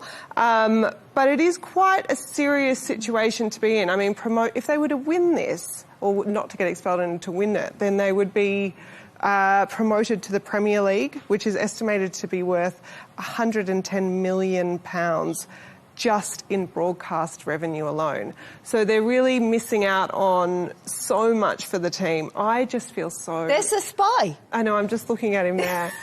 I mean, it's not very discreet, is it? He was always going to get found out. I mean, I shouldn't laugh. I know, it's hard. And because this is what it's all about, isn't it, Leigh Ann? Like, I do feel sorry for the fans. Yes. I'm not British, but I know how invested people are in football, and, you know, even to the point where now there was, you know, before this, a hint that they were going to get into the finals, and then people have invested in flights and accommodation and getting to Wembley, and, you know, ultimately it's not going to happen.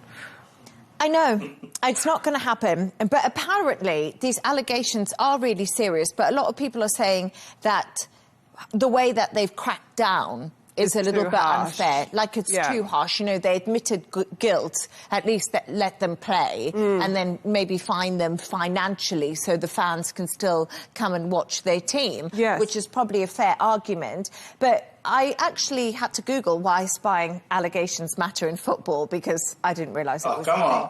Oh, come on, Leigh Ann. I did. I'm not a huge football fan. but you have, of course, to see how much it means for people who follow it, especially the diehards of the English Premier League. It's crazy how much passion in it, how much following, how much details, etc. But also from a financial perspective or from a business perspective, as you said, going into the Premier League is really a whole different ball game in terms of finances, of buying players, of investments, of revenues eventually. So it will definitely put the club in a completely different league with the big guys, with the big players. That's why they were so keen on, you know, trying to win that game. In itself. Now, the funny part of it is that the guy was actually caught. I was reading more and asking more my friends, you know, in Dubai... You were asking ChatGPT, Dr. Ellie, my friends. But I think this is... In Dubai, I've become closer to British football much more than I was ever in Australia or in Lebanon or anywhere else, because there's, you know, too many people around that are involved. So my friend actually told me that the guy was actually caught. He was, you know, they saw him. As you said, it's not very difficult to spot him. They followed him, they ran behind him, and they actually got him and got his phone. And by that time, he had deleted whatever he had taken a video for. So the outrage of the supporters of the team is that the team did not actually benefit from any of the videos that were there, so that the whole team would be found guilty, and that the whole drastic measure of eliminating them completely. So this is what's causing the outrage in it. But I can definitely, I mean, I don't personally associate with it, but I can see and I know very well how much it means for people from a personal passion perspective, but also from a business perspective. No, you are correct. It is immoral. conundrum now. When Dr. Ellie says that the video was taken, it was deleted. Okay. So it's the integrity of the sports rules that they're not upholding, which could be the other argument. But I wanted to have a look at some other big, scandals in sport, because we know there's been the Russian doping scandal, Lance Armstrong. They're calling it spying even. They're not calling it cheating. Spying. Spying. Yes, spying. That's much better. Yeah, it's definitely better. But there is another one, and it happened in cricket. And I want to bring it to Lily. Actually, Australia, 2018. Do you know it's the sandpaper gate? Do you remember that? Dr. Ellie is Australian as well. So Dr. Ellie and you. And so they got sandpaper and rubbed the ball. Yes. So that it would spin a certain way or not spin a certain way. I don't know the actual physics of it. But, yeah, they got caught. They did. Yeah, they got caught. And both received bans, and Australia faced major reputational damage. And that was Sandpaper Gate. And that, cricket also, there's been a lot of game fixing in cricket. It was connected to the South African teams. Hansi Cronje was obviously the captain, always accused of match fixing. In sport, we always get these little stories about how people want to get the upper hand, because sport is now all about money in a lot of respects, and it's all about making the cash. Yeah, and it's when passion for a game turns to desperation, isn't it? And that desperation then leads to immoral things that can happen. So, no, it's not ideal, but I don't think that the fans should be punished. That's my main thing here, is that, these poor, passionate fans, especially when it comes to football, these British football fanatics, I've seen them, they're just like next level. So I would be interested to see the ripple effects from this from them. I lived in England, and I always said that football is a religion when it comes to the UK. Yeah. Just the way that they support their team, it's something you've never seen before. It's almost like territorial. I'm just going to tell you that I'm going to finish the episode and go watch the second half of the Aston Villa final. So just because the friends around are doing it, you cannot but do it, let alone how much you get involved if you actually support the team. And it's really interesting, and I don't know, it's good to follow as long as it stays within the norms of, how ethical it is and how normal a person can behave if they are so passionate about something.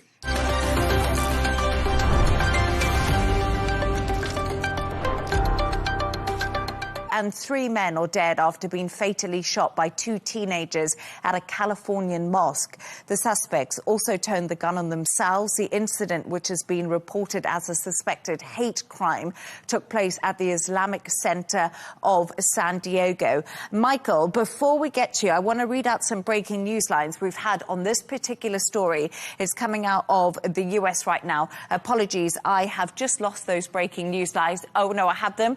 Teenage shooters in San Diego Islamic Center attack appear to have been radicalized online by FBI agent.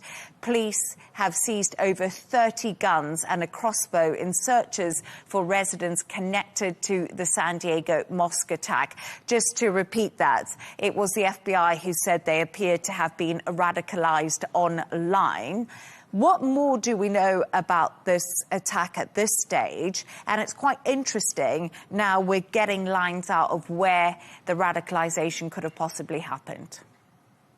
Yeah, so Reuters and local media in San Diego are reporting that the 2 gunmen, a 17-year-old Kane Clark and an 18-year-old by the name of Caleb Velasquez, they are the ones who were found in the BMW self-inflicted gunshot wounds not too far from the Islamic Center of San Diego. We also have a security guard at the center, as well as 2 other adults who were killed by the 2 teenage gunmen. Now, the center is the largest in the county. It has a mosque, it has a primary school, and it also has a community center. And the way that things unfolded is that at 9:43 in the morning, the mother of one of the suspects noticed that there was a suicide note from her son and that some of the weapons in the house were missing. And she called police. And 2 hours later, police received a call, so at about 11:40 in the morning, they received a call that there was an active shooter at the center. They were dressed in camo, and they were, at that point, the police were looking for the vehicle. Now, they ended up, of course, arriving on the scene. All the children, there were about 200 of them in the primary school, they were all safely removed after the shooters had left. They had found, authorities, anti-Islamic writings on their weapons, and investigations by local officials as well as the FBI are perhaps looking at this as a hate crime. Of course, we know that we're just a few days away from Eid, which is a huge celebration period in the Islamic world. And we also know that on Tuesday, there will be a vigil for the victims. Donald Trump has said that called it a terrible situation. And there will be more investigations, of course, by the FBI and local authorities as they dig into more of the information that you shared a moment ago to try and figure out exactly how these two became radicalized. And as the FBI are saying, radicalized online. Gemma, we talk about radicalized online. We're getting this from the FBI. What do you think? Could an attack like this actually have been prevented, or is it extremely difficult in these circumstances? It's a very tricky question to consider, because it is possible that some aspects of the attack might have been disrupted or mitigated, but it's sort of too early to say if it could have been fully prevented. But obviously information is coming to light that there were warning signs behind, and as we know, it was Kane Clark's mother who phoned the police when she found the note, and she realised there were guns missing from the house, and I believe it was her car that they had taken. So the police had already begun searching, before these teens started shooting. So one would hope that, that kind of getting slightly ahead of things there mitigated, further deaths. Now, investigators also, they had, obviously, as Michael said, there were anti-Islamic writings on the weapons that the suspects were using. But I was also seeing that the hate rhetoric that they'd found online that was allegedly written by the suspects was generalized, and was critical of race and more talking about that as opposed to, targeting certain religions. So again, people post all manner of things online, and some people obviously go and do terrible things that has happened here, but other people then go about their daily business, even though obviously it's a terrible thing that they've done. So we can't really prosecute people on what they might do from what they've written online. So what's very interesting as well is there have been some recent studies looking into radicalization, and it seems that radicalization timelines are actually getting shorter. Now, these are things that used to take months and years, and then now taking weeks because of the sheer amount of information that people have access to. And people used to be radicalized by perhaps an authority figure in their life, maybe a preacher or a teacher or someone, that they've met. But now we're seeing, and this is called self-radicalization, we are seeing young people radicalizing themselves online. So that means they're not having direct contact with organizations or with extremist groups or even particular people, but they're radicalizing because of the headlines they're seeing and the media that they're consuming.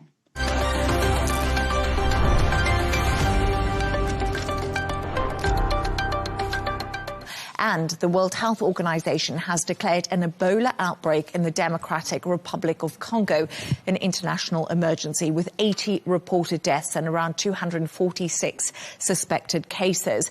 Right now, it has not been seen as a pandemic emergency, but has warned it could become a much larger outbreak due to local and regional spread.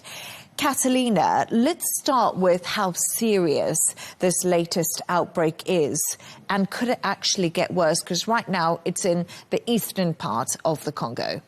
Right, Leigh Ann. And if we're talking about it as much as we are right now, it is a sign that it is getting very serious. The health officials are also treating this new Ebola outbreak very seriously. This is why the World Health Organization declared the outbreak a public health emergency of international concern. So that's the WHO's highest level of alarm, short of calling it, not yet, and I don't think, according to what they're saying, it will be a pandemic threat. So what makes this outbreak especially concerning is that, Leigh Ann, you'll correct me here, this is the Bundibugyo strain? Is that how we say it? Okay. Bundibugyo strain of Ebola. So unlike previous Ebola outbreaks, there are currently no approved vaccines or treatments for this specific strain. So what becomes really critical here is containment of those who are infected. That's critical. So the WHO is also warning that the true scale of the outbreak right now may actually be larger than the current numbers suggest in conflict-affected areas as well of eastern Congo. So surveillance is also very difficult. Access to healthcare is limited,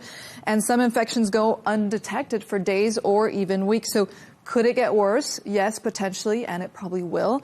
But they warn that it probably won't become a pandemic threat. But Ebola outbreaks do escalate very quickly. So the next weeks are going to be crucial in determining whether this remains a serious but contained regional outbreak. Catalina, absolutely. And like you say, there's just no vaccines for this particular strain of Ebola virus at the moment. And we were also talking a little bit earlier that the World Health Organization is actually holding a decision-making assembly in Geneva. It's the WHO's annual summit that they do have. And they said Ebola and hantavirus outbreaks, sign of our dangerous times. Jono, what are public health officials most concerned about right now? Because Catalina did talk to me just there about the spread and not really knowing how far it's gone as of now. So there's more to that as well. I guess, look, the biggest cause is not really the numbers that we're seeing on the table because, yeah, although 248, I believe it is, that have currently been diagnosed, is nowhere close to the 3,500 that we saw in the 2014 outbreak as well. Also, there was one 2014 to 2016, about 30,000 cases and over 11,000 deaths across Guinea. There was also Liberia, Sierra Leone were all affected at that time as well. And then the last outbreak in this exact region was 3,400 cases, which was 2018 to 2020. And look, Ebola does pop up, unfortunately, every now and again, and horrific symptoms as well. A very, very severe flu. Death rate, depending on the strain, can be anywhere from 40 to 90%. So certainly not something that you want to be doing the rounds. But the potential is for the numbers that we cannot see yet. So although we know that these numbers are confirmed, there is an incubation period on this one of about 7 to 21 days. So depending on how long you've been exposed. So up until 21 days after, you can have some flu-like symptoms, and then it progresses very, very quickly and becomes very, very deadly. So Congo is used to dealing with outbreaks like this. But yeah, a public health emergency on this level, of course, with 246 suspected cases, 80 deaths in DR Congo so far. So it's also been in other neighbouring countries, Uganda, which of course Rwanda, Uganda and DRC all sharing a border. So what comes into play here is a few different things. There's cases that have now moved from one region to another, and they're larger populated centres. So DRC is obviously quite sparsely populated, but then there are some areas within DRC and within Uganda that are very, very heavily populated. And if this has already gone across borders, that's a concern. Like Catalina said, there is no vaccine and there is no treatment for this one. So there are outbreaks that can be managed. This one is unfortunately not one of those. And then the third is that there's already a difficult healthcare access within DRC and within Uganda as well. And tracing contacts, which is something that we remember from COVID times, it can actually be very, very difficult. You can't quickly identify who's been infected, who you interacted with. So outbreaks can spread rapidly in that area of the world. So no, we're not getting into a COVID type situation. That's what the experts are saying on this. But it is very clear they're going to try and contain this as quickly as they can, because if it spreads to a densely populated area, then all of a sudden this becomes a far more difficult thing to control. So we're not quite at that level just yet, but it is a concern. And as you say, it is a concern at the moment for the WHO. And we must remember, when we had the big outbreak in 2014, 2016, cases of Ebola were recorded in places like the UK and in the US. And we have heard today from the US CDC, they will enhance screening and monitoring of travellers arriving from areas affected by Ebola outbreak. So we're now seeing that with travelling like we did in COVID. And it's fascinating what Jono was saying there, because for decades there's been so much research into Ebola, especially in the Congo region, because that has been the hotspot. And a lot of it is also down to environment. It's down to these porous borders, as Jono mentioned, and it's also down to the fact that bushmeat is still popular to eat and to have in those areas, especially of the Congo. So it's really getting this under control, isn't it now, which the WHO said is absolutely pressing. And also, you and I were talking about this before, the WHO has gone through massive funding cuts this year. Exactly. That would be about 21% funding cuts, and that was probably because of U.S. withdrawal and deep funding cuts within the WHO. So this can also affect, right now we're seeing hantavirus, we're seeing an Ebola outbreak, so maybe it would be a good time to get those fundings back in. Yeah, and it's so... And I think, again, the concern with this also is that when you talk about the population of Democratic Republic of Congo, which is about 120 million, about 50 million of them have no actual access to safe drinking water either. And I've been there on a trip to see it. You've also got millions more who don't have any access to decent healthcare facilities, or at least they have restricted access to basic things like healthcare service.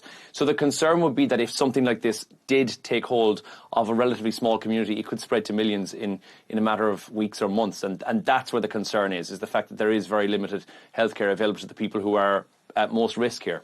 And also, Jono, I've spent time in the Congo myself too, and we must also mention the fact that it's also a conflict zone. It's very difficult for people to trust outsiders who come in. It really has to be done from within the community. That's something that's really important, and it's those preventative measures, washing your hands, and as Jono says, extremely difficult to get access to clean water and a safe environment to be treated in. And you were the one, you have the experience there, Leigh Ann, you were the one saying that these health officials have been dealing with these Ebola outbreaks for so long that perhaps when it comes to Ebola, they're the best and most experienced health officials or workers that we have, because they deal with this so much. But then what's also dangerous and worrying officials is the pattern of the spread, because cases are actually no longer confined to one remote area, which is in the Congo. They're also seeing infections across multiple health zones, also Eastern Congo, including Bunia, which is a major regional hub, and confirmed cases in Kinshasa, the capital.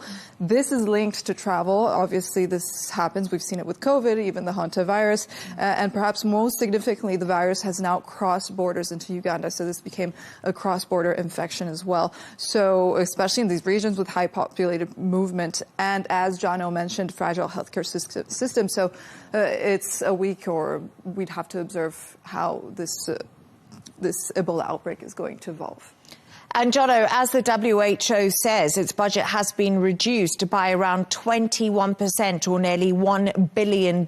Hundreds of jobs have been eliminated. Programs have been reduced. And now, 2026, we find ourselves with, as Catalina said, hantavirus and Ebola.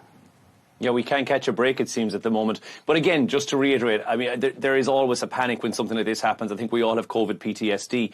But this has very much been said it's not under control. That's not the correct terminology to use for it. It's a concern, but it's not a concern on a global scale just yet. So same as hantavirus, and there's been, there's another outbreak, a case, that was recorded today in Colorado, which is totally unconnected whatsoever. Ebola outbreaks happen. They've been happening for years. Certainly in that part of the world, and Congo and Rwanda and Uganda, they've had these outbreaks for years and years. They've been on bigger scales than this in the past. I think we're just a bit more mindful than we have been previously. And keeping in mind, 2018 to 2020 was the last time. So pre-COVID was the last time we had an outbreak. So I think now everyone just panics immediately when they hear something of an outbreak or some sort of a disease that's on the loose again, just because we don't want to have to go back to any level of lockdown again. So I think what it is we're mindful more than anything else when it comes to these kind of things now. And we weren't as much in the past, and I don't think there was as much public panic in the past when it came to outbreaks like this, which have been happening for generations.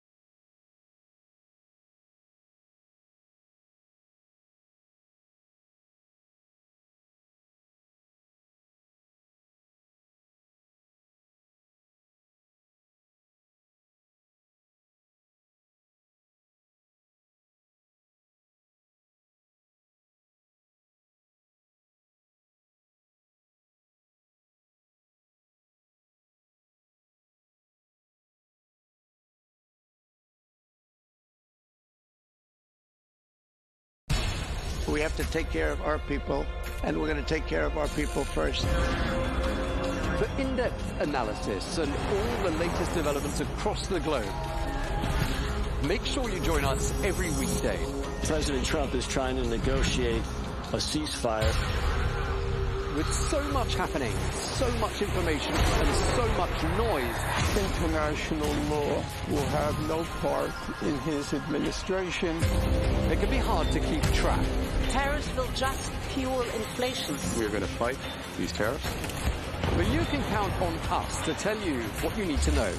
We stand by your side. Join me, Tom Burges Watson, for Global News Today, right here on Al Arabiya News.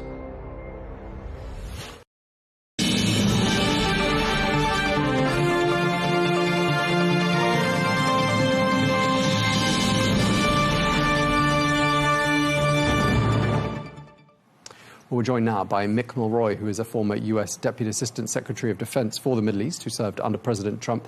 Thank you very much indeed for joining us from the United States. Let's talk about where we are right now. There seems to be this impasse in the negotiations. On Truth Social, President Trump said on Sunday, the clock is ticking for Iran. They better get moving fast, or there won't be anything left of them. And I wonder whether you envisage perhaps the United States might take military action to speed things up. It's good to be with you, Tom. I do think the United States is really frustrated with the pace of the negotiations. They believe Iran is simply stalling. Some of their requests, some of their requirements, if you will, are completely unrealistic, just to be frank. They're asking for the U.S. to grant sovereignty for Iran over the Strait of Hormuz. The U.S. doesn't own the Strait of Hormuz. It's an international waterway. We have no more right to grant sovereignty to another country as any other country in the world. So that's not even within our capabilities. And you also referenced reparations. The U.S. is not going to pay reparations, just like Iran is not going to pay reparations for the countries it attacked. So I do think this should get into the realm of possibility, which is the key nuclear agreement, all the components of the original nuclear agreement, and of course, opening up an international waterways. They don't have a right to keep that. But right now, I think the U.S. is getting very frustrated, and I do believe it's increasing the potential for the use of military force for the resumption of the air war. Okay. I mean, we've heard President Trump expressing exasperation and a loss of patience with Iran for several weeks. There have been lots of what have sounded like final warnings. And I wonder whether, from a strategic point of view, it's erroneous to issue too many final warnings, because it's like a child that's given final warnings by its parents, and the parent then doesn't deliver on the threat. I mean, doesn't that undermine the warnings? I think you could make that case, and I think you could make the case that if you are, hyperbolic on your statements of the annihilation of civilizations, etc., that eventually it just uses any kind of importance, any kind of belief that it's actually going to occur. But I would point out this. I mean, the U.S. has taken military action in the past, obviously during the 12-day war, and the war that started on February 28th. So I wouldn't call it an empty threat by President Trump. I think he is very much capable and certainly willing to use military force. He's done it in the past, the immediate past. And he has positioned forces, the U.S. military has positioned forces to resume this. And it could be very damaging, not only to their military infrastructure, but apparently, according to the statements by President Trump, the energy infrastructure inside Iran, which would affect everybody. I mean, which side is hurting more, would you say? Because we've got these rival blockades. There's the U.S. port blockade, which is crippling Iranian exports. And then there's the Iranian blockade of the Strait of Hormuz, which essentially holds much of the world economy to ransom. I mean, who's hurting more? So I think the actual impact is greater inside Iran. They have basically been cut off from their supply, not only of the ability to sell energy, which is most of its income, but in the ability to get goods from the sea. However, the Iranian regime is not very responsive to the Iranian people. They can see a complete collapse of their currency. They could see quite a few economic hardships. That's why they were protesting in the beginning. But the Iranian regime clearly doesn't care about the Iranian people. They've already killed, during those protests, tens of thousands. That's different in the United States. It's different in other places around the world. But the other parties of this are democracies. The United States is responsive to the people because they get a vote, literally. And in November, there's going to be a vote, and it's going to put Congress up for grabs when it comes to which party will control it. Right now, it's the Republican Party. That's President Trump's party. But that could shift, and this war could have a great impact because it's very unpopular with the American people. And the longer it goes on, the less popular it will likely get. Right, and U.S. inflation is at its highest level in years. It's annualized at 3.8% right now, and that's probably adding a bit of urgency to the U.S. Perspective on this. Iran has issued some fresh warnings to the United States. Although President Trump says that they're begging for a deal, Iran says the U.S. risks facing new aggressive and surprise scenarios, sinking further into its self-made quagmire. I mean, that doesn't sound like Iran begging to me. Yes, and they're not going to, even if they were in a position where they really felt like they had to plead, and I agree, it doesn't sound like they are, and they probably are not. But they're not going to expose that. And I think they're talking, basically about going against the economic and energy infrastructure in their neighboring countries. They realize that's their biggest leverage point, is to cause economic pain around the world. So one way to do that is cut off 20% of the world's energy supply by the Strait. The other is to start damaging or destroying the facilities that not only can produce energy, but also can produce and bypass going through the Strait. So they're going to probably attack those, and that's going to drive oil prices up, which is going to drive prices of everything up around the world. They realize, eventually, the world is going to keep putting more and more pressure on the U.S. As they try to manipulate the markets and obviously use military action to cause this significant increase. Let's talk about the diplomatic efforts, the efforts that are being brokered by Pakistan. Iran says it has responded to the latest U.S. proposal aimed at ending the war. Pakistan has shared those proposals with the United States. I mean, does it sound to you like perhaps there's a bit of progress being made on this front? Well, of course, we'll have to see what's in the counterproposal and to find out whether there is progress. There is some reports that it refuses to halt the enrichment of uranium. That's going to be problematic for President Trump because he pulled out of the JCPOA, which was done in 2015. He pulled out in 2018. That allowed enrichment only up to 3.7%, which is needed for civilian use, but not anywhere close to military grade.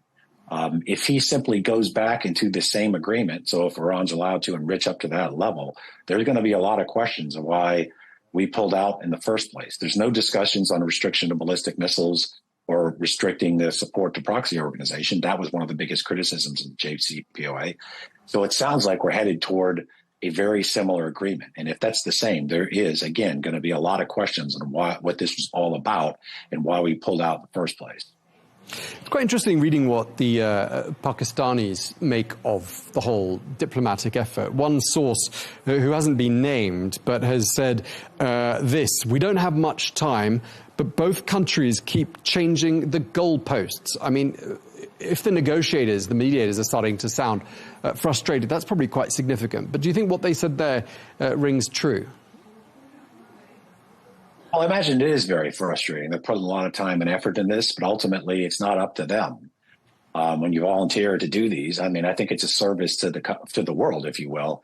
But it is a lot of effort. And ultimately, it could be, I imagine, very frustrating. That's why we've seen many countries start and then not get involved or change their mind, essentially, whether it's Qatar, Egypt, Turkey, now we're on to Pakistan.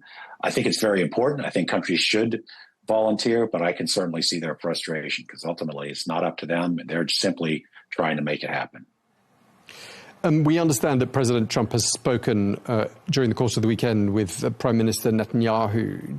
Do you think their approach is entirely aligned at this stage, or do you think perhaps it's fair to say that Netanyahu has been more on the side of military action from the outset and would probably like to see things head back in that direction?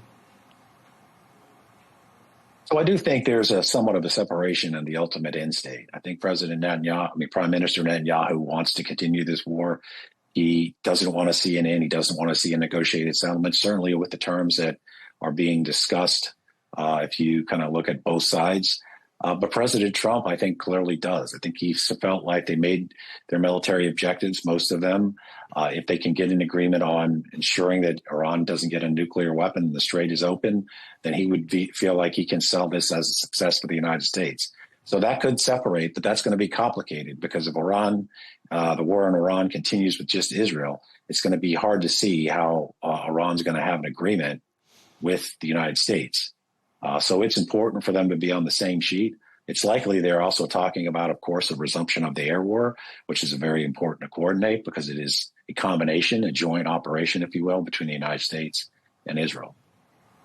Do you think there's an element of irritation on the part of President Trump that things haven't really worked out how presumably Netanyahu said they would? I mean, we're into month 3 of this war, well into month 3 of this war, and it was supposed to be a war that lasted a couple of weeks. That's what we were told at the outset. Do you think there is perhaps a sense of a bit of finger pointing going on now between President Trump and Prime Minister Netanyahu? Well, I think there probably is when it comes to the idea that this regime was going to collapse. I mean, there's a lot of reports saying that Prime Minister Netanyahu said that was going to happen, and it clearly not only did not, but the intelligence community of the United States said it was not going to happen. So there's probably some finger pointing on if that was the case. I obviously don't know for sure, but if that was the case, and I imagine there's some consternation about listening to Prime Minister Netanyahu's predictions in the future. But ultimately, the United States made its own determination that this was in our interest, and we decided to go against the recommendation of the intelligence community and push for a regime change. It has changed somewhat, to be fair, as President Trump says. They took out 50, 60 of the key leaders, but it's still the same regime, and in many cases, it's more hardline. So the regime is in place and likely not to go anywhere, but we have significantly reduced a lot of their strategic assets. Okay, so to say there's been regime change is an exaggeration. The regime has changed, and not necessarily for the better from the US point of view, if they become more hardline. I want to ask you briefly, and I'll be speaking to a guest about this later on in the program, about the visit by President Trump to China. They agreed on some things. They agreed that Tehran must reopen the Strait of Hormuz. Was anything achieved from what you can see by that visit by President Trump? So, of course, they announced a lot of trade agreements, $17 billion. Apparently, China has agreed to purchase in agricultural goods from the United States. But on the security front, it doesn't look like China is going to do much to try to end the war in Iran. They've said, as you mentioned, of course, they want the Strait of Hormuz open. Of course, they don't want Iran to have a nuclear weapon. They said all those things before the summit. But it's unclear to me that China they basically have two options here. They can try to push for this to be over, which would help them when it comes to getting their energy. But they have 1.5 billion barrels of reserve fuel. But what this does do is keep the United States embroiled in a war in the Middle East and not putting forces in the Indo-Pacific. At the same time, they are, of course, talking a lot about Taiwan. And President Trump also said some statements that indicates that the United States will not defend Taiwan. Talking about how far away the war would be, for example, and other statements that indicate to me that he's sending a message to President Xi that the United States is essentially not going to support Taiwan if he intends to move on it. And he's identified that he does in a certain time frame. So the United States, having moved a lot of its forces to the Middle East from President Xi's perspective, is not a bad thing, because we could also obviously change our mind, certainly if there is a new president by the time he decides to launch a naval blockade or even an amphibious invasion. Okay, and just lastly, Mick, if you don't mind, I mean, this war has clearly destabilized much of the region. I wonder whether you think there's a risk to allowing this war to drag on for much longer, a national security risk? Certainly. This is extraordinarily expensive. It's driving up costs around the world. It could drive up inflation in the United States. From a political perspective, I'm not political, but certainly from the president's perspective, it could have him lose both the House and the Senate. So his last 2 years would be very challenging in many regards. And of course, this is impacting the whole world. So it's the U.S. and, in some respects, Israel negotiating with Iran, but it's impacting every country, especially in the Indo-Pacific. So this is something I think the world's going to become more and more involved with and more vocal about coming to an end. Okay, we really appreciate you taking the time to speak to us as ever. Mick Mulroy, former US Deputy Assistant Secretary of Defense for the Middle East. Thank you for joining us today from Virginia. Good to be with you, Tom.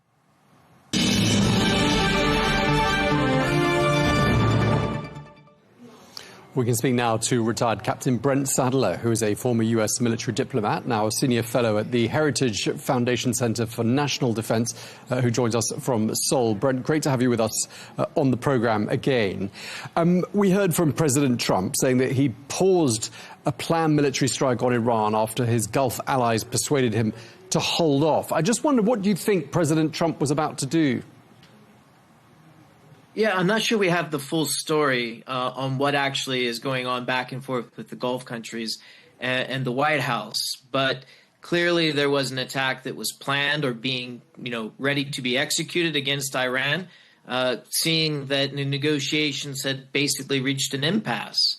A couple of things are likely on this to consider. One would be a resumption of what were the nationwide attacks across Iran that we saw in the first couple of weeks. I don't think it would be the same target packages or targets that would be attacked, because much of the air defenses, the ballistic missile sites, and of course the nuclear weapons enterprise had already been heavily hit in the first 2 weeks of this conflict. I think more likely, if that resumption occurs, that it would be attacks against the IRGC center of authority or command and control to loosen their ability to control the population in an hope to provide an opening for opposition. That's possible. Another one I think is more likely is targeted strikes against the IRGC's naval and maritime forces along the Straits of Hormuz to degrade their last minimum ability to threaten, and more likely to describe it as harassing shipping, so that the ships and the confidence that they can pass safely can return. And the energy prices, which are a sensitive issue for many of America's allies and partners, can actually start to drop. I don't think the option of doing nothing is a likely outcome, given the tensions that are building and the fact that the Iranian regime is hardening what appears to be a delaying tactic. Yeah, I mean, Captain Sadler, you raised a lot of important points there. And just on that last point with regards to the hardening of Iran's line, I mean, Iran's saying quite similar things to the United States. They're saying we're more prepared and stronger than we were, and we're ready to pull the trigger. So, I mean, when we get these reports that the Iranian military is heavily degraded, that the Navy is reduced to almost nothing, I mean, what rings true to you? I think they have been severely weakened. I think a lot of what they are putting out in rhetoric is bluster. And quite frankly, the so-called intelligence or the assessments that are being leaked or that are being publicly put out vary widely from 60% to 70% of their missile and drone forces still intact to basically gone. So it's hard to know what reality is, which is why I think doing nothing's not an option, and that there is a very high likelihood and almost a necessity that there's a resumption of military strikes, again, either more focused on the Straits of Hormuz or countrywide focused on the IRGC. I mean, there is this meeting taking place today. President Trump is meeting his national security advisors. Do you find it slightly surprising that he made this announcement of holding off on military action at the behest of his allies in the Gulf before that meeting happens? No, I mean, it's I think it's the nature in which President Trump does his negotiation. His preference is not to use force of arms, but to try to resolve issues through negotiation. In the case with dealing with this regime in Tehran, they don't have a lot to lose. They almost are willing to have more attacks. And so I think we'll probably see coming out of this next meeting, National Security Council meeting, maybe a refinement of the options, a refinement of the targets. But we out in the public won't know about it until the bombs are dropping.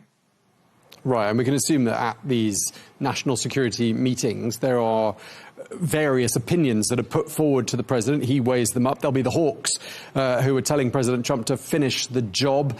There'll be the others saying give peace and diplomacy a chance. I mean, any sort of clues as to which voices would be louder there? I don't think the debate lines are along that. I think it's more about what's the best way forward to get the Iranians to the negotiating table. So it'll be what sort of targets, what type of intensity, what kind of geographic constraints, or none at all, or do they try something completely different outside the theater? I mean, remember back early on in this conflict, a U.S. submarine had actually sunk an Iranian warship, and that had some shock value to it.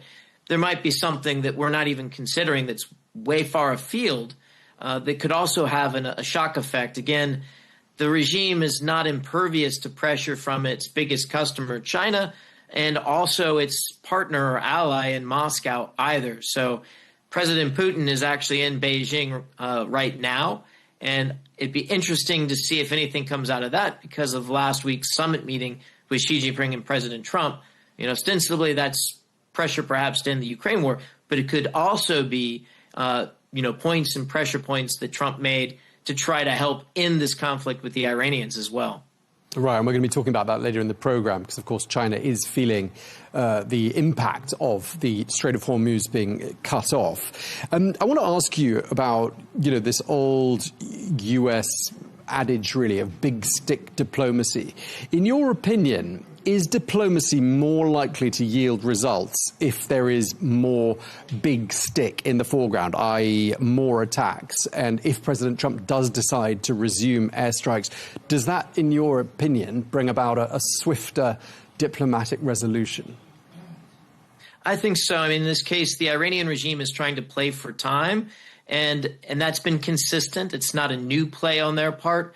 And very clearly, they haven't been compelled to make the concessions to which the United States would agree to end the fight. So I think the sooner that military action is taken in a very substantial and very vigorous manner, it'll make it easier for the regime in Tehran to make the concessions necessary. The more that we try to moderate or to try to pursue through negotiation first at this stage, the less likely that we're going to get a satisfying conclusion the longer this draws out.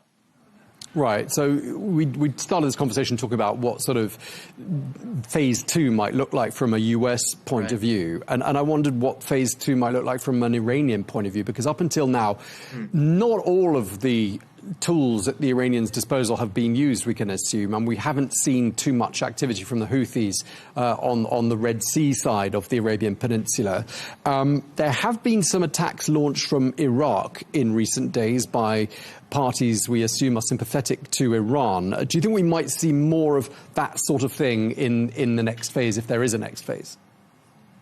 Yeah, I think the Iranians have actually tried very vigorously to try to get those attacks from their proxies earlier, and still, quite frankly, it's just a matter that since the October 7th attacks in 2023, the Iranian proxies have been decimated, severely weakened, to include the Houthis, as you mentioned. The only, forces that the Iranians are able to actually get to physically and to get arms into are the proxies in Iraq, and I think there's increasing pressure on them. So it's not by lack of effort. I think there just isn't a capacity, and I think increasingly the willingness of these proxies, they're seeing in the severely weakened regime in Tehran, and I think they are also starting to hedge their bets.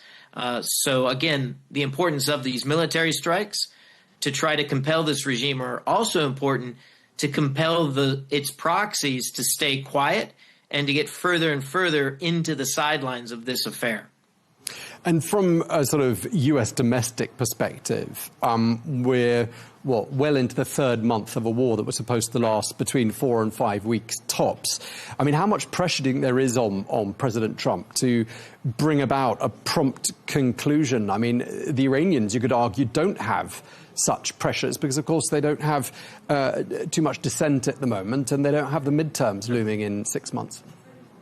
Yeah, there are no midterm elections in Iran, that's for sure. I don't think this midterm election is really calculating President Trump's mind.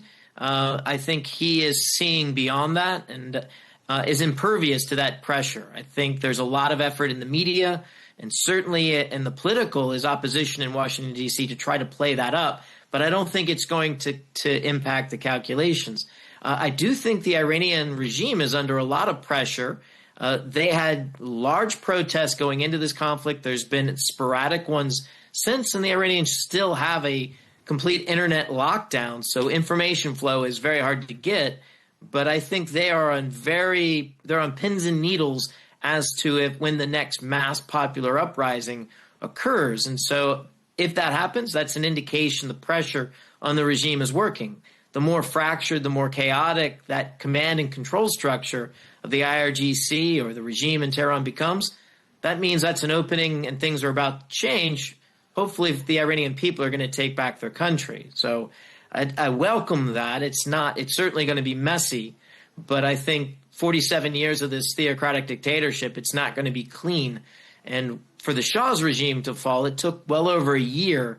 And that was also episodic. It was messy, and it wasn't unified either. So this will not be any different, even though the pressures are much more from the external than they were in 1979.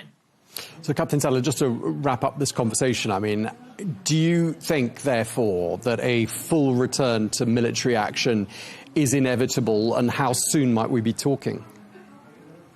My money is more on targeted strikes around the Straits of Hormuz to go after any remnants of a threat to shipping, to demonstrate to the world that we have severely and very visibly degraded Iran's threats and in any meaningful way to shipping, so that the energy market can start to return to normalcy. It's not going to return to the same what it was back before February 28th this year. It's going to be different. The world energy markets have changed. The OPEC is starting to fracture. UAE is leaving it. The East-West pipelines at full capacity, bypassing the Straits of Hormuz and the Bab el-Mandeb.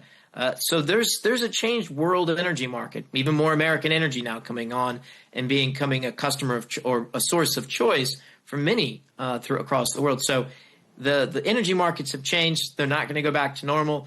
But attacks in the Straits of Hormuz by the U.S., I think, are past due and are necessary to get the regime compelled to seriously make the concessions necessary to end the fighting, but at the same time provide an opening with a modest amount of force. It's not the nationwide strikes that we saw before. And we haven't talked about the Israelis. They may also be a wild card in this whole thing, or at least an added force that would also resume attacks as well. OK, we're going to have to leave it there. We're out of time, but really appreciate you taking the time to speak to us. Captain Brent Sadler, former US military diplomat, thank you very much indeed for your time, sir. Thank you very much.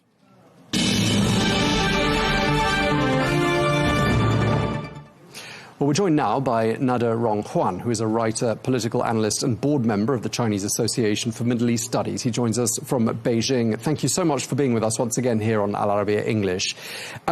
This is quite an unprecedented turn of events, isn't it? We had President Trump wrapping up his visit to Beijing on Friday.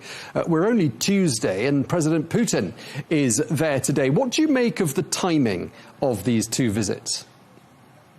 Thank you very much for having me. Firstly, the two visits at nearly the same time demonstrate China's appeal to the global world powers and also indicated the important role that China plays in the international situation and in the global issues.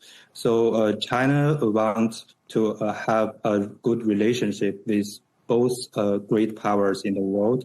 And we can see that there are also the visits of the leaders from Western countries from the end of last year and from the beginning of this year. There are the Prime Minister of British Prime Minister and the Chancellor of Germany and also the Premier of Canada and also the President of France. So all these visits prove that China plays a very important role in the world which witness turbulence and instability. So China's role is to inject more certainty and stability to the world, and with its own rapid economic development, and the cooperation with China is essential and inevitable for all the countries in the world.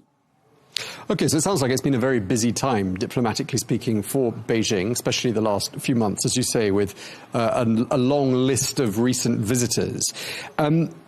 Just returning our attention to Russia specifically, I mean, some people say that in the Russia-China relationship, Beijing holds most of the cards. Moscow is the junior partner. What do you make of that assessment? Is this an equal relationship?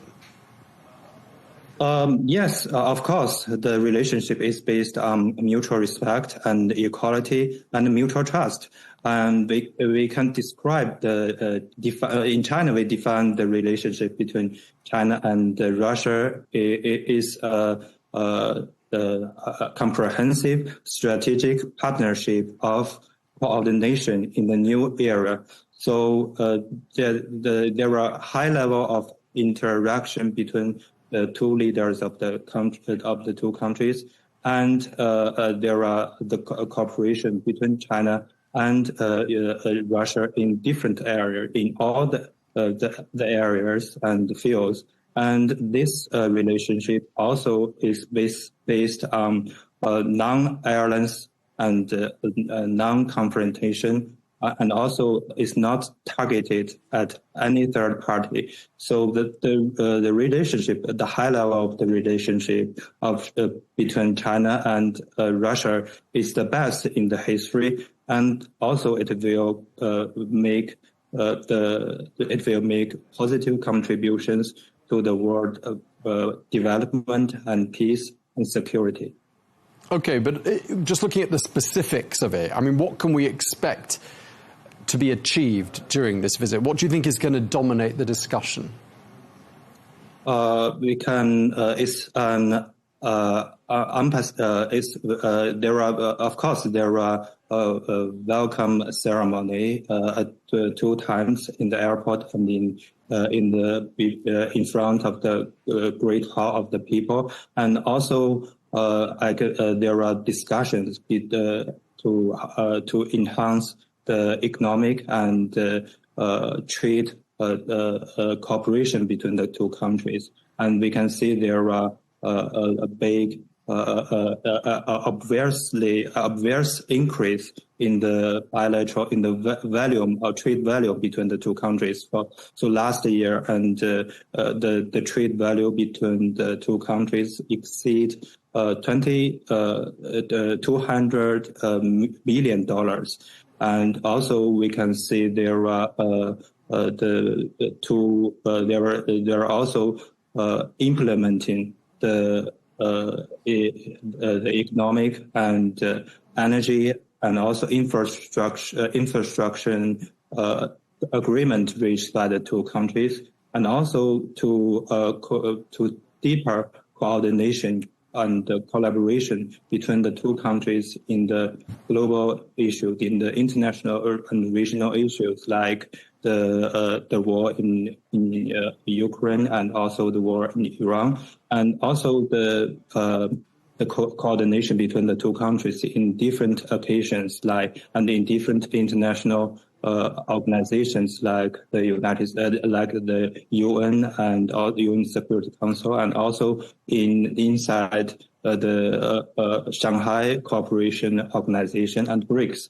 So this meeting and this summit is also an anniversary and regular meeting between the two leaders. We can see it's the 25th time for Putin to visit China, and to maintain the development, the high level of the bilateral relationship is essential for the two countries. Right, you're talking about the anniversary of the Treaty of Good Neighborliness and Friendly Cooperation, the 25th anniversary of that accord. I want to talk to you about something that sort of joins two of the issues you just mentioned, energy and infrastructure. There's a lot of speculation about this Power of Siberia 2 natural gas pipeline. I mean, that's expected to be quite high on the agenda in these discussions, and I wondered what's significant about it. What does that pipeline change? Yes, it's very important to build this pipeline, and with this pipeline, we can the two sides can increase. China can increase the imports of oil from Russia, especially at this time, which is there are blockade in the Strait of Hormuz, and it's very important for China to diversify or to enhance their imports from the other resources of supply of oil in the world, like the land pipes from Asia, Central Asia countries, from Russia and from Pakistan, and also from other countries. So it served the interest of the national security of energy for China, and it's also important for Russia to benefit from the oil export to China. So this cooperation will bring the real benefits for the people of the two countries also. Okay, and just lastly, I know it's been a few days since President Trump left, but I just want to ask you, while you're there, I mean, what sort of an impression you think President Trump made on his hosts in Beijing, and what was achieved by that visit? Yes, it's very important. This is historically, and we can see the two leaders has agreed on a new vision of building of the China-U.S. relationship to build a constructive relationship of strategic stability between the two countries, and to guidelines. We can say that there are a lot of common understandings reached between the two leaders and between the two countries, and the two countries should be the partners instead of rivals. And this is a very important shift for the relations between the two countries, which witnessed turbulences in the past 10 years. And we can see also there are for promoting the mutual investment, and also we can see the two council was established, the Council of Trade and the Council of Investment, and also there are many understandings in the regional issues like the Taiwan question and also the Iran war. So and also we can see there are agreement on the governance in the AI area also, and China China will also buy the big aircrafts from Boeing, and the United States has lifted its sanctions on import high technology products to China, and also there are increase of bilateral exchanges and communications in the military area. So the two sides has agreed that the steady and a sound and sustainable relationship between the two sides will benefit not only the two peoples of the country, but will benefit the whole world. And it has not to be a zero-sum game between China and the United States. And as Chinese President emphasized that the year of 2026 will be a historic landmark of the history of between the two countries. Will open a new chapter of the China-U.S. relationship. Okay, we really appreciate you taking the time to speak to us. Nader Rongquan, thank you very much indeed for your time today. Thank you very much.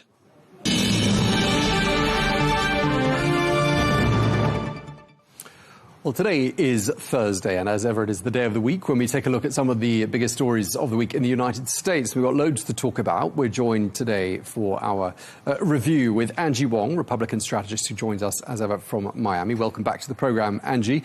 We're also joined by Paul Glastris, former chief speechwriter to President Bill Clinton, who joins us from Athens in Greece. Great to have you both with us. Paul, since I don't think we've crossed to Athens for quite a while, why don't we start with you? Just looking at what happened earlier on in the week in the Senate, we saw them advancing this war powers resolution. I mean, what are we looking at here? Are we looking at the beginning of an attempt to end the Iran war? Well, I think we're looking at the beginning of some Republicans in the Senate recognizing that the war is deeply unpopular. It doesn't look like it's ending or ending well. Some of them have been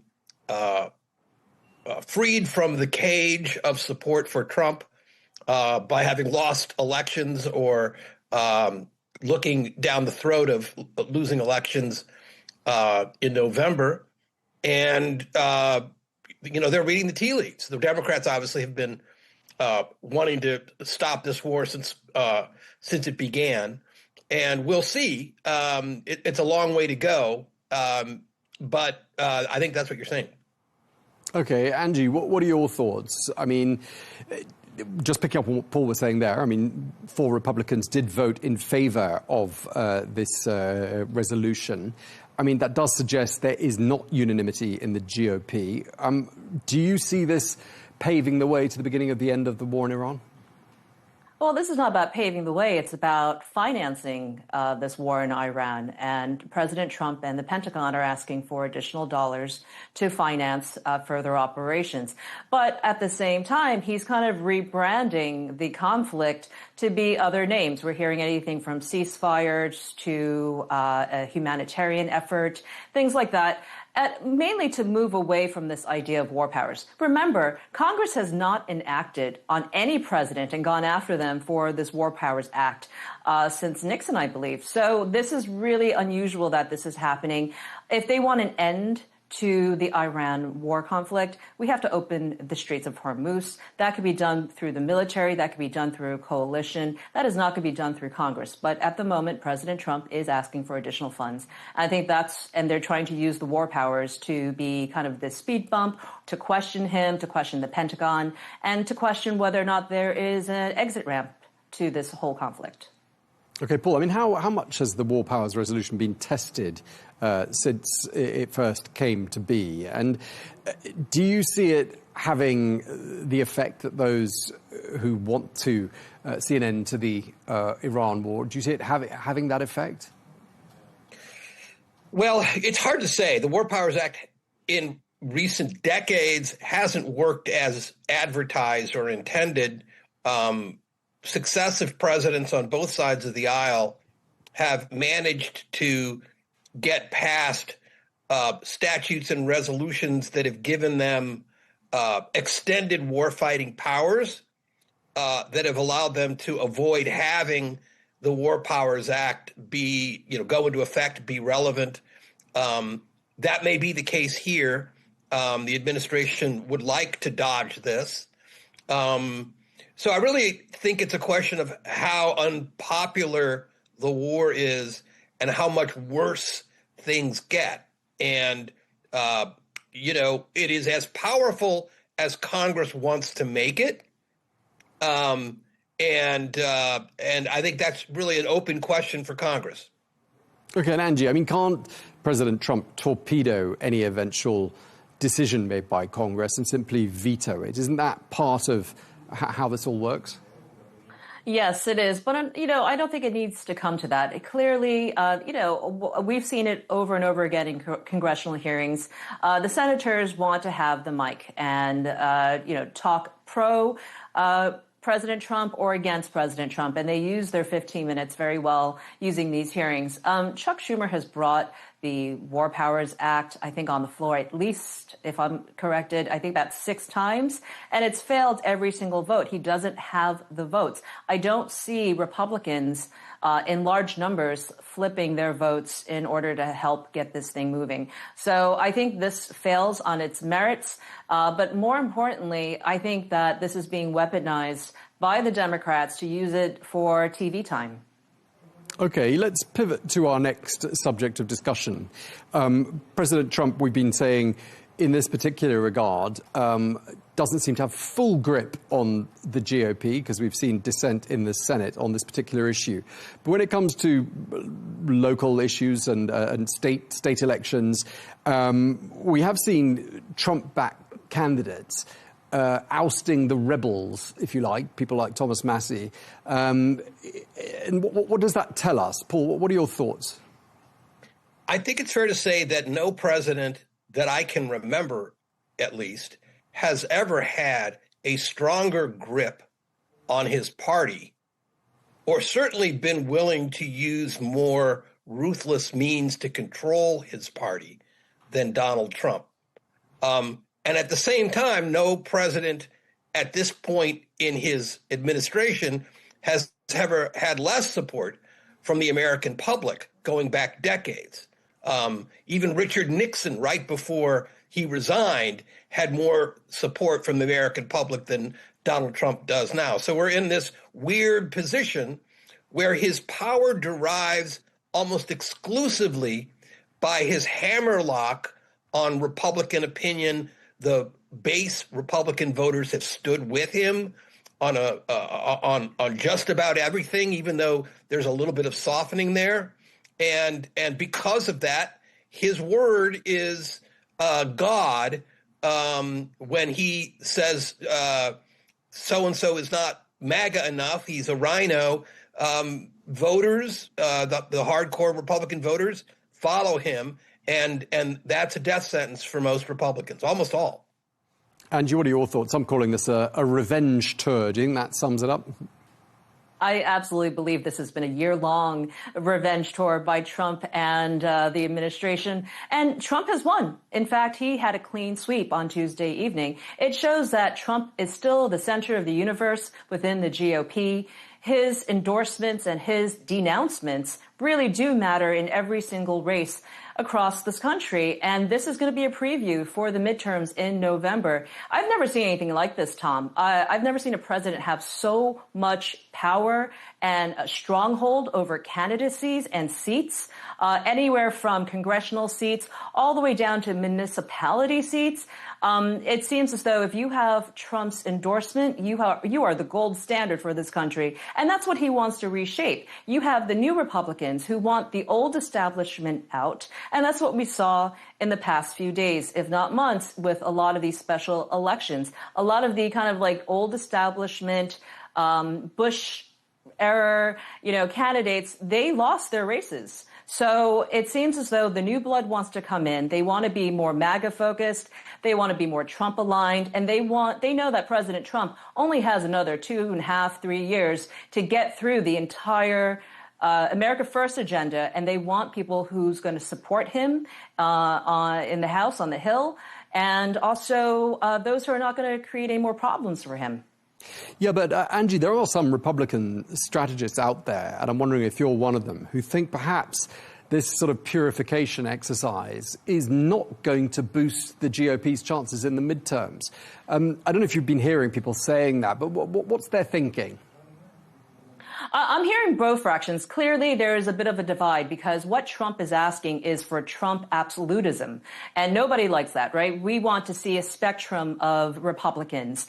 But there's no room for that, not while Trump is in office. I think that's the reaction to what we're seeing here. And you know what? I think for now, at least for the midterms, I think it's going to work in Trump's favor because people are scared to go against him. They may suggest things to him, but they can't go against him because look what he does to you. You're on a hit list if you object to anything that he does, including this war. So you have a lot of people now kind of sitting back, waiting to 2028. And that's why I think that the midterms will go in the favor for Trump and the Republicans. But come 2028, that's a completely different matter because Trump won't really be on the ballot at that point. Not that he is in November, but he really will be done with, his term, and there's going to be new blood coming in. And then I think you're going to start seeing a feeding frenzy, especially in my party, by 2028.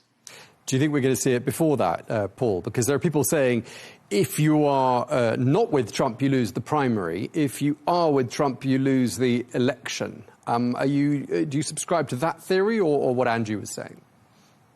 Well, we'll see, and you could be right. All the numbers right now are pointing the other direction. And if you're a Republican right now, you would like to be able in the general election to put a Republican in a tight race to put some distance between yourself and, a disastrous war, levels of corruption that the president is engaging in, getting slush funds, getting insulation from his own Justice Department, billions of dollars in money coming in. You would like to be able to put some distance between yourself and that to save your skin, and that's not allowed. Typically, smart leaders of parties, to maximize the chance of gaining numbers, Nancy Pelosi famously said to candidates, go ahead and attack me, say you're against me as leader of the House, as long as you win your race. That is not what the game that Donald Trump is playing. And, when he goes out of his way to pick the less popular Senate candidate in Texas, Ken Paxton over John Cornyn, not that either of them are shoo-ins or that are easy to beat, but, most professional Republicans and Democrats thought Cornyn has a better shot than Paxton to win that Senate seat or hold that Senate seat. And yet, Donald Trump chose Paxton. So I don't think it's a strategy that anyone, a lot of professionals would say is the way to maximize Republican wins. Right. But are they guaranteed to lose the House or the Senate? No. Right. I mean, there are those saying that this strategy of President Trump's is simply going to alienate the moderates and the independents. But let's see. We are, Angie, 16 months into President Trump's second presidency. One of the polls I saw today was a Reuters Ipsos poll, put the president's approval rating at 35%. And I think that means he's the most unpopular he's ever been. I mean, does that give you cause for concern, Angie?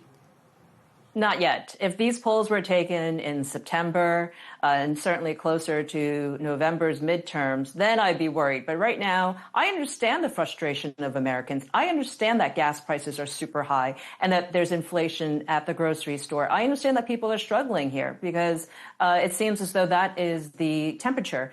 So I get that his polls are not great, especially coming from a primary where he didn't really care, and he said not the greatest words on media about the American public. So I understand that, but he also has several months to get this right. He also has plenty of time to bring down the gas prices, whether through the Straits of Hormuz or by giving Americans a gas tax holiday, which I think he should be doing anyway. I think state governors should also be giving state tax holidays during the time the Straits of Hormuz is closed, especially running up to the summer holiday travels where a lot of people will be in their cars or on planes.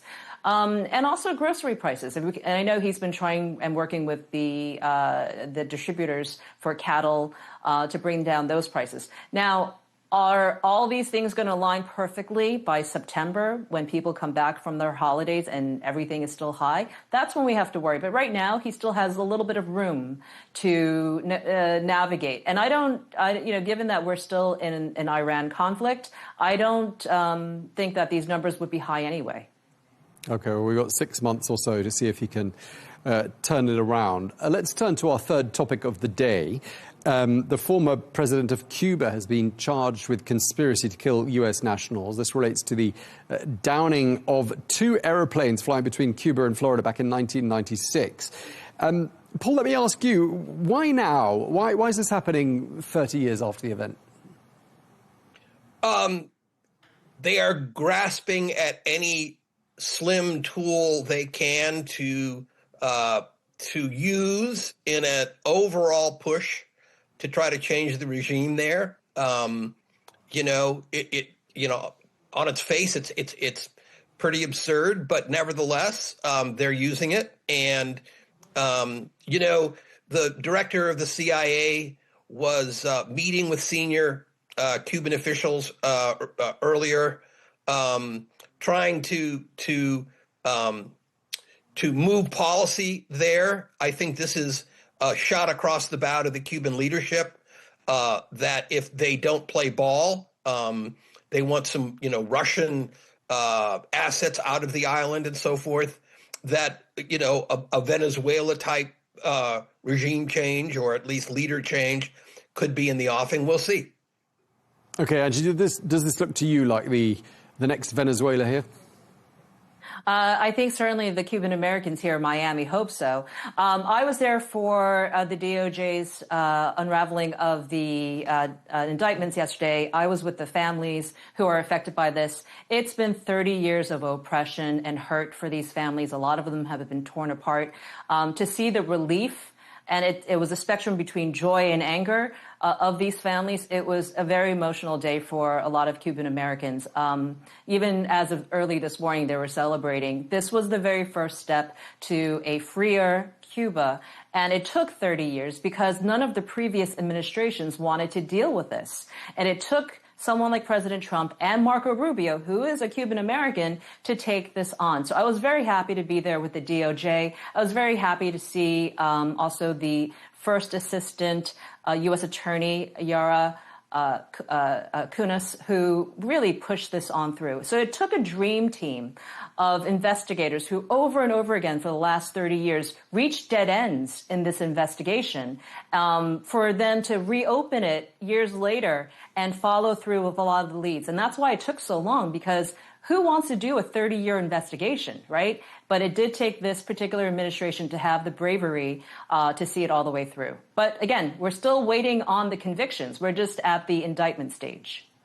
Right. I mean, Paul, do you see the day that Raul Castro is brought in handcuffs into the United States? I mean, he's 94 years old. But I mean, are we looking at a similar scenario to what we saw play out in Caracas at the start of the year, which, and I'm wondering, this is an extension of that question, 5 months down the road, does that look like it was ultimately a success?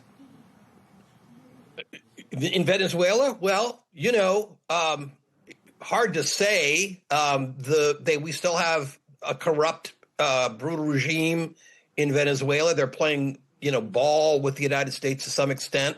There's talk of, energy investments, but nothing of any substance really happening.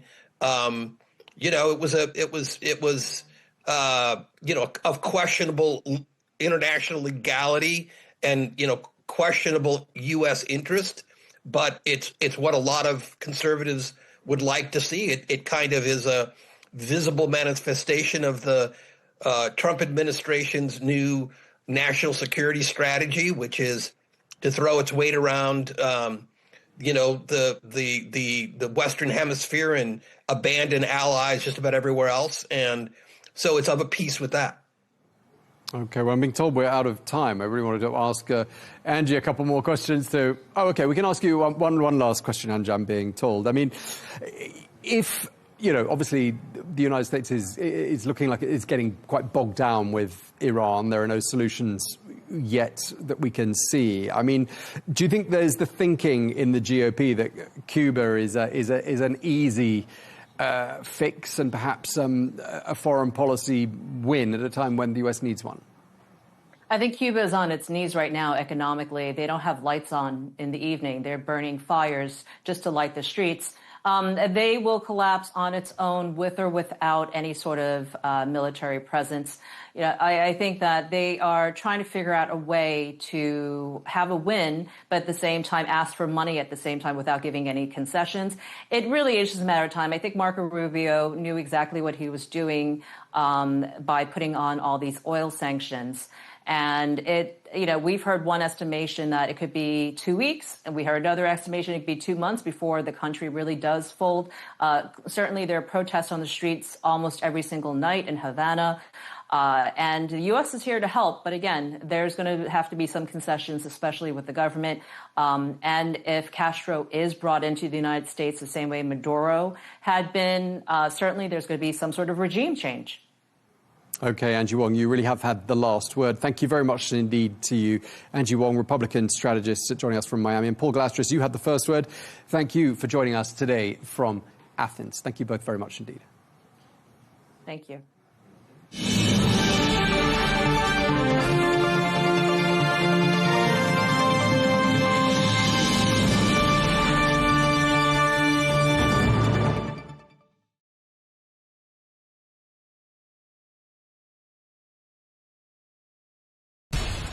We have to take care of our people, and we're going to take care of our people first. For in-depth analysis and all the latest developments across the globe, make sure you join us every weekday.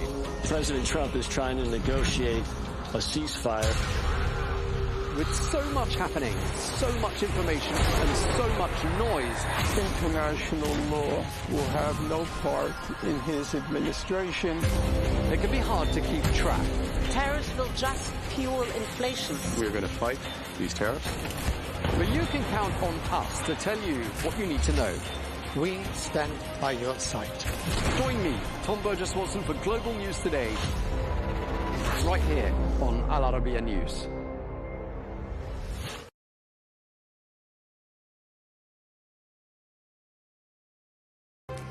It was heavy on optics, but was it light on outcomes? President Trump has hailed his US-China visit as a historic moment. It certainly appears to have thawed diplomatic tensions. But with no movement on Iran, uncertainty around Taiwan, and a lack of headline-grabbing trade deals, just what was achieved?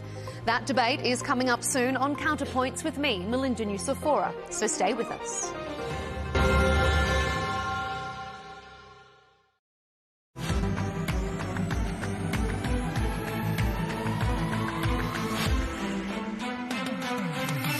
Africa is at a crossroads. Amid vicious global competition, Africa must forge its own path and secure a place at the table. In May 2026, Africa's business and political leaders will unite at the Africa CEO Forum Annual Summit to set the course for the continent. Join us and shape the future of Africa. Al Arabiya English, your media partner.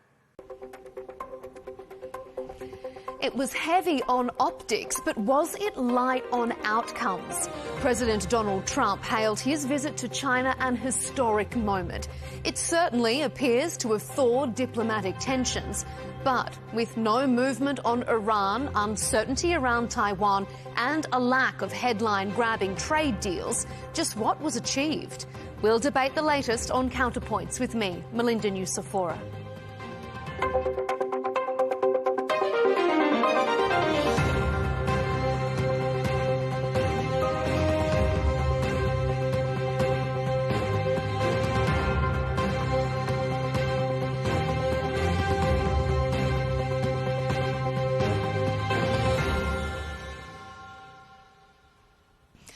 When you consider President Trump and his MAGA allies have made political sport out of demonising China, this recent state visit was a relationship reset.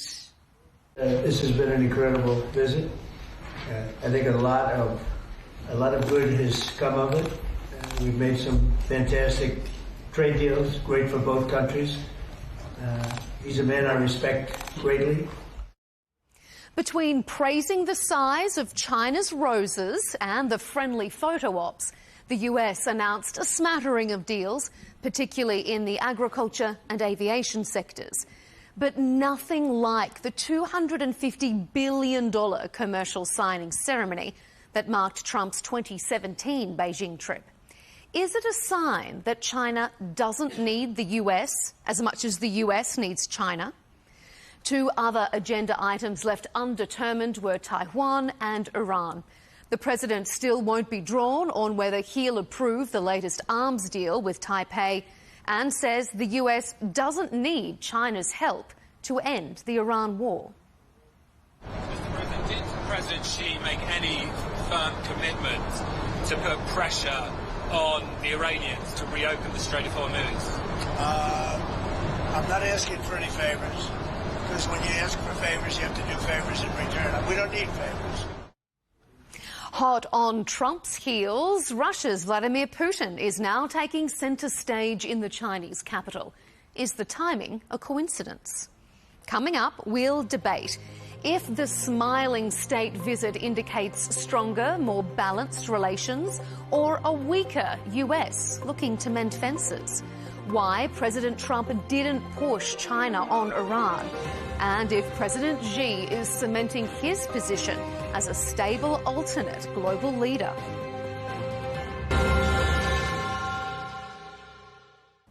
Joining the discussion is Kian Tajbakhsh, Iranian-American scholar and professor of international relations at New York University. Carla Sands is back with us, Vice President for Energy and Environment at the America First Policy Institute. And rounding out our panel on Counterpoints, Sean Ryan, founder of the China Market Research Group. To all of you, welcome to Counterpoints. Well, Donald Trump and many MAGA Republicans have long made rivalry with China a cornerstone of their economic rhetoric, accusing China at times of ripping off the US and stealing manufacturing jobs. But there was no evidence of that previous animosity during this current President Trump's two-day visit to Beijing. Both leaders were all smiles and they hailed progress on various diplomatic portfolios. President Trump talked up the fantastic trade deals that were secured, although many observers weren't overly impressed with the outcomes. Carla, this visit has, on the surface at least, appeared to demonstrate a reset in relations. Does it indicate stronger, more balanced relations, or a weaker US looking to mend fences with a newly stronger China? Well, it's a fair question, and we could see that on the surface things looked very pleasant, but as a matter of fact, Chairman Xi did raise the talk of a diminishing U.S. He did raise Taiwan with President Trump. And, you know, they had private talks that were not for public consumption. And so I would say President Trump is great at diplomacy. He's probably the best ever president, making friends with every world leader. But the fact is there are tensions.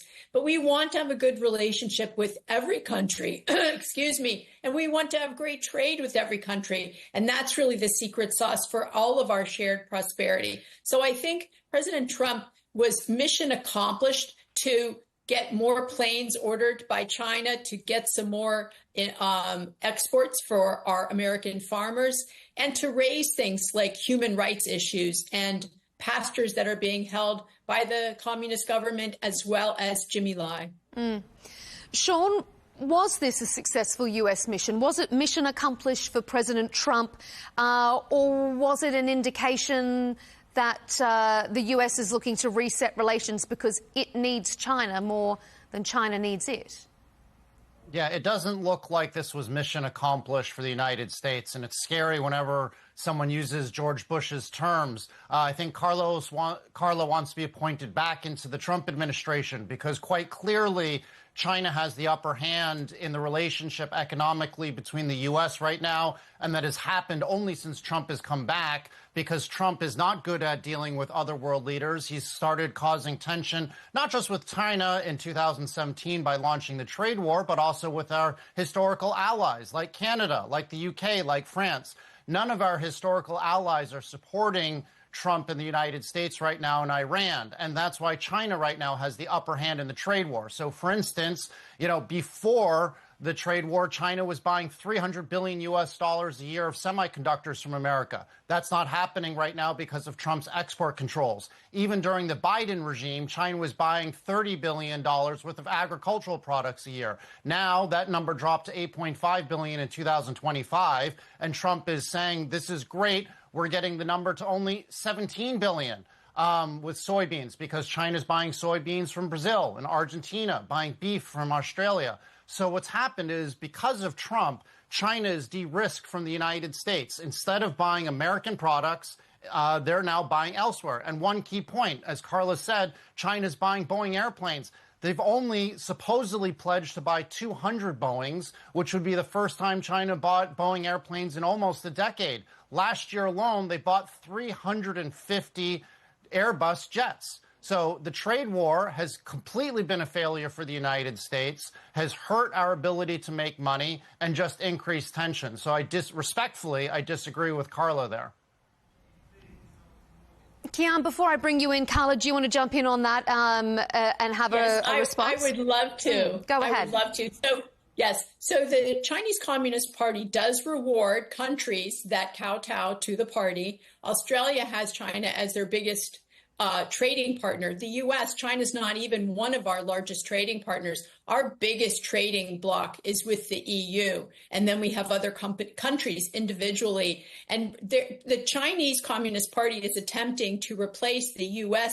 farm products with farm products from countries like Brazil, who are easier to control because they're just not as powerful. The United States is actually the most powerful it's been probably in my lifetime because we have a strong leader in President Trump. Our economy is growing very quickly right now. And I know it's a little blip with this Iran war with the cost of energy, but companies are reindustrializing.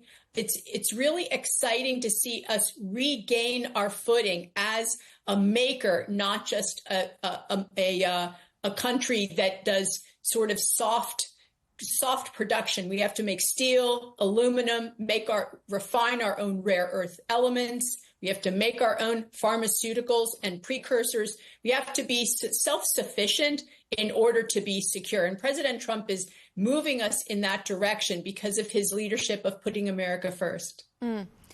Kian, do you agree with Carla? Do you think that China views America today as the strongest it's ever been? Well, first of all, thank you for having me on again. It's great to be with you and my fellow panelists.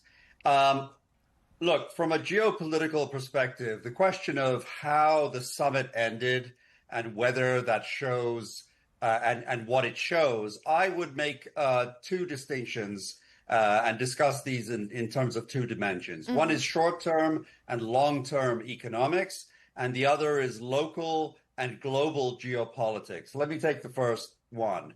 I'm not going to I don't have the expertise that my fellow panelists have on specific trade issues at the moment, but the reality is that two things are happening. One is that China and the US are delinking. I mean, they are de-risking, let us say, but that is going in the direction of delinking. And that's a geopolitical decision. Just as Carla mentioned, the result of the COVID wake-up call for the US was that it was very hard to have supply chains in the West dependent on a geopolitical adversary. And it's not only the US that wants to de-risk, it's China also. So there is this kind of mutual delinking. So that is a long-term trend that we're going to have to keep in mind, irrespective of what happens in the medium term. The other thing about the economics, remember, is that China depends on the United States for its economic growth more than the U.S. depends on China.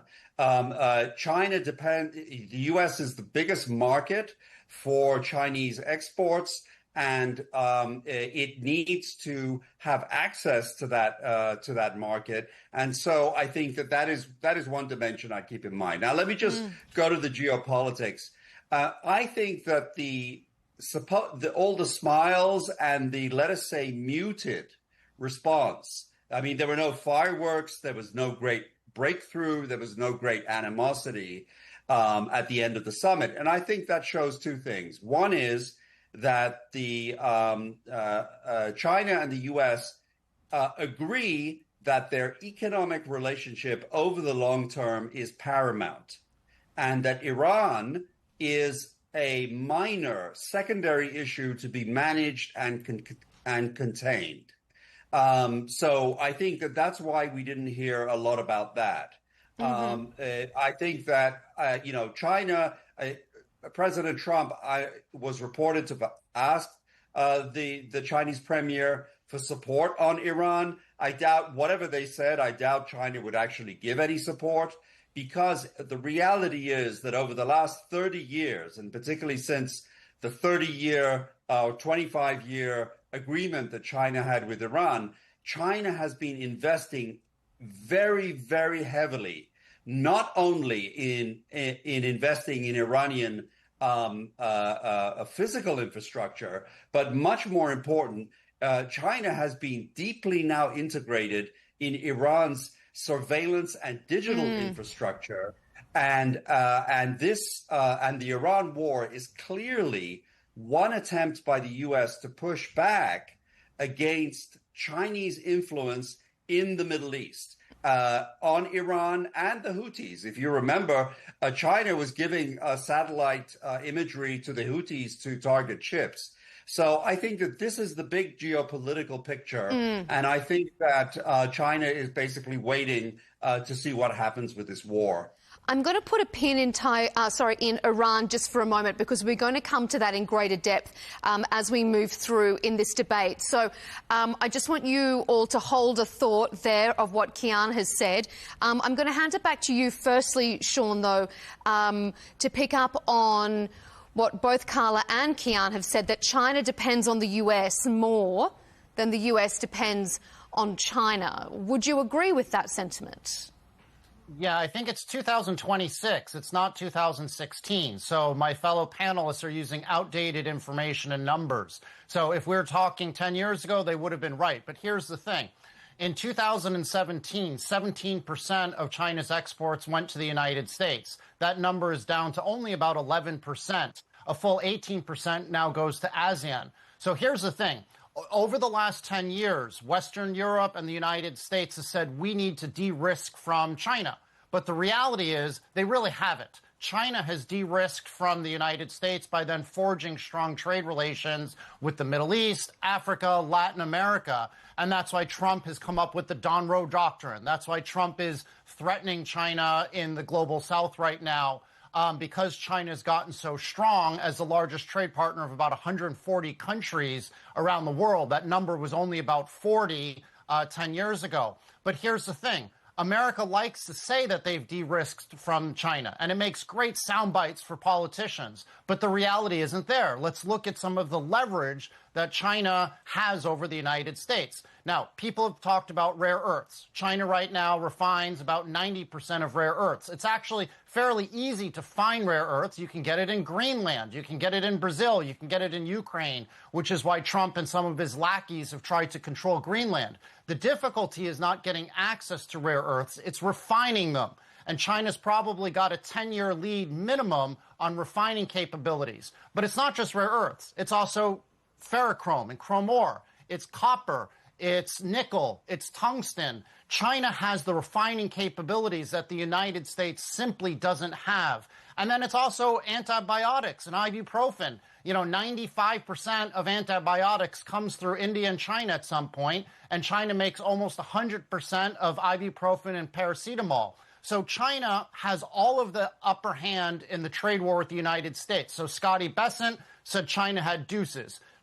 He said that China relies on the United States for their economic growth. Again, this is 2026. It's not 2016. Only 2.5% of China's economy is based off of exports to the United States. Now, both countries in a rational, sane world would say we need each other. You know, economic trade between both countries clearly benefits the United States, and it obviously benefits China. So China wants to have good relations with the United States, but they have de-risked because they're worried about warmongers, xenophobes, and imperialists from the U.S. trying to contain and destabilize the CPC. Carla? Yeah, well, I completely disagree personally, and all political views are my own, but I do believe that China wrote a paper about 10 years ago and it said made in China 2025. And they were working to dominate in the sort of high tech and technical manufacturing world. Absolutely wanted to dominate it internally and then export to the rest of the world. Just one example where they have a plan. The Chinese government is certainly very strategic in how they make long-term plans and then they execute them fairly well. We are working as fast as we can to get that onshore refining because there's no question the rare earth elements are essential for our day-to-day manufacturing, but also for our defense industry. And you know, as we look at President Trump's view of the world, he's really looking to realign the world to make it safer for the American people and our allies. And he's made efforts in Venezuela where he's removed the leadership there that was basically running a narco-trafficking state, heavily influenced by Iran, the mullah regime, and China and Russia. And he's getting that in a better place where now we're now taking that oil and refining it like we did about 10 years ago. And most of that energy was going to China at discounted rates because Venezuela was sanctioned. Same thing with Iran. 90% of the energy was going to China at discounted rates. Well, that's now as we reorganize Iran and Iran behaves like a normal country, which is the goal. China will not be able to buy energy at discounted rates. It'll have to buy it at market rates. And we're about to start selling, it sounds like, some of our American energy to China, which is wonderful. We already sell our coal to China. China today is the only country in the world that is really growing like this in its energy. It's increasing. It's building about 38 nuclear power plants right now, about 30 new coal-fired plants, and they import all kinds of energy. And it's important because if you want to be a great industrial country with industrial might, you have to have enough energy. And certainly China, the Chinese leadership understands that and is determined to have baseload power, where the US and Europe, we're kind of bumping along with a flat line almost of energy in spite of President Trump's work to get our energy growing. And so that is the biggest effort, I would say, in his administration, is increase American energy, sell it to our friends, but also increase our industry so that we are a great power. And if there is a conflict, we're prepared. Mm-hmm. Could I just jump in here Please. and just say, I was just looking up my notes, and as I say, I'm willing to be corrected, but based on a report from the Council on Foreign Relations on U.S.-China trade relationship, just a few days ago, the headline is, China is one of the largest export markets for the U.S. goods and services, and the United States is the top export market for China. And so that was, I was basing my remarks on that, based on this report. And I think that, as I say, to build off the previous comments, I mean, I think it's true. There is diversification happening.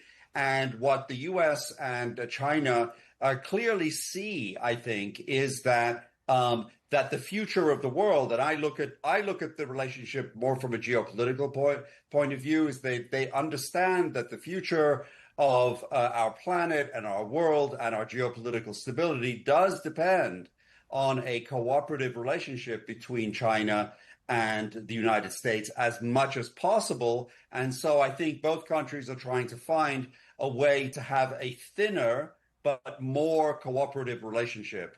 Essentially, strengthening the globalization element, the trade and the economic element. That's the point that I was just trying to make. Well, you talk about it. It depends on cooperation, so that is a little bit of give and take, a little bit of a strategic balance, and Taiwan has always been that complex diplomatic balancing act for the United States. President Trump, upon his return, described the delayed weapons sale to Taipei as a very good negotiating chip for Washington. Carla, is the US using Taiwan as a bargaining tool in its other sort of strategic discussions with China? Well, certainly we love the people of Taiwan as we do the people of China. There's no question. And the chips that Taiwan makes are essential to every country's modern capabilities. But President Trump has encouraged Taiwan to bring that IP to the U.S. and manufacture here in the United States because it is more secure. So do you think if they don't, the US, President Trump would withdraw his support? Is this just another example of Taiwan being used as a bargaining tool?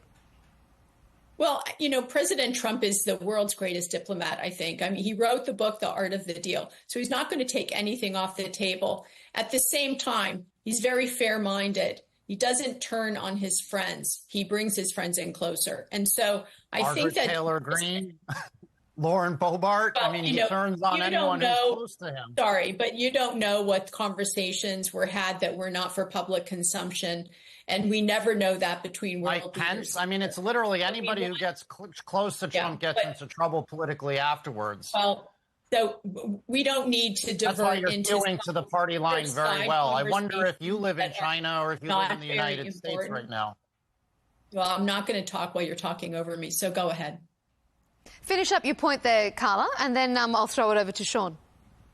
Terrific. So what I'm saying is that the key important facts are that President Trump wants the American people to be secure and prosperous, and he wants to share that security and prosperity with our friends.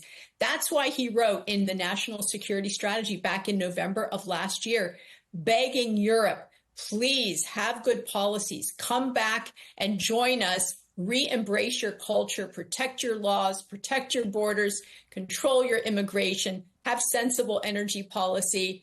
You know, the fact that they're letting their cultures go and committing civilizational suicide, I believe was a term, is very concerning, because we need our greatest friends, where the United States, where our ancestors came from, most of us, was from Europe and the UK. And so it's also where our laws came from, our religion, our culture.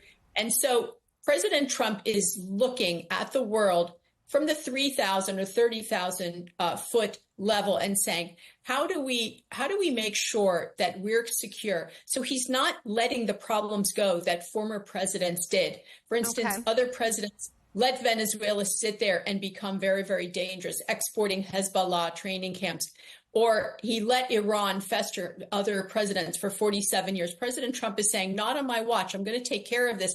It may not be popular. It's the right thing to do. So I do believe he is guided by a strong North Star. Okay. Sean, what do you make of it? Is Taiwan being used as a little bit of a chess piece pawn? I'm not really sure how to respond to Carla. Maybe it's my audio, but I thought she said that Venezuela is exporting Hezbollah, and was talking a lot about the true Americans are coming from Western Europe. I guess my family, who's Chinese and Jewish, doesn't count as true Americans, even though we've been in the U.S. for 200 years.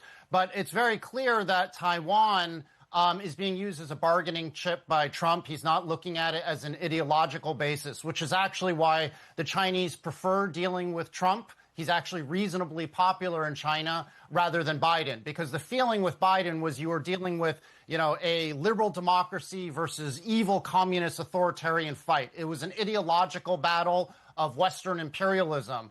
But clearly, Trump is a lot more transactional. So Biden had said several times that he would support Taiwan militarily if Taiwan ever declared independence. Well, Trump has said, you know, we'll sell weapons to Taiwan, but they're not close partners in the same way that it was under previous administrations. You know, the United States did sell $25 billion worth of military weapons to Taiwan last week, but that's down from the $40 billion that President Lai of Taiwan originally wanted. And that's because the KMT, the opposition party, voted against Taiwan buying a lot of arms from the United States. And here's the thing. Relations between Taiwan's KMT, again, the opposition party, and the CPC in China are probably the best in the 29 years that I lived in China.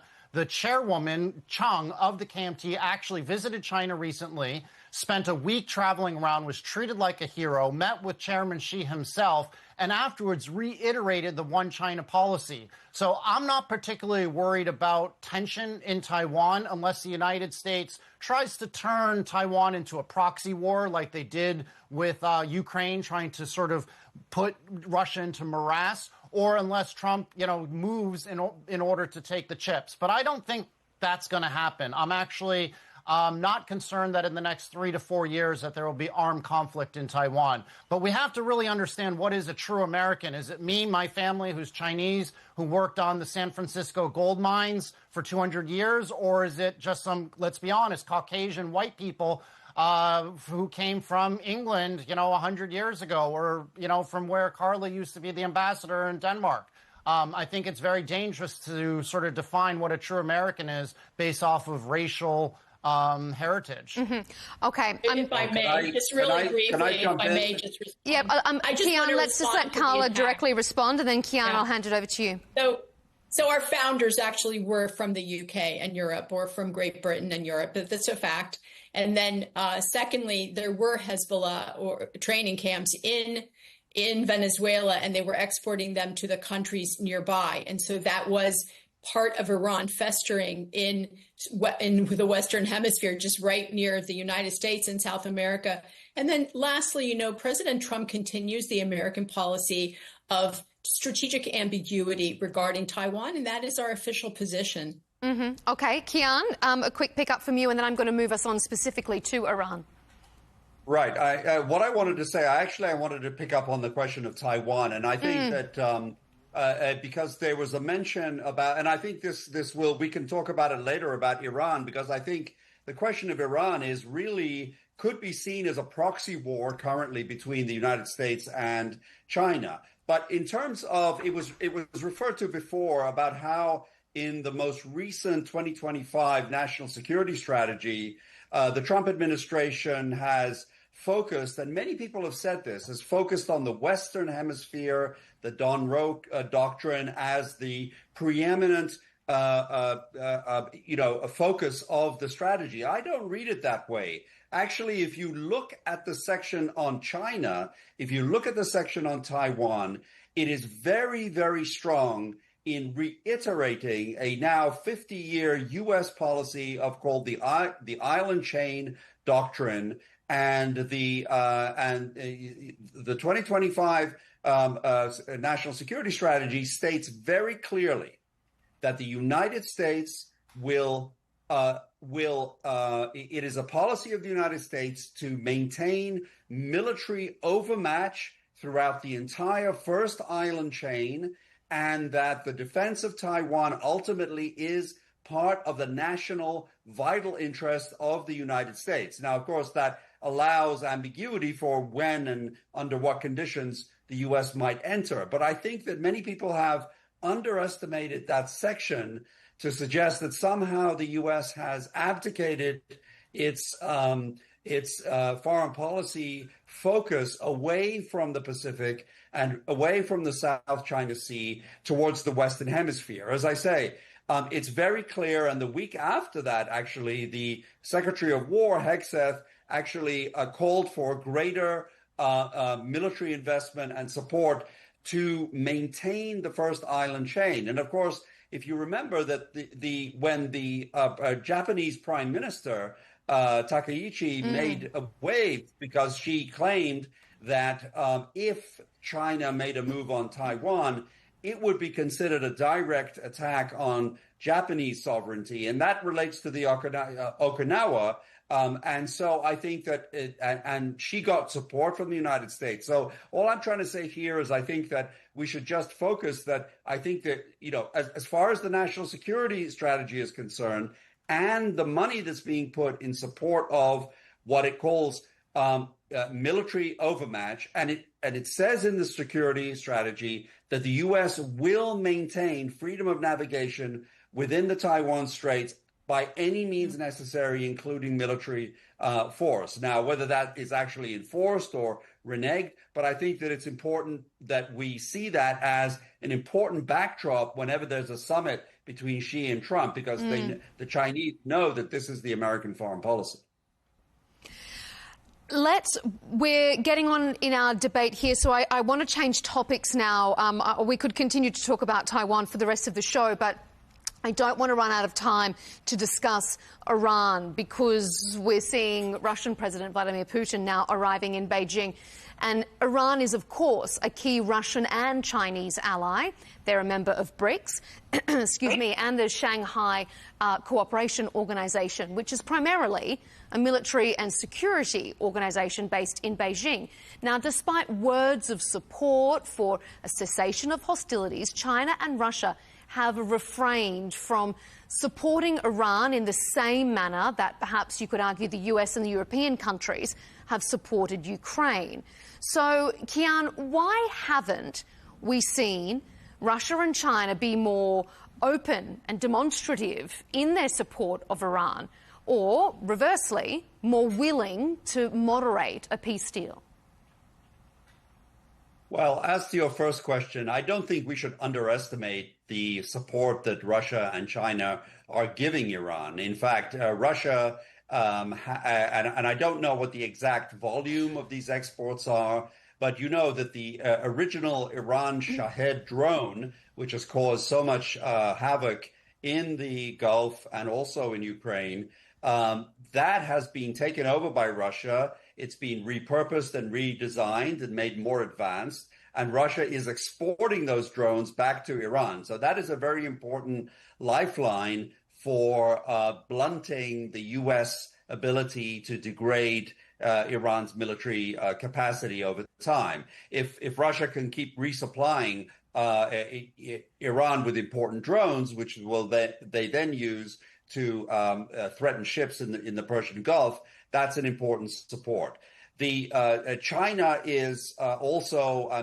We just heard yesterday that some Chinese ship was held up by Iranian IRGC, and that's an interesting development. But I think that what it shows is that China is obviously still very interested in maintaining its source of oil, even though it doesn't get a majority of its oil from Iran. It gets a majority of its oil from Saudi Arabia. But China's play is essentially to use the Middle East as much as possible as a lever to dislodge and to degrade and to weaken the United States. One could even see it as a proxy war, as I mentioned earlier. That is to say, everything that the U.S. has to spend, time, money, material, and so forth, in the Mideast theater is what the U.S. cannot use, or at least is compromised to use in Taiwan. And so, it is in the Chinese interest to maintain, Iran's resistance economy as much as it can, and that's why it's not doing anything to support the U.S. At the moment, of course, China is not able to support directly Iran, but it will in terms of anti-cruise missiles, which by some accounts have already arrived over the last few years in Iran, and those are very dangerous to American warships in the Gulf. And so I think we should not underestimate the extent to which behind the scenes Russia and China are doing two things. One is continuing their support through their military and digital and other kinds of infrastructure, and two, not doing anything to pressure Iran to compromise with the United States. Sean, how do you see that assessment there? Is it in China's interest for the US to be bogged down in Iran? And is that the gamble that the Chinese leadership is making? Well, I mean, I think the tension in Iran was started by the Americans in Israel. So I'm not sure why we're blaming China for the Americans and the Israelis getting embroiled in yet another endless war in the Middle East.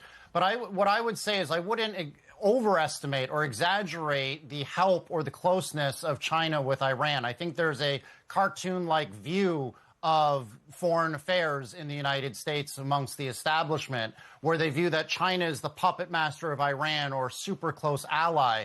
I would actually say that China is close to Iran, and for that matter, Russia, as a matter of survival. When you have the pro-democracy ideologues who are clearly trying to contain China's rise, destabilize the CPC, and push for regime change, the CPC is waking up every day saying, we need to get close to Russia, we need to get close to Iran as a matter of survival, not because they're actually that close. When you look at it, China does about $108 billion of trade, not with Iran every year, but with Saudi Arabia, and $103 billion of trade with the UAE. Officially, they only do about $15 billion of trade with Iran. Probably the number goes up to $35 billion when you account for gray area unofficial oil.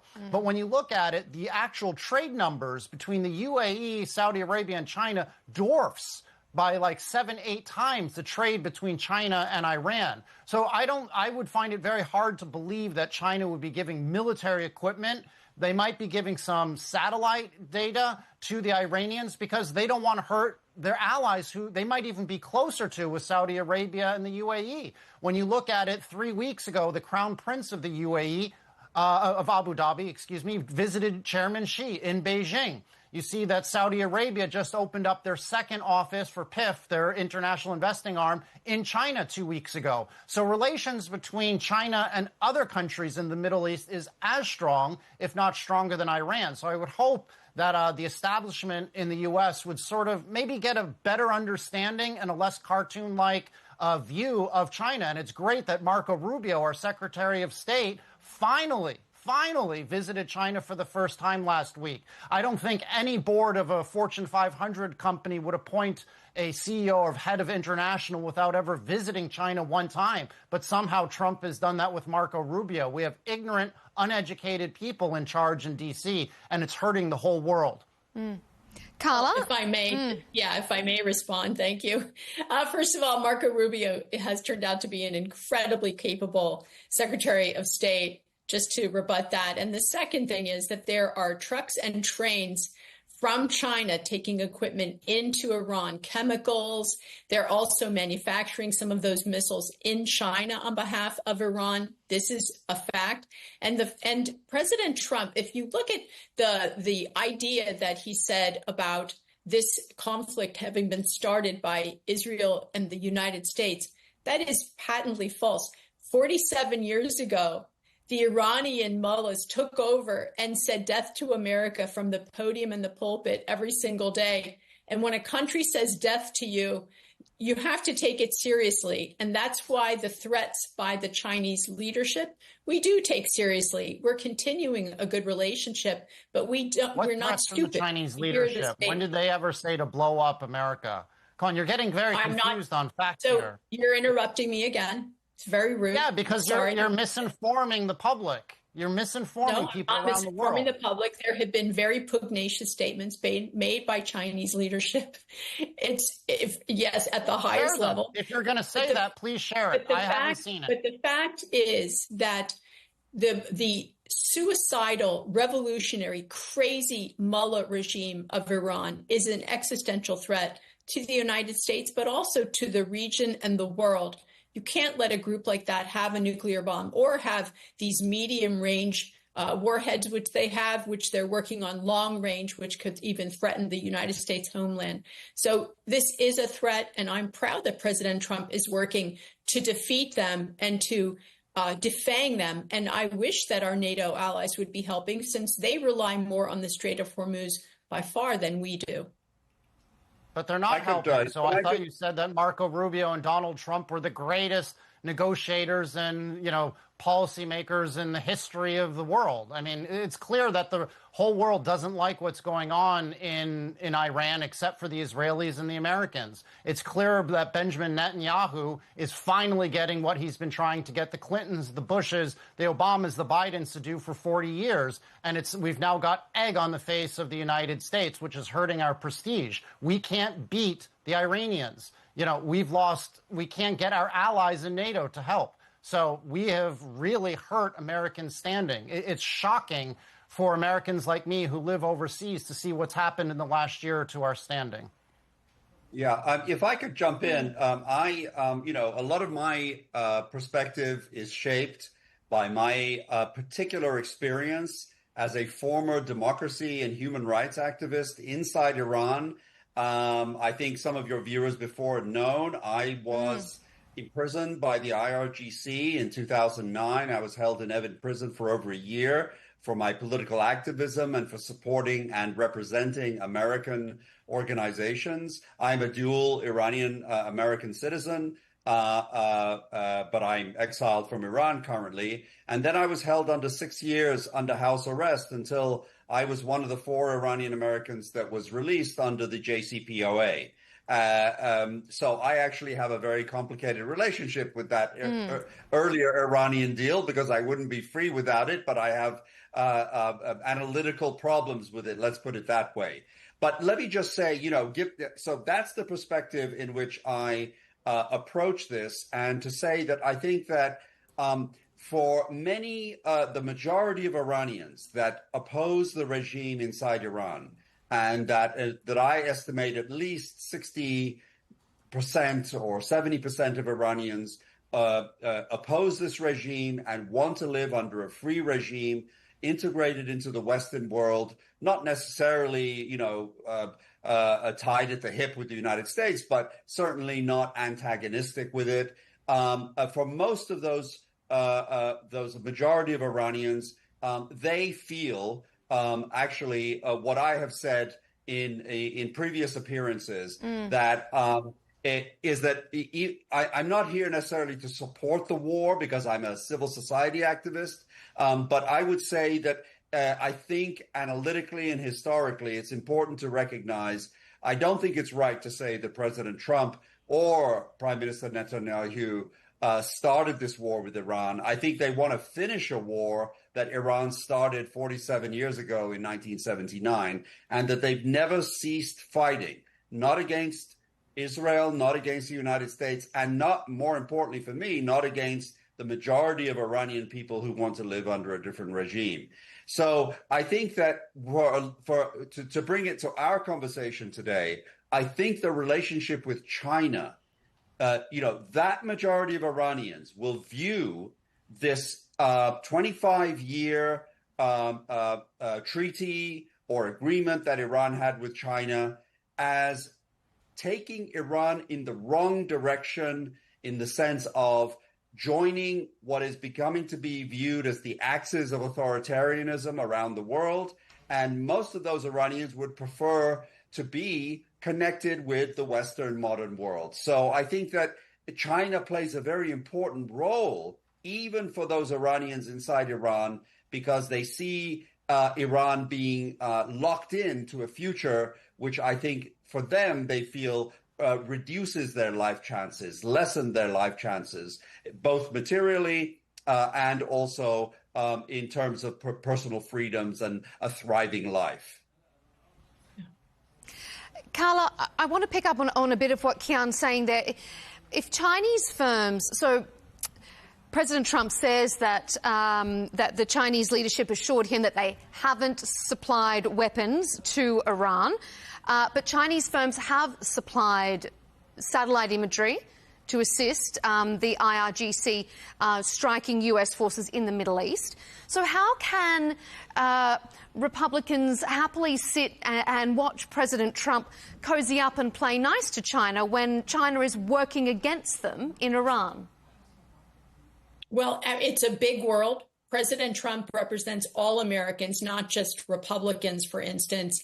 And he's focused on ending this conflict. I would say he's the president of peace. He's not going to start any more forever wars, these sort of, wars that presidents would start, and we'd be stuck for 20 years trying to bring democracy to a place that isn't democratic, that has a different form of leadership, which is they have a right to have a different form. But what has happened in Iran, for instance, the Mullah regime and the IRGC have basically stolen hand over fist the wealth of that country, because Iran is a powerful, wealthy country. It has all this energy, and it has very smart, educated young people, and they want prosperity. But what's happened is, because of the theft of the money where they've enriched themselves, or they have funded the terror groups, Hamas, Hezbollah, the Houthi rebels, because of all of this, they haven't paid attention to infrastructure in Iran.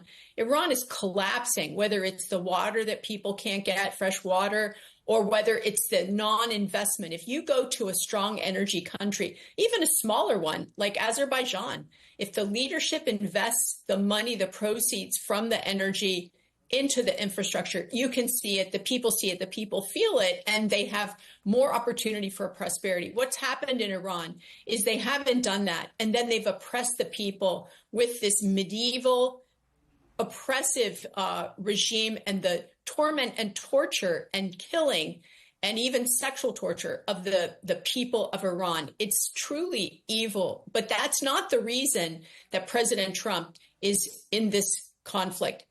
It's a short-lived conflict. He is there because they are a threat to the United States because of their nuclear ambitions, the fact that they have enough nuclear material to make bombs right now, and the fact that they have these medium range missiles moving toward long-range missiles, the fact that they can hit Europe right now, the heart of Europe, or the UK. That is a threat. And so that's why, you see the Middle Eastern countries saying, pause, don't attack right now. We're working on a peace deal. But they are standing with us. It was shocking to me that the Iranian mullahs and the IRGC attacked their best friends. They attacked Oman when Oman was brokering those early talks. They attacked Qatar. These are not like non-friendly countries to Iran. Historically, they had a good relationship. So I think that the clock is ticking. I know the IRGC is not centralized. It's decentralized throughout Iran. But the United States has more cards to play. We can take the funds that they've squirreled away in bank accounts. We can certainly really choke off things getting out, not just through the strait, but the roads and the railroads. And then I think the pain will compel these. There's going to have to be enough pain to compel these the leaders and the IRGC members to lay down their arms. We're almost out of time, so I just want to pivot us back to how China weighs in on this with you to wrap us up, Sean. I'll ask you the same question that I put to Carla there. I mean, if we're seeing President Trump and Xi standing together talking about this historic moment and this wonderful relationship they have, how can China stand beside the US and say that when we know that China is supplying Iran with the information to strike not just US forces, but as you were talking about, the Middle East countries as well that apparently China has such a good relationship with?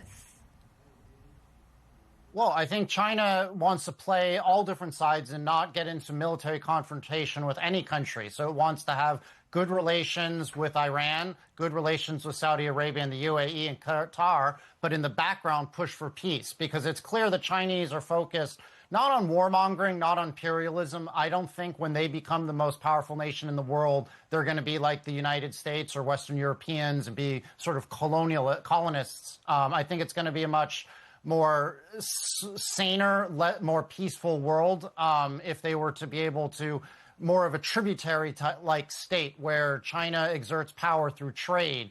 But I think at the end of the day, what's clear to me is that China wants good relations with the United States. And I think that's something that Americans really need to understand. China has felt betrayed over the last 8 years at the deterioration of U.S.-China relations. When you look at it, most of China's leaders from the 1980s on, they sent their kids or their grandkids not to Russia or the Soviet Union to study, but to the United States. So you look at people like Deng Xiaoping. His grandkids went to Duke. You look at Hu Yaobang. His grandkids went to Yale. And then even more modern era, Jiang Zemin, the former president, his grandson went to Harvard. And the current president, Xi Jinping, his daughter went to Harvard. His daughter's a Harvard alumni.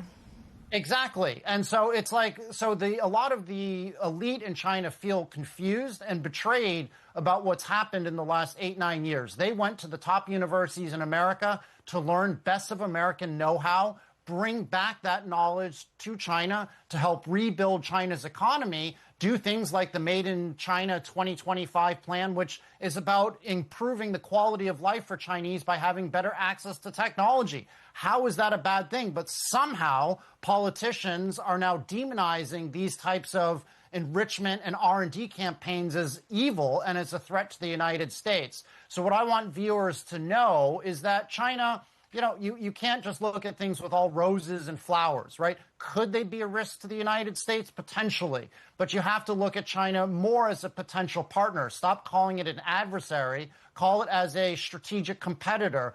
Cooperate where you can and have differences where you have elsewhere. And I'll use one final example to end it. Australia had great relations with China before Scott Morrison became prime minister. And then relations got terrible and there was a lot of economic coercion slapped on Australia. The Australians slapped a lot of economic coercion on China. But then the new prime minister from Australia, Albanese, said, you know what, we need to do trade with China. They account for about 45% of our trade. We will disagree respectfully with China on areas that we disagree on, with values or with feelings, but we're going to go and do it respectfully. I think if the United States started using that term with China, which I have to give credit for Trump for saying, then relations will be better and we'll all be better off. Well, maybe on... Sean, could I just say one thing? I Very think that briefly, what you're leaving out, I don't disagree with you, but what I think what you're leaving out is the agency of China itself. Why does China make other countries feel threatened? And it's because a lot of their trade practices were not transparent or fair, and so forth. So I think that we should also include, the Chinese responsibility for some of the reactions that they faced. It has been an interesting week in geopolitics, as it always is when we have President Trump and Xi on the same world stage. But we are out of time, so we will have to leave it there. But I appreciate all of your diverse opinions. Kian Tajbakhsh, Iranian-American scholar and Professor of International Relations at New York University. Carla Sands, Vice President for Energy and Environment at the America First Policy Institute. And Sean Ryan, founder of the China Market Research Group. To all of you, thanks for being on Counterpoints.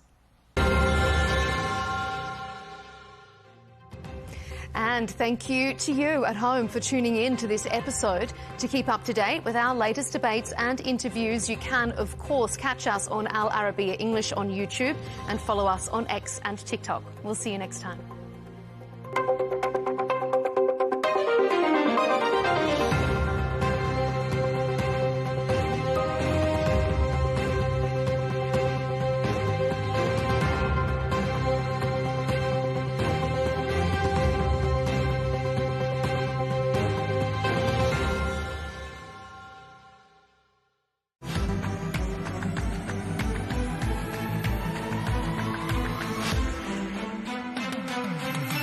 Africa is at a crossroads. Amidst vicious global competition, Africa must forge its own path and secure a place at the table. In May 2026, Africa's business and political leaders will unite at the Africa CEO Forum Annual Summit to set the course for the continent. Join us and shape the future of Africa. Al Arabiya English, your media partner.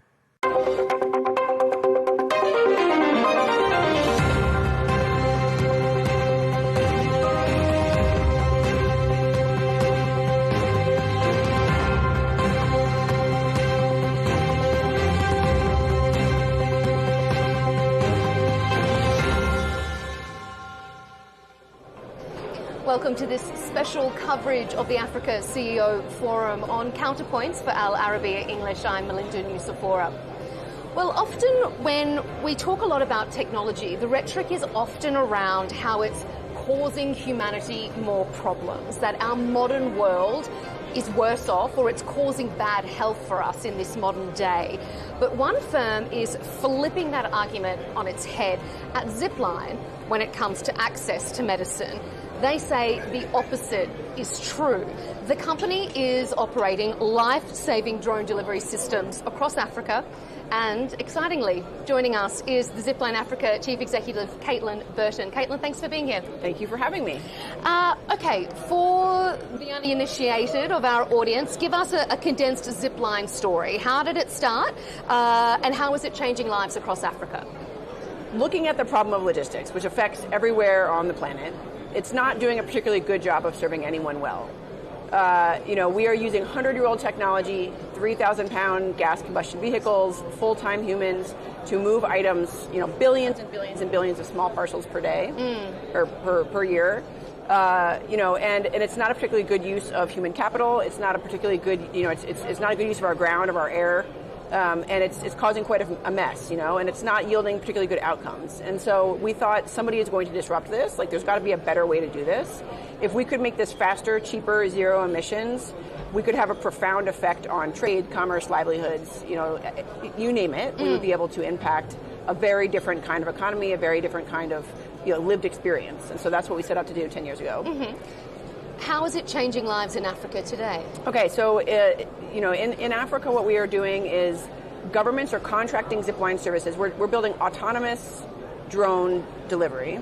They are contracting this as infrastructure that they embed in their public health system. Mm-hmm. So we are centralizing government's medicines, vaccines, and blood. We are sending it instantly on demand anywhere across the health system where it's needed, day or night, 24 hours a day, 7 days a week, all weather. And this is what it's causing is essentially zero missed opportunities to test or to treat or to vaccinate. It causes patient visits to go up, it causes treatment rates to go up, and it causes treatment outcomes they kind of change broadly across the entire population. So we've been able to observe, for example, 56% decline in maternal deaths in Ghana at zipline served facilities compared to non-zipline served facilities. 22% reduction in deaths in children from malnutrition here in Rwanda. At zipline served facilities versus control facilities. So give us maybe an anecdotal example of how zipline does that. Yeah. Because, I mean, if you sort of, for a lot of people, they might think, well, why do you need it delivered in a drone? Why can't you just pop it in a, medical ambulance and send what you need off to that community? Great question. Okay, here I'll give you two examples. One's like a very high, complex case, and one is a very typical, just health access broadly case.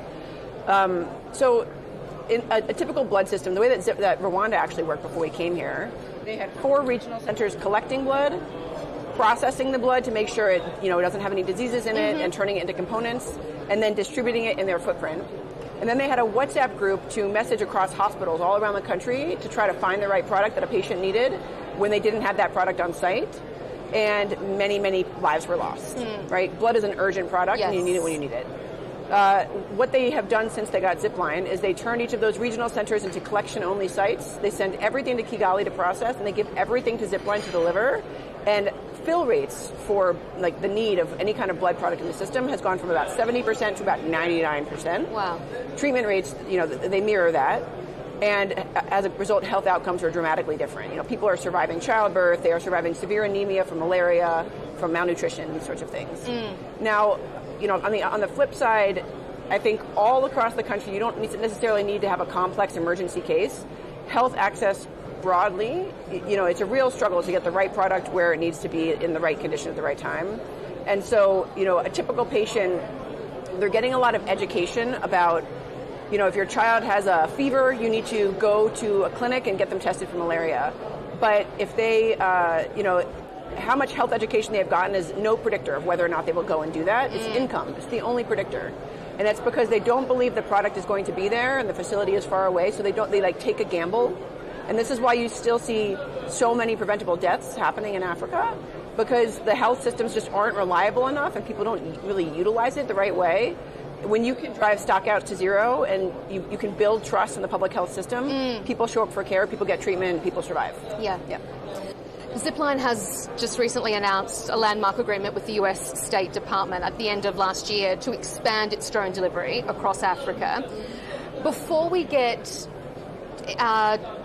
more specifically into what that means for African operations in general, I want to, because we'll get obviously into Rwanda, but I want to first of all focus on the US component of that agreement first. How hard or how easy was it to get US backing for your Africa expansion? Would you say that there's still a wariness or a sense of excitement for tech investment in Africa? So I think with this administration, they had this vision. Marco Rubio has a Substack. Secretary Rubio has a Substack, and he kind of shares what he is thinking about what's going on in development and foreign assistance. And I think what we were seeing, the typical criticism is that the old system was funding one-off programs, and they were counting numbers. So here's an intervention. We've reached X number of people. When the intervention stops, the reach stops, and everything goes to zero. Yeah. At the same time, it wasn't necessarily generating soft power, right? So I think he wrote in one of his Substacks that broadly, a lot of these countries that are getting the most foreign assistance from America are also voting against us in the UN and stuff like that, right? So, why is it that these systems aren't working the way that they were designed or intended, back in the 1960s when we launched? For whatever reason, I think there's a myriad of reasons why that didn't work well. But what's intuitive to them, what's intuitive to me at least, is this concept of commercial diplomacy, which is instead of treating everybody in Africa like a charity case, which they are not, they have, in many cases, they've got thriving economies or thriving parts of the economies. And obviously tons of potential. Their economies are growing way faster than economies in the West. Indeed. And so if you can invest in the right kind of things, if you can, instead of exporting bureaucracy and low quality programming, if you can export the best of what America has to offer, like technology, and you can equip these countries with real solutions where the ROI is, the problem is solved, like actual development, that, and it's going to also provide some kind of benefit back home, like an increased manufacturing and robotics.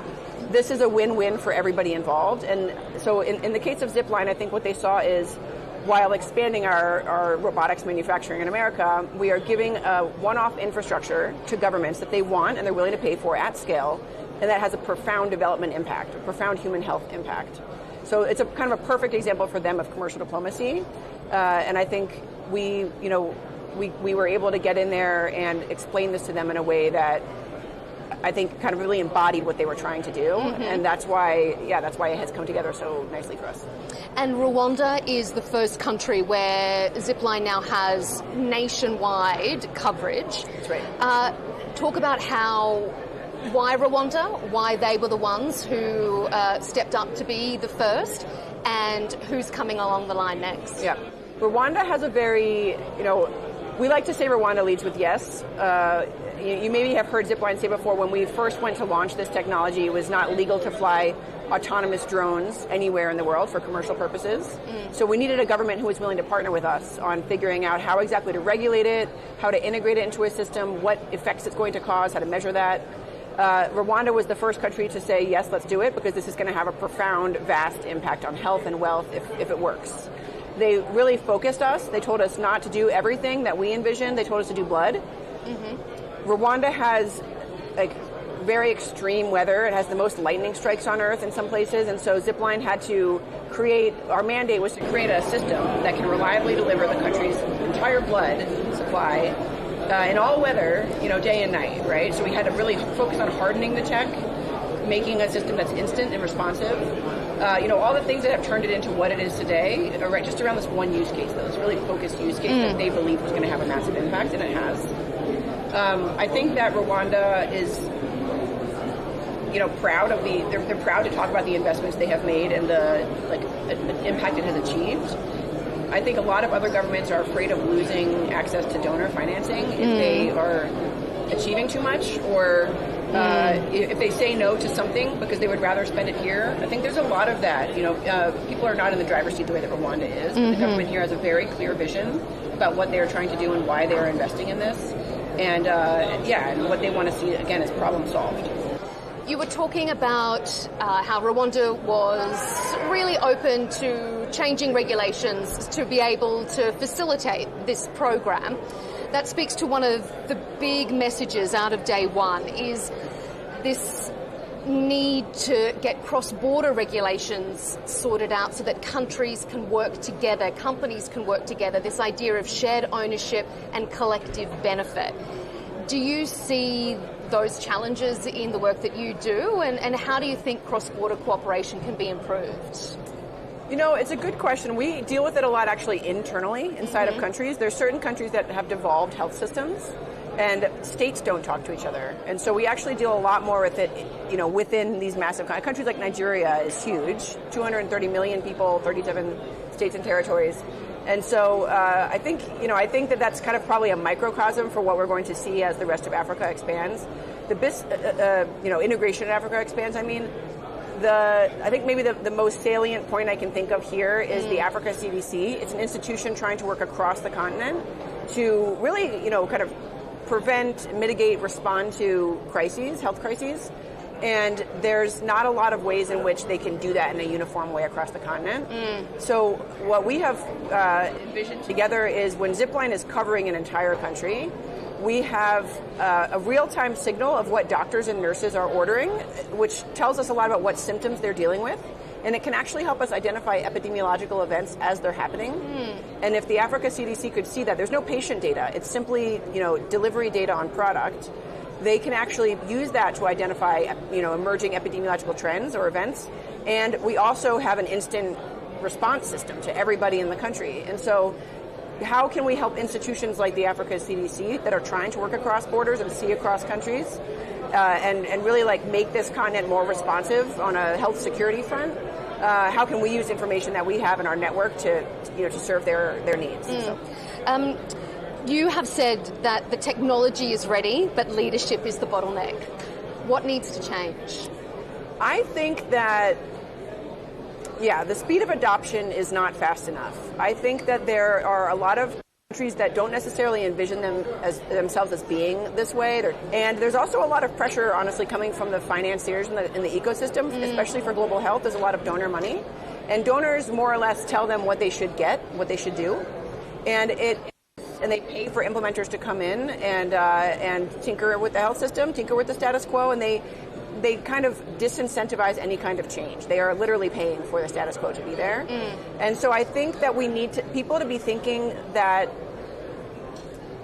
if technologies like Zipline exist now and have scaled, and the impact is irrefutable, and it's affordable, it's faster, cheaper, it's more responsive, and it causes, it actually, the ROI is actually the solved problem.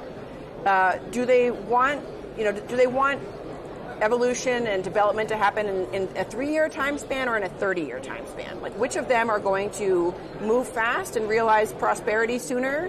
Like, which of them are thinking in terms of like lives saved and money wasted, and which of them are thinking in terms of kind of status quo evolution over the course of decades, which is a lot of the kind of thinking that's been applied to healthcare to begin with here. Yeah. So, I do think that more Rwandas are going to help a lot. And I have to call out Nigeria, Cote d'Ivoire, and Ghana. They have really been fast followers of Rwanda. They have really invested in this technology to bring it to scale in their countries.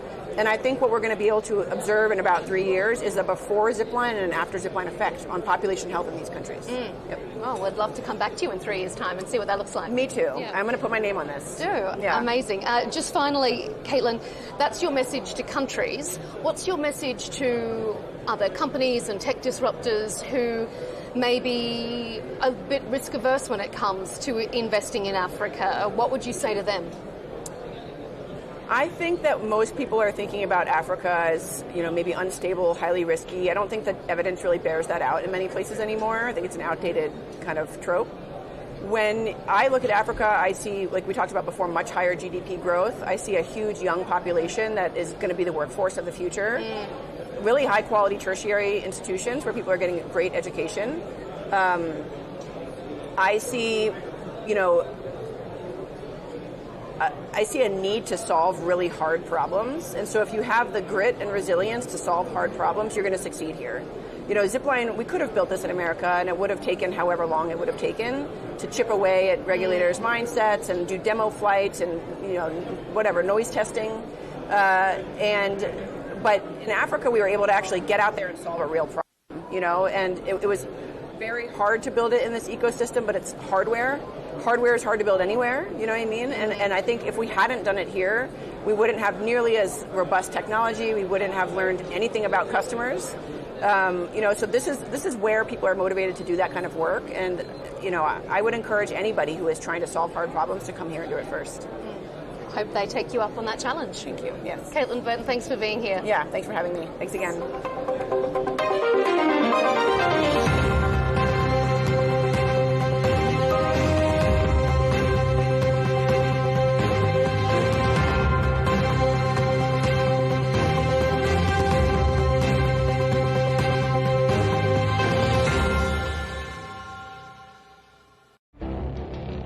It feels like decades are passing by in a matter of weeks. Seismic shifts in the world order. Never, ever will be part of America. With so much happening and so much noise. Whether it's political upheaval, Canada has been ripping us off for years. Economic shifts or social movements. And no one wins from tariffs. I think America can be more friendly to the rest of the world. The in-depth analysis and all the latest developments across the globe. To have an inclusive policy together. The meetings with Hamas gave me some hope. We're in another nuclear arms race. The most important development straight to your screen. Welcome to the dressing room. I'm on my own. I need backup. And an insightful look at the issues shaping our world today. It was not going to happen, that war, and it happened. Join us on Arabiya News, where the world talks.